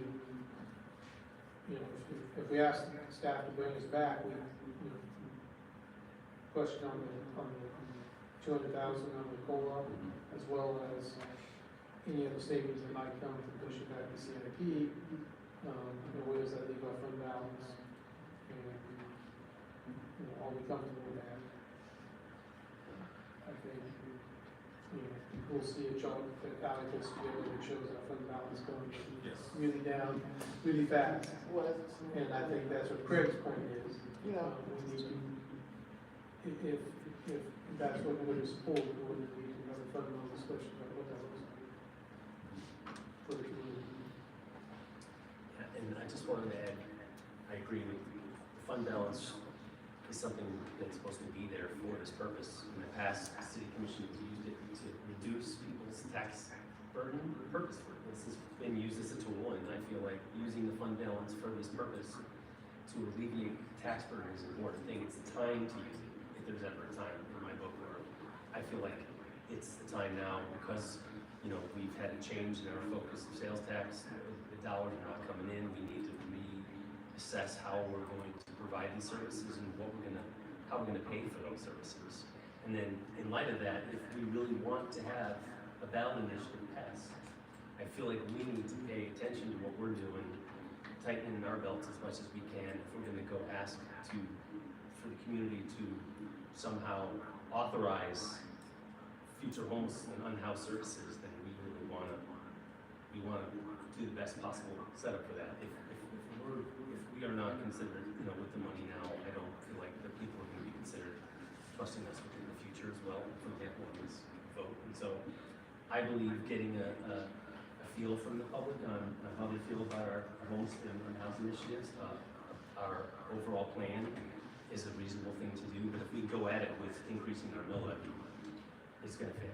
You know, I feel really uncomfortable with it because I feel like we're coming at them from multiple angles in the pocketbook, and I really feel like if we can try to focus the time now, then we'll be able to focus our attention on this ballot initiative and really try to decide what the community wants to know.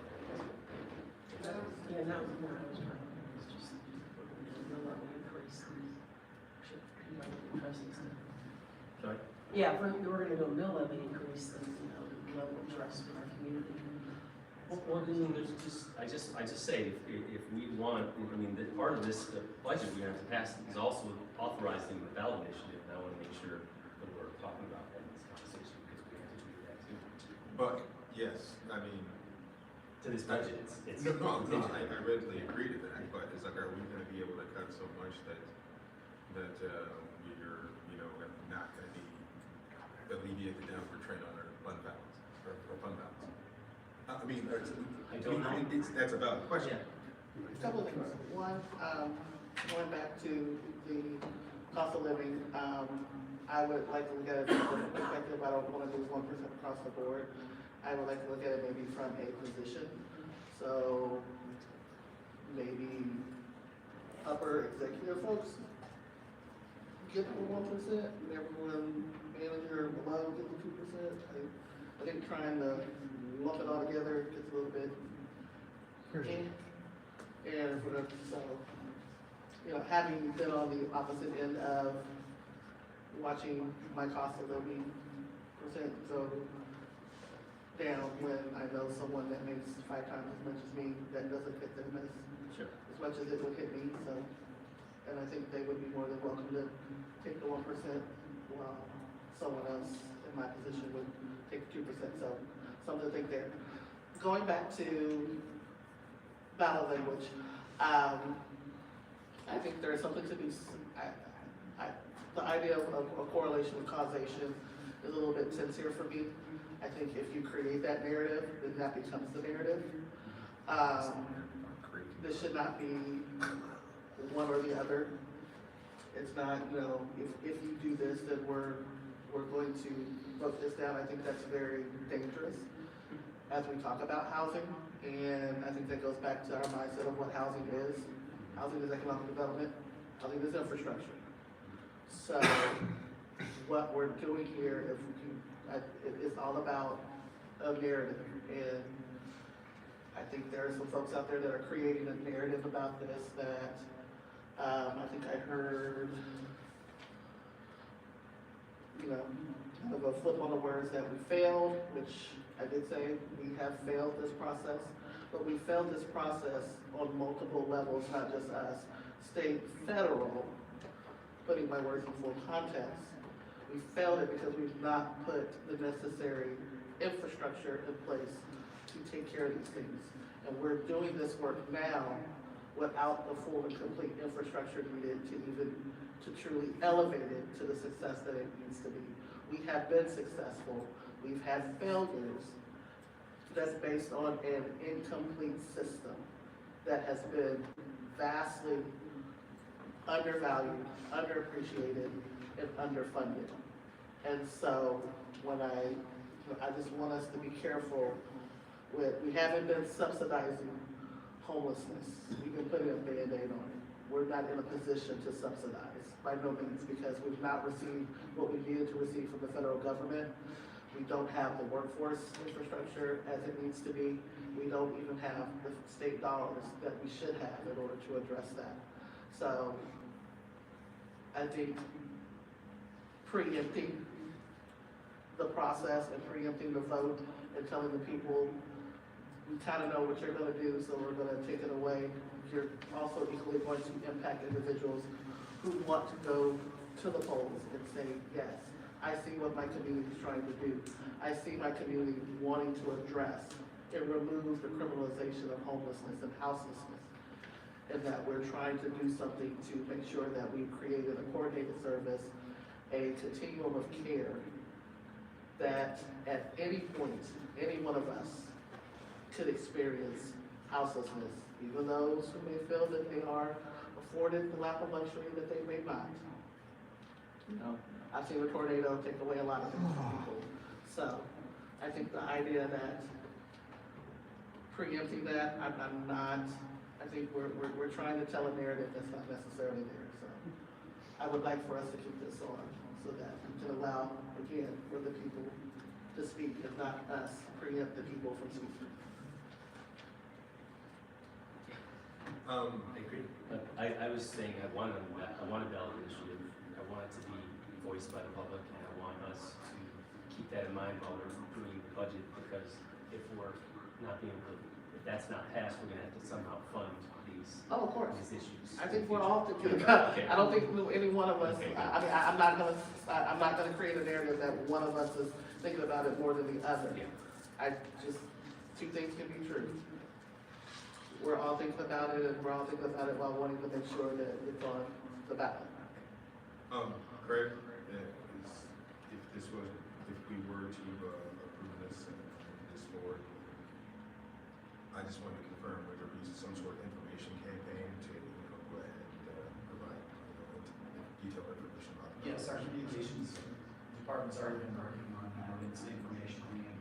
Okay. As well as the form of government. I think that, based on our budget discussion tonight, it does make me feel more confident that if we get that money down, then the budget issue, ballot issue, we should move forward. I agree with some of the folks. yeah, maybe, we should let the citizens decide on that, although I'm concerned, I'm very concerned about it. Oh, I'm sorry. No, go ahead. I'd just like to go back to a little bit what Craig, you were talking about earlier about the next year's discussion.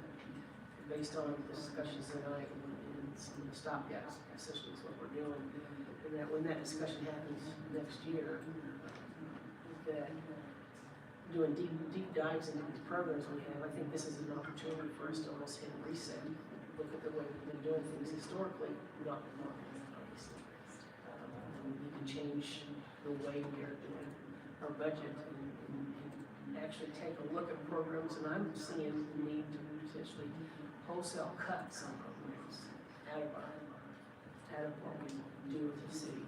Is it really a need for us as a part of our strategic plan? We need to have a discussion about that. I think that we need to not limit it to just trimming down programs. We need to look at every single program in our city and say, is this really our job? Is this our program? And decide from there whether or not we should fund this. I don't think any stone should be left unturned, but I look at this as an opportunity to almost reset and say, what do we really want to do as a city? It is, and we need to create a process that lets us have those conversations. Because that's not how the budget conversations have gone in the time I've been here. And so, put new tools in place, we give new handles for the community to understand where their money is going and what programs are actually existing to help us and help communicate to us on those things. But we still get back to if anything is discussed about reduction of service, it is not met with conversation. And we're just running out of money to do that. And that's not just on you, but it is something that you can tell this budget has just brought to a head. And if we would have correctly identified the $6 million difference in sales tax, imagine what the budget last year would have been like. It just would have been earlier. So these are realities, no matter when we discover them or when we individually discover them. These realities are something that we, as to run a business of the city, we're going to have fundamental structural conversations, and that necessarily includes what do you want us to do? And it was supposed to be built into the strategic plan, and I think it still serves us well. But when it gets down to the final hour in the budget, we're not grappling with the realities very well. And if we're going to do that, we're going to have to think about better processes to make that happen. And that's what I mean is, and we don't have the budget to do it because we hire consultants in to do it. We don't have a consulting budget. So we're going to have those kind of organic thought processes. But we're going to need people to engage with us when we invite them and not just at the very end of the process, which doesn't leave us many avenues. So, Most of all, just one more thing is we're in this boat together, and it only shows up at the end. But the truth is, these are realities the whole community is dealing with, whether they're aware of it or not. And that's the basis of most of the conversations that I've been doing tonight. I think that conversation needs to really start early and not at your budget, when you present a budget in July. Because that gives us, and I know that's the way it's set up right now. I understand. Well, we also invited Balancing Act, and we had a lot of staff ready to receive people's participation. We're going to need to keep trying those sorts of things. Some will work, some won't. But we did start much earlier this year. I realize that, but if you're talking about actually some kind of programs, then I think that having those more in-depth conversation, as well as having data to show whether or not programs should move forward. So where do you want to have that conversation? I think we should be starting tomorrow. Well, we can't even decide on the budget now. That's So true. we're not because of that. So- I think it needs to start much sooner than we start thinking about the budget in April, May. I think it needs to be something that we potentially set up to start. But you're also talking about. I'm let me finish. Okay. I think it's be important for us to start that discussion first. And start looking at what numbers, what data we wanna see, as to how that works. Okay. I think you're talking about changing the process and not necessarily, which I'm not opposed to. And I think we talked about that as far as the strategic plan and whatnot. I think the conversation is more about, you're saying we should start looking at what we need to cut. I mean, I think that is, if that's the tone that you're, I mean, help me understand, because Because I'm not saying, I'm saying we need to look at the programs, all of our programs within our budget and our purview, and decide, is this still what we wanna do in the city? But I'm assuming that that's what departments are doing. Are you saying we should do that? I think we should be part of the conversation, the community should be part of that conversation, yes. And we can gather, we can see the data, that whatever we decide the data needs to be, to take a look at the program. And that data, what are you defining Well, data as? you know, what's the intake, what's the outtake of revenues and expenses, and that doesn't necessarily dictate whether a program goes forward, but at least gives us an idea, a clearer picture as to how our programs fit in with our budget. How much do we, not in commission, but, and how much we want to potentially support that as a community, moving forward. So you're talking about programs, not necessarily operational, collective operational budgets. I'm talking about the entire thing.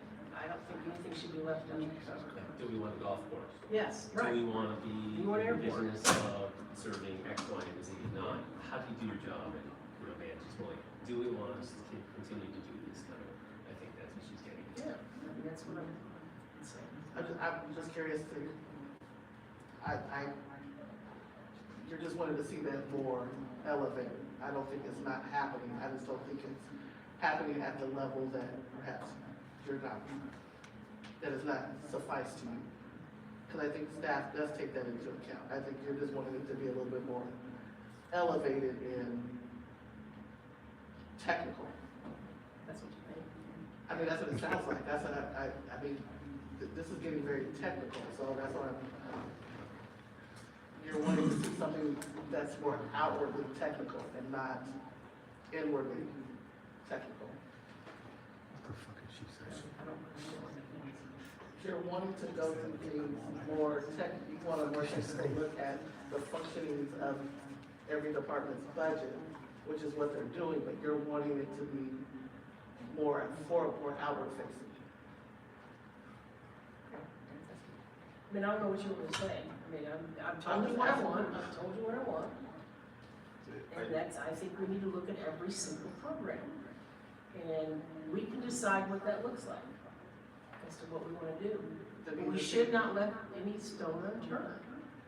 I think that's gonna be a further conversation. Yeah, it is, it That we're is. gonna have, like Craig said, Yes. probably necessarily. I'm noticing it's 10 o'clock, so we're all starting to get a little punchy here. No, but I'm noticing the time, and I kind of want to have us give Allie and the crew something, because I think that that was one of the things they were asking for us, to provide further direction related to the 2025 budget, kind of dial it down a little bit. I think Commissioner Finkeldine, you got us most of the way there. Can you please reiterate what it was that you were proposing? 149 operational staff, fire medical, one new deputy chief, 150,000 back to the police for non-sworn personnel, moving station 6 and 7 back in on the CIP, directing, looking at special recreation to pay one-time repair of the playgrounds, authorizing Parks and Rec to look at advertising sponsorships, and pushing ahead on the false alarms and TV. We're gonna introduce. Out of town. Out of town. Out of town. You're sold on, I think we have both discussions. you're sold on 149. I'm committed to 150. Is there anyone else I can get committed to 150? It'll get done if we do it. And it's, you know, this is gonna be an exercise in compromise. I'm sorry, I left one thing out. The cut. Cut in coal. Cut, Yeah. cool. We haven't finished that discussion, I think it was slightly different than the 1%. You suggested 1%, you suggested something slightly different. I suggested based on, Management. yeah, the difference between directors and management and worker force. How do the rest of you feel about that? Sounds like a good idea, but it would be an exercise in probably more complicated than I would want, in my opinion. And I don't know what the net result savings would be, because I don't know what the manager to employee ratio is. If it's 10 to 1, and you're only getting 1, then I don't know if it's gonna work. That's all. I'm just worried. But it's not, it's a couple $100,000. You can look at both. Yeah, we'll look at both. We can compare. Okay. Correct. And would anybody be opposed to kind of what I was saying before, like the under 1? I mean, granted, it's just an option to see what it would, the under 1 mil, so that we don't have to draw as much into fund balance. Just want to see if there's an appetite to see that option.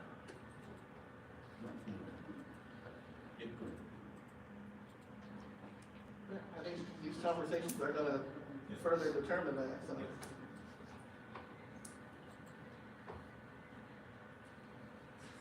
I guess I would lean towards the 0 mil, I think. I want to see what this looks like when it comes back.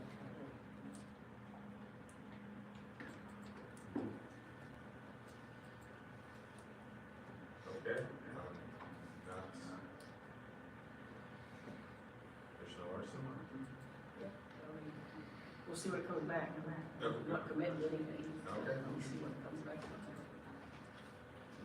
We're not taking a vote on it. No, We're not. We're directing you when it's back. We're providing direction. That's it. Well, we need to vote on the notice from the special. We do. But I'm hearing pretty good consensus with what Commissioner Eagle Yes. outlined, and you won't be expecting us to do any other evaluations or study.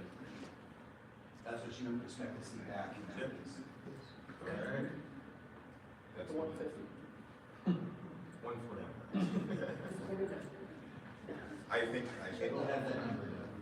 So,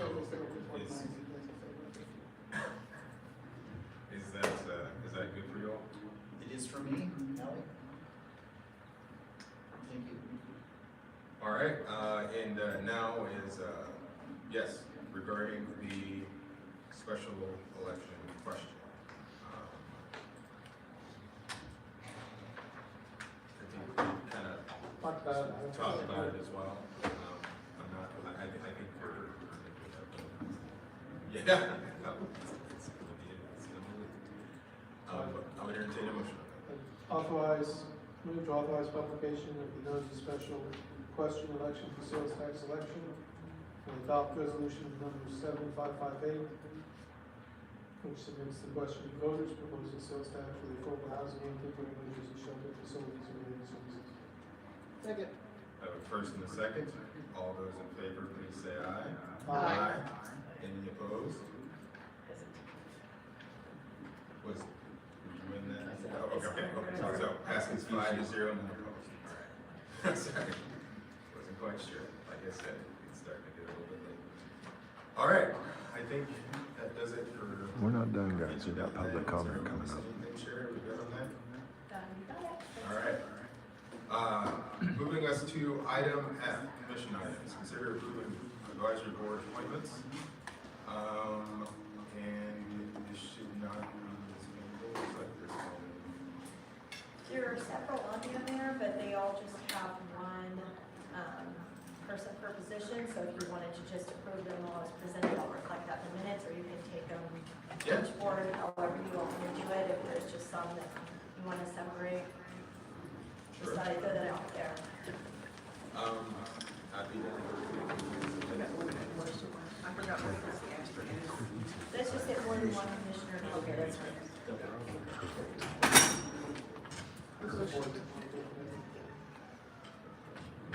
So Sharon, we're doing under the board of zoning appeals, this is a partial term. So what is their term for it to be good? On the board of zoning appeals? Yeah. Well, they would start for a partial term. They would start immediately.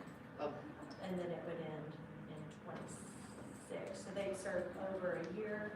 So per the policy, they'd be eligible for reappointment one more term, one more 3-year term. That's all.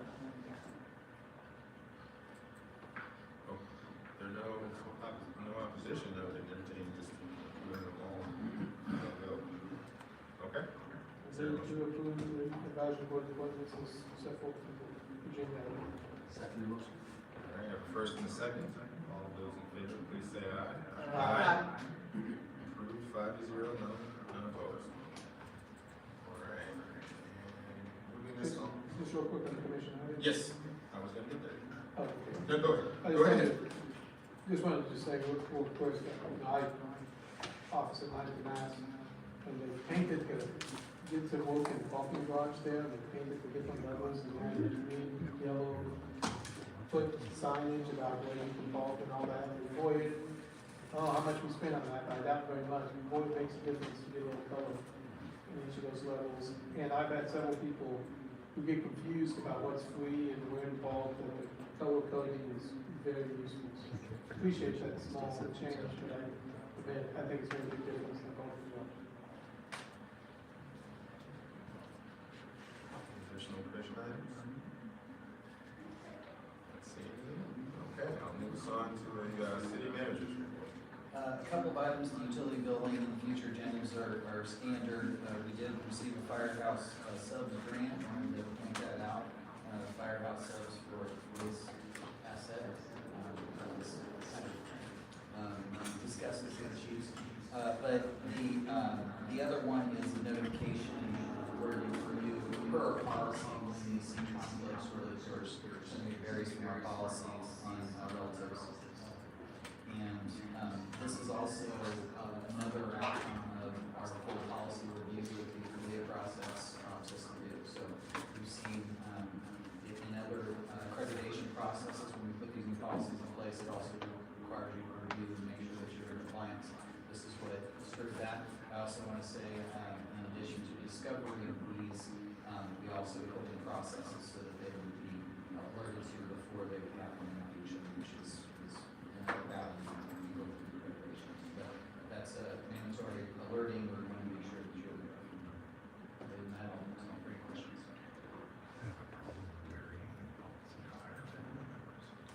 Any questions? Correct. All right, let's see public comment. Public comment. I'm always first. So there we are again, varying policies to hire family members in an inbred situation already. So, I mean, he's just reporting it to you. Why are we varying our policies, guys? The reason we have those policies is clear, right? Nepotism, favoritism, things like that. Shit happens all the time around here anyway, so we might as well just vary the policies and let the family get hired, right? He just brings them to you, no questions. You don't have any questions about varying these policies? That's a problem.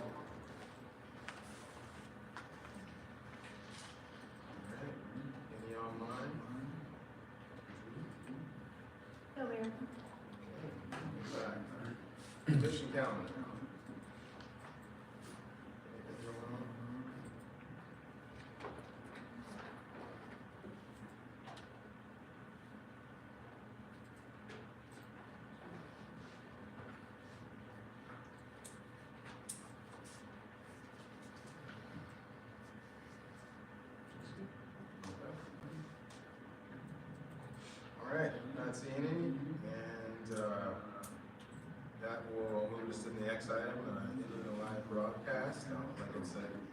Or do you have a commissioner comment? Okay. Next item is So, not in as I always do, broadcast. I'll The give next about item is public comment. 10 seconds or so, for anybody to go ahead and.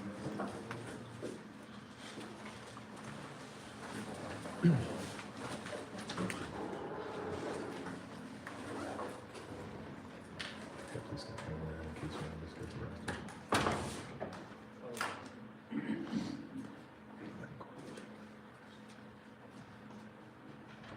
All right, and that's the end of our live broadcast, and now we'll go to public comment. Open public comment, the public is allowed to speak on issues and items that are not scheduled for discussion on the agenda. Comments should be limited to issues and items relating to the business of the governing body. The commission will not discuss or debate these items, nor will the commission make decisions on items presented during this time. Members of the public are limited to 3 minutes for comments.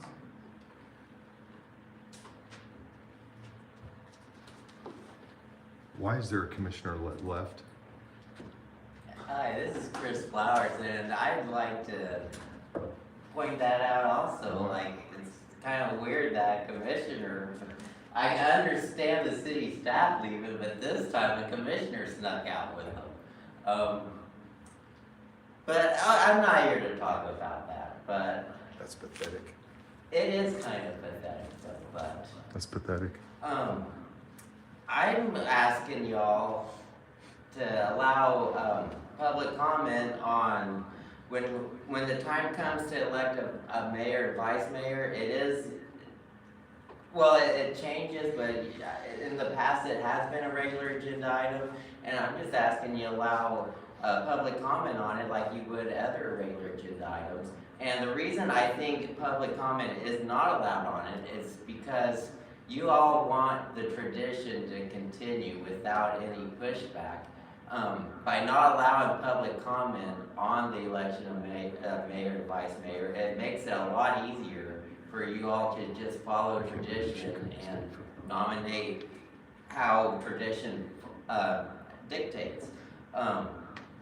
If you allow public comment, I will be here saying which of y'all I think would be the best mayor for the city. And why I think it's important is because as of now, the citizens don't really have a voice in who is mayor because you just follow tradition. I mean, you could still follow tradition, but at least give us a chance to come up to the podium and tell y'all why tradition sucks. And I've said it before, part of the job of a mayor is to run these meetings, and when y'all are saying things like these meetings are going too long or these meetings could be better organized, well, the mayor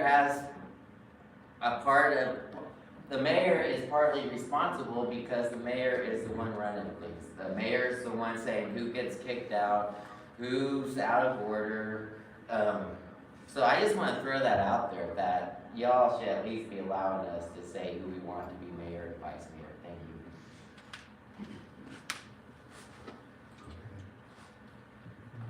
Okay, Sherry, any public comment on Zoom?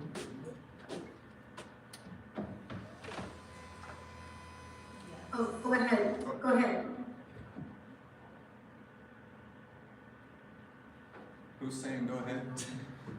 I'm sorry, did you want me to speak or? No, Julie, you can hold off for a second. I believe there's somebody here. Jesus Christ, Bart, you can't run a meeting, can you? My name is Dr. Justin Spees. 2 weeks ago, I came in here during general public comment, and I spoke after two speakers who specifically mentioned the Community Police Review Board. One of them was Josh Seiden himself, the other was Michael Irby there. He spoke right before me. And when I came up to speak, I said that Amber Sellers had nominated Josh Seiden to that board, and then Amber Sellers called a point of order and said that I couldn't talk about that. And I said, well, why am I not allowed to talk about it when Michael just talked about it? And then you, Bart, proceeded to give me a warning and say I had to stop talking about that. A couple days later, someone emailed you guys on August 9th, and in part they said, it's a shameful display at the last city commission meeting. Shame on you, Amber Sellers. Your subterfuge to hide your recommendation didn't work despite your attempts to conceal it. What motivation here? Nothing acceptable. I was horrified. I thought better of you. And shame on you, Mayor, trying to silence someone raising it, which is in reference to me. You showed contempt for free speech, a current position you've demonstrated constantly of late. The next day, Lisa Larson there responded in part by saying, quote, the mayor only interjected when the speaker verbally attacked a city commissioner and wouldn't follow rules of decorum. So a question for you there, Lisa Larson. The mayor only interjected when the speaker verbally attacked someone. So the way that it happened is I said, Amber Sellers, you nominated Josh Seiden, and she called a point of order and said that I couldn't talk about it. And so the mayor only interjected at that point. I hadn't said anything about Amber Sellers.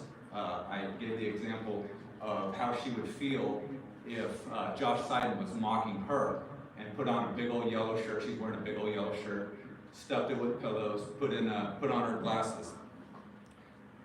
That came after the mayor interjected. So you're lying, you're full of shit. What verbal attack did I have on a commissioner? What verbal attack is that? She's a fat ass. And if you're going to mock her, like my example was, you'd stuff it with pillows. How's that a verbal attack? If you leave the pillows out, you're just with a big ass yellow shirt sagging down. You don't know who it is. So it's not a verbal attack. And then, can I get a definition and where to find these rules of decorum? What rules of decorum did I violate? In fact, once it got clarified that I could continue to speak, I repeated the same example of Amber Sellers and wasn't stopped. So if it was a verbal attack that caused him to interject, why didn't he do it the second time? What rules of decorum that I said the exact same thing twice didn't get stopped the second time? Why? The rules of decorum there should apply to both instances. Right? Lion, Lisa, Larson? Time. Thank you, sir. So, to the point that he just made in the bias and the way things are handled here, you know, certain people get shut down, certain people don't. We're at the 1 year anniversary, and she's out there sitting there, Miss Feelings, that jackass right there decided to ban me from this meeting for 60 days because of her feelings.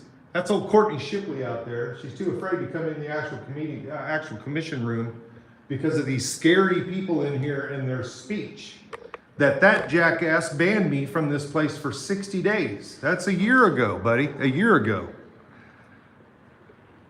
We got another year to go before you're off the hook on that one. Stand by, motherfucker. Now, as far as what happened earlier tonight, it's funny how if I even enunciate, I get a warning. I've sat in that chair right there and said one word and got a warning. When you were screwing up, Bart, called you out for screwing up, and we get a warning. This guy starts verbally attacking me and you do dick about it? Seriously. And then you got your reporter just crossing up in there, going all up in wherever he wants to. But I can't cross that line, can I? And I remember exactly what you said earlier. Can I come up there and talk to you? Do you remember exactly what you said to me, Bart? I do. I don't want to talk to you. That's exactly what you said to me. I don't want to talk to you. Just like our fucking Amber Sellers there that vacates out of here during public comment. I want all the voters to realize that that's your commissioner vacating before the public are allowed to have their redress. What is that all about? And how is that allowed? How is that any kind of decorum? How is that not seen as disrespectful to us? The woman twice tonight called out points of order saying that other people shouldn't be talking when she's talking. Well, she should shut the fuck up when we're talking. Because it was obvious a couple weeks ago that she had no business calling out a point of order to try to shut Justin down. But she did it anyway, and you backed her up. As I've said over and over and over again, the laws around here are flexible. You flex them your way to get people out of shit, and you flex them against us to punish us. Those laws are flexible. They work both ways. Kind of like the arrest that happened on Locust Street on Saturday early morning. Not pretty. But your police are charging battery on a law enforcement officer, felony level shit. For nothing? For a traffic stop that wasn't actually a traffic stop? I got news for them. It ain't gonna work out that way. All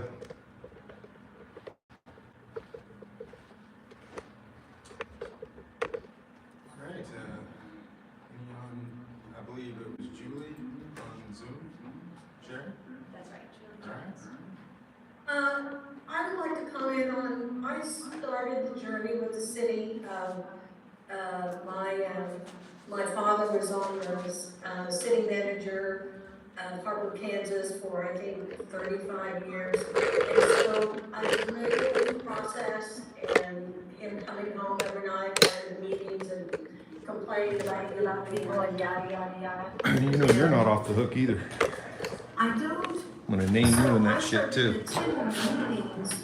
And when you guys say we are not giving you feedback, what I saw as a newbie coming to the meetings is I came to the meetings, but we weren't allowed to talk. So I'm confused about when do we get to give input on the items being voted on or worked into the budget when we're not, when we can come to the meetings, but we can't talk to you. Where do we do that in this town? In my town, the people came to the meetings and discussed it directly, but that's a small town environment. I just don't know where to give you that input here. And response time. And I'll be honest with you, I've asked quite a few people on next door about that, and they have no idea either. We would give you input. Because last year you told us it's too late to give us feedback on the budget. So I attended this year as much as I could, had major back surgery, but I still knew what was going on, and I don't know when we're supposed to give that feedback to you. So that's my question of research and where is it? Thank you.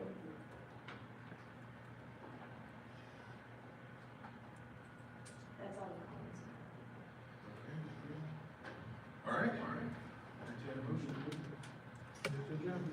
I'm sorry. I don't know if I can contact Conrad and explain to our outdoors, so would you please do that? Yeah, yeah. Oh, so we are responding to public comment again. Can you answer my question too, Lisa? All right. Fair is fair, right? Motion. What about equity? First and the second, all those in favor? Aye. Just can't help showing it. Why are you even here? And my question's just as valid as hers, Lisa.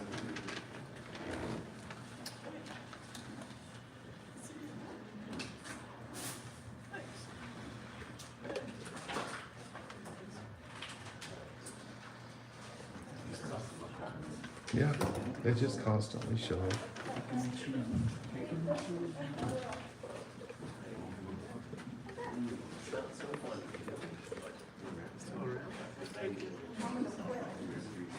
I'm trying to figure out why she even showed up.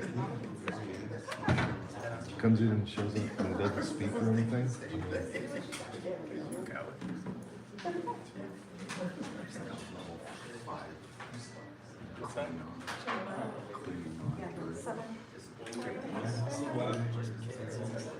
Sharon, do you have a ball?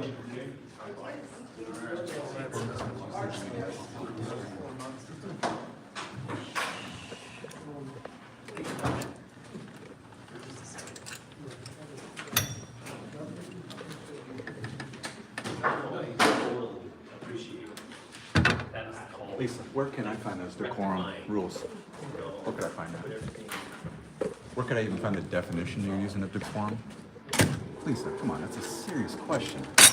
I need to know. I get shut down over it, so where can I find that? Hey, can you guys ask them to not try to vacuum when we're having meetings? Can we maybe stop them from doing that? I think the lady has a schedule of starts a certain time and stops. Yeah, but on Tuesday nights, she needs to just abate that schedule. Because it's obnoxious and loud. Yeah, and people can't hear. Mike, I appreciate some of the questions that you were asking. Yeah.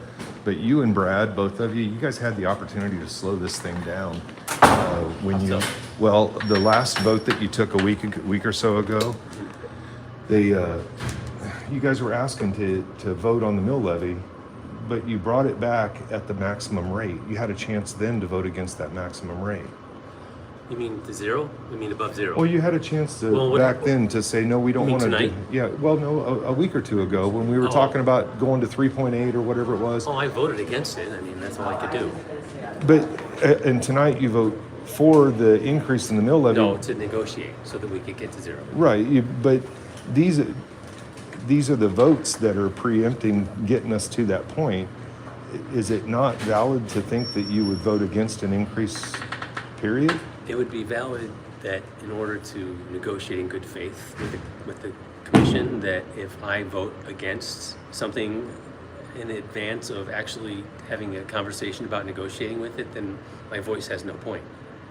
If I agree to negotiate, which is what we did first, then I can come in and actively participate in the conversation and actually try to convince people that we should get to zero, because I have no idea where we're going to go. If I remove myself, then I remove myself from the conversation, technically, because I voted against any change. Thank you. That's a pretty good answer, man. That's how I feel, and I want to be in a position to negotiate with people honestly, and not pontificate and vote just to make a point. Does that make sense? Yeah, it does actually, and that's pretty decent answer. That's what I was doing. That's a pretty decent answer, man. Behind the scenes, this is what I'm trying to do to get us to zero. Hey, Mike, what do you think of Amber Sellers leaving? Leaving? What do you think of Amber Sellers leaving? I think it was surprising, but I think I saw her log into Zoom, which I don't know if she was on. Did you notice that? No. Yeah. What do you make of that? You think it's I something- don't understand. I know she wasn't you think feeling well earlier when she said she could really talk, so that was surprising, but maybe she wasn't feeling good, so. Do you think it's a passive aggressive move versus say I don't really want to listen to the rest? That's one way you could take it. Well, I mean, really, what else is there? Well, I just threw out the other one because she did mention she had a sore throat and she wasn't feeling good, so. She couldn't stay 10 minutes to sit and listen.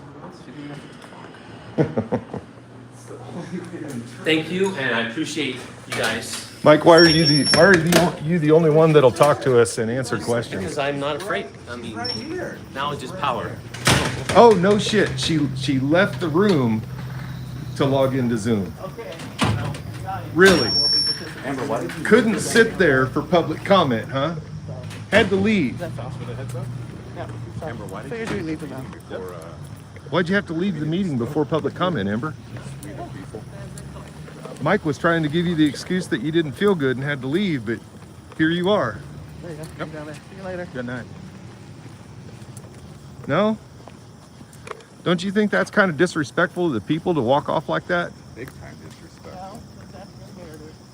Oh, Your narrative. that's my narrative? That's pretty much the narrative there, Amber. There's no other reason to leave except you were being disrespectful and petty.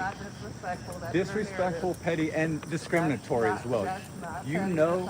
That's just the because narrative. You don't want to listen to me and Michael speak, so you wanted to do your passive-aggressive power flex there by getting up and leaving. It's just But our the thing narrative, is, kind of like their the narrative thing that is, we're dangerous. It makes you look petty. It makes you look passive-aggressive. It makes you look, believe it or not, small. Believe it or not, it makes you look small. Have a safe trip back to Johnson County. You might want to change your voter registration. I'd hate to tell Kobach that you're registered here and you try to vote here and you don't live here. Oh, are you accusing me of You're something? so full of Did I try to shit. vote here, Amber? Have a good Did night. I try to vote here? Adam, are you concerned that there's something going to happen here? You seem pretty focused on us tonight. Are we making you feel unsecure? Not playing your game. I was just going to say hi to Mr. Speedies. Oh. See if you remembered me. Do I know? Do you remember me? For what? I came over, we had a conversation about the time COVID started up and going crazy. Oh, yeah. I just wanted to say hi because you and I had a good conversation. I appreciated it. That was all. Okay. Yeah, we did. Yeah, that was a while ago. So was that when I got attacked, or was it somebody came up? It was right after you got attacked. And somebody came up to the corner and Yeah. was wanting to At the school, not the corner, at the school. Oh, well, okay, yeah. When the guy jumped out at the school and tried to take your sign Mhm. and then took off, ducktailed and ran, that Yeah. deal. And you came over for that. I came over to talk to you about moving. We had a good conversation. I said, I'm not going to tell you to do anything. We talked. It was fine. I appreciated the conversation. That's all. Yeah, I Just remember. wanted to say hey. Okay. All right. Yeah. Appreciate it, man. Have a good night. All right, you too. Does he not know why that guy wasn't ever prosecuted though?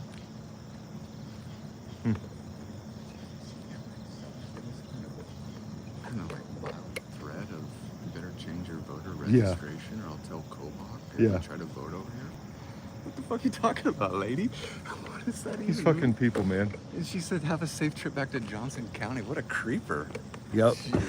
That's your commissioners, guys. And Amber Sellers had to leave the meeting so that she wasn't. She didn't even leave the building. She went to the Yeah, back room she went in the back room and hid out for public comment. and then came back. You know, That's the first time Bart Wilson walked in. okay, and see, here's my question. What is it that makes these cops come up and say hi to you and they want to? I don't know. They want That's to. a complete surprise. Yeah. To me. I don't know. Don't name me in a suit. I don't know. Something like that. I don't know what their deal is. Because they all want to come talk to you. But you know that guy there, and then you remember about a month or so ago that other cop that was out here, and he said that same thing. Like he came over and spoke. Those two guys did, and I hadn't even recognized them until they said that. I don't know. All right, guys, I'm signing off, man. It's a hell of a meeting. Thanks for watching. Have a good night. We'll be high.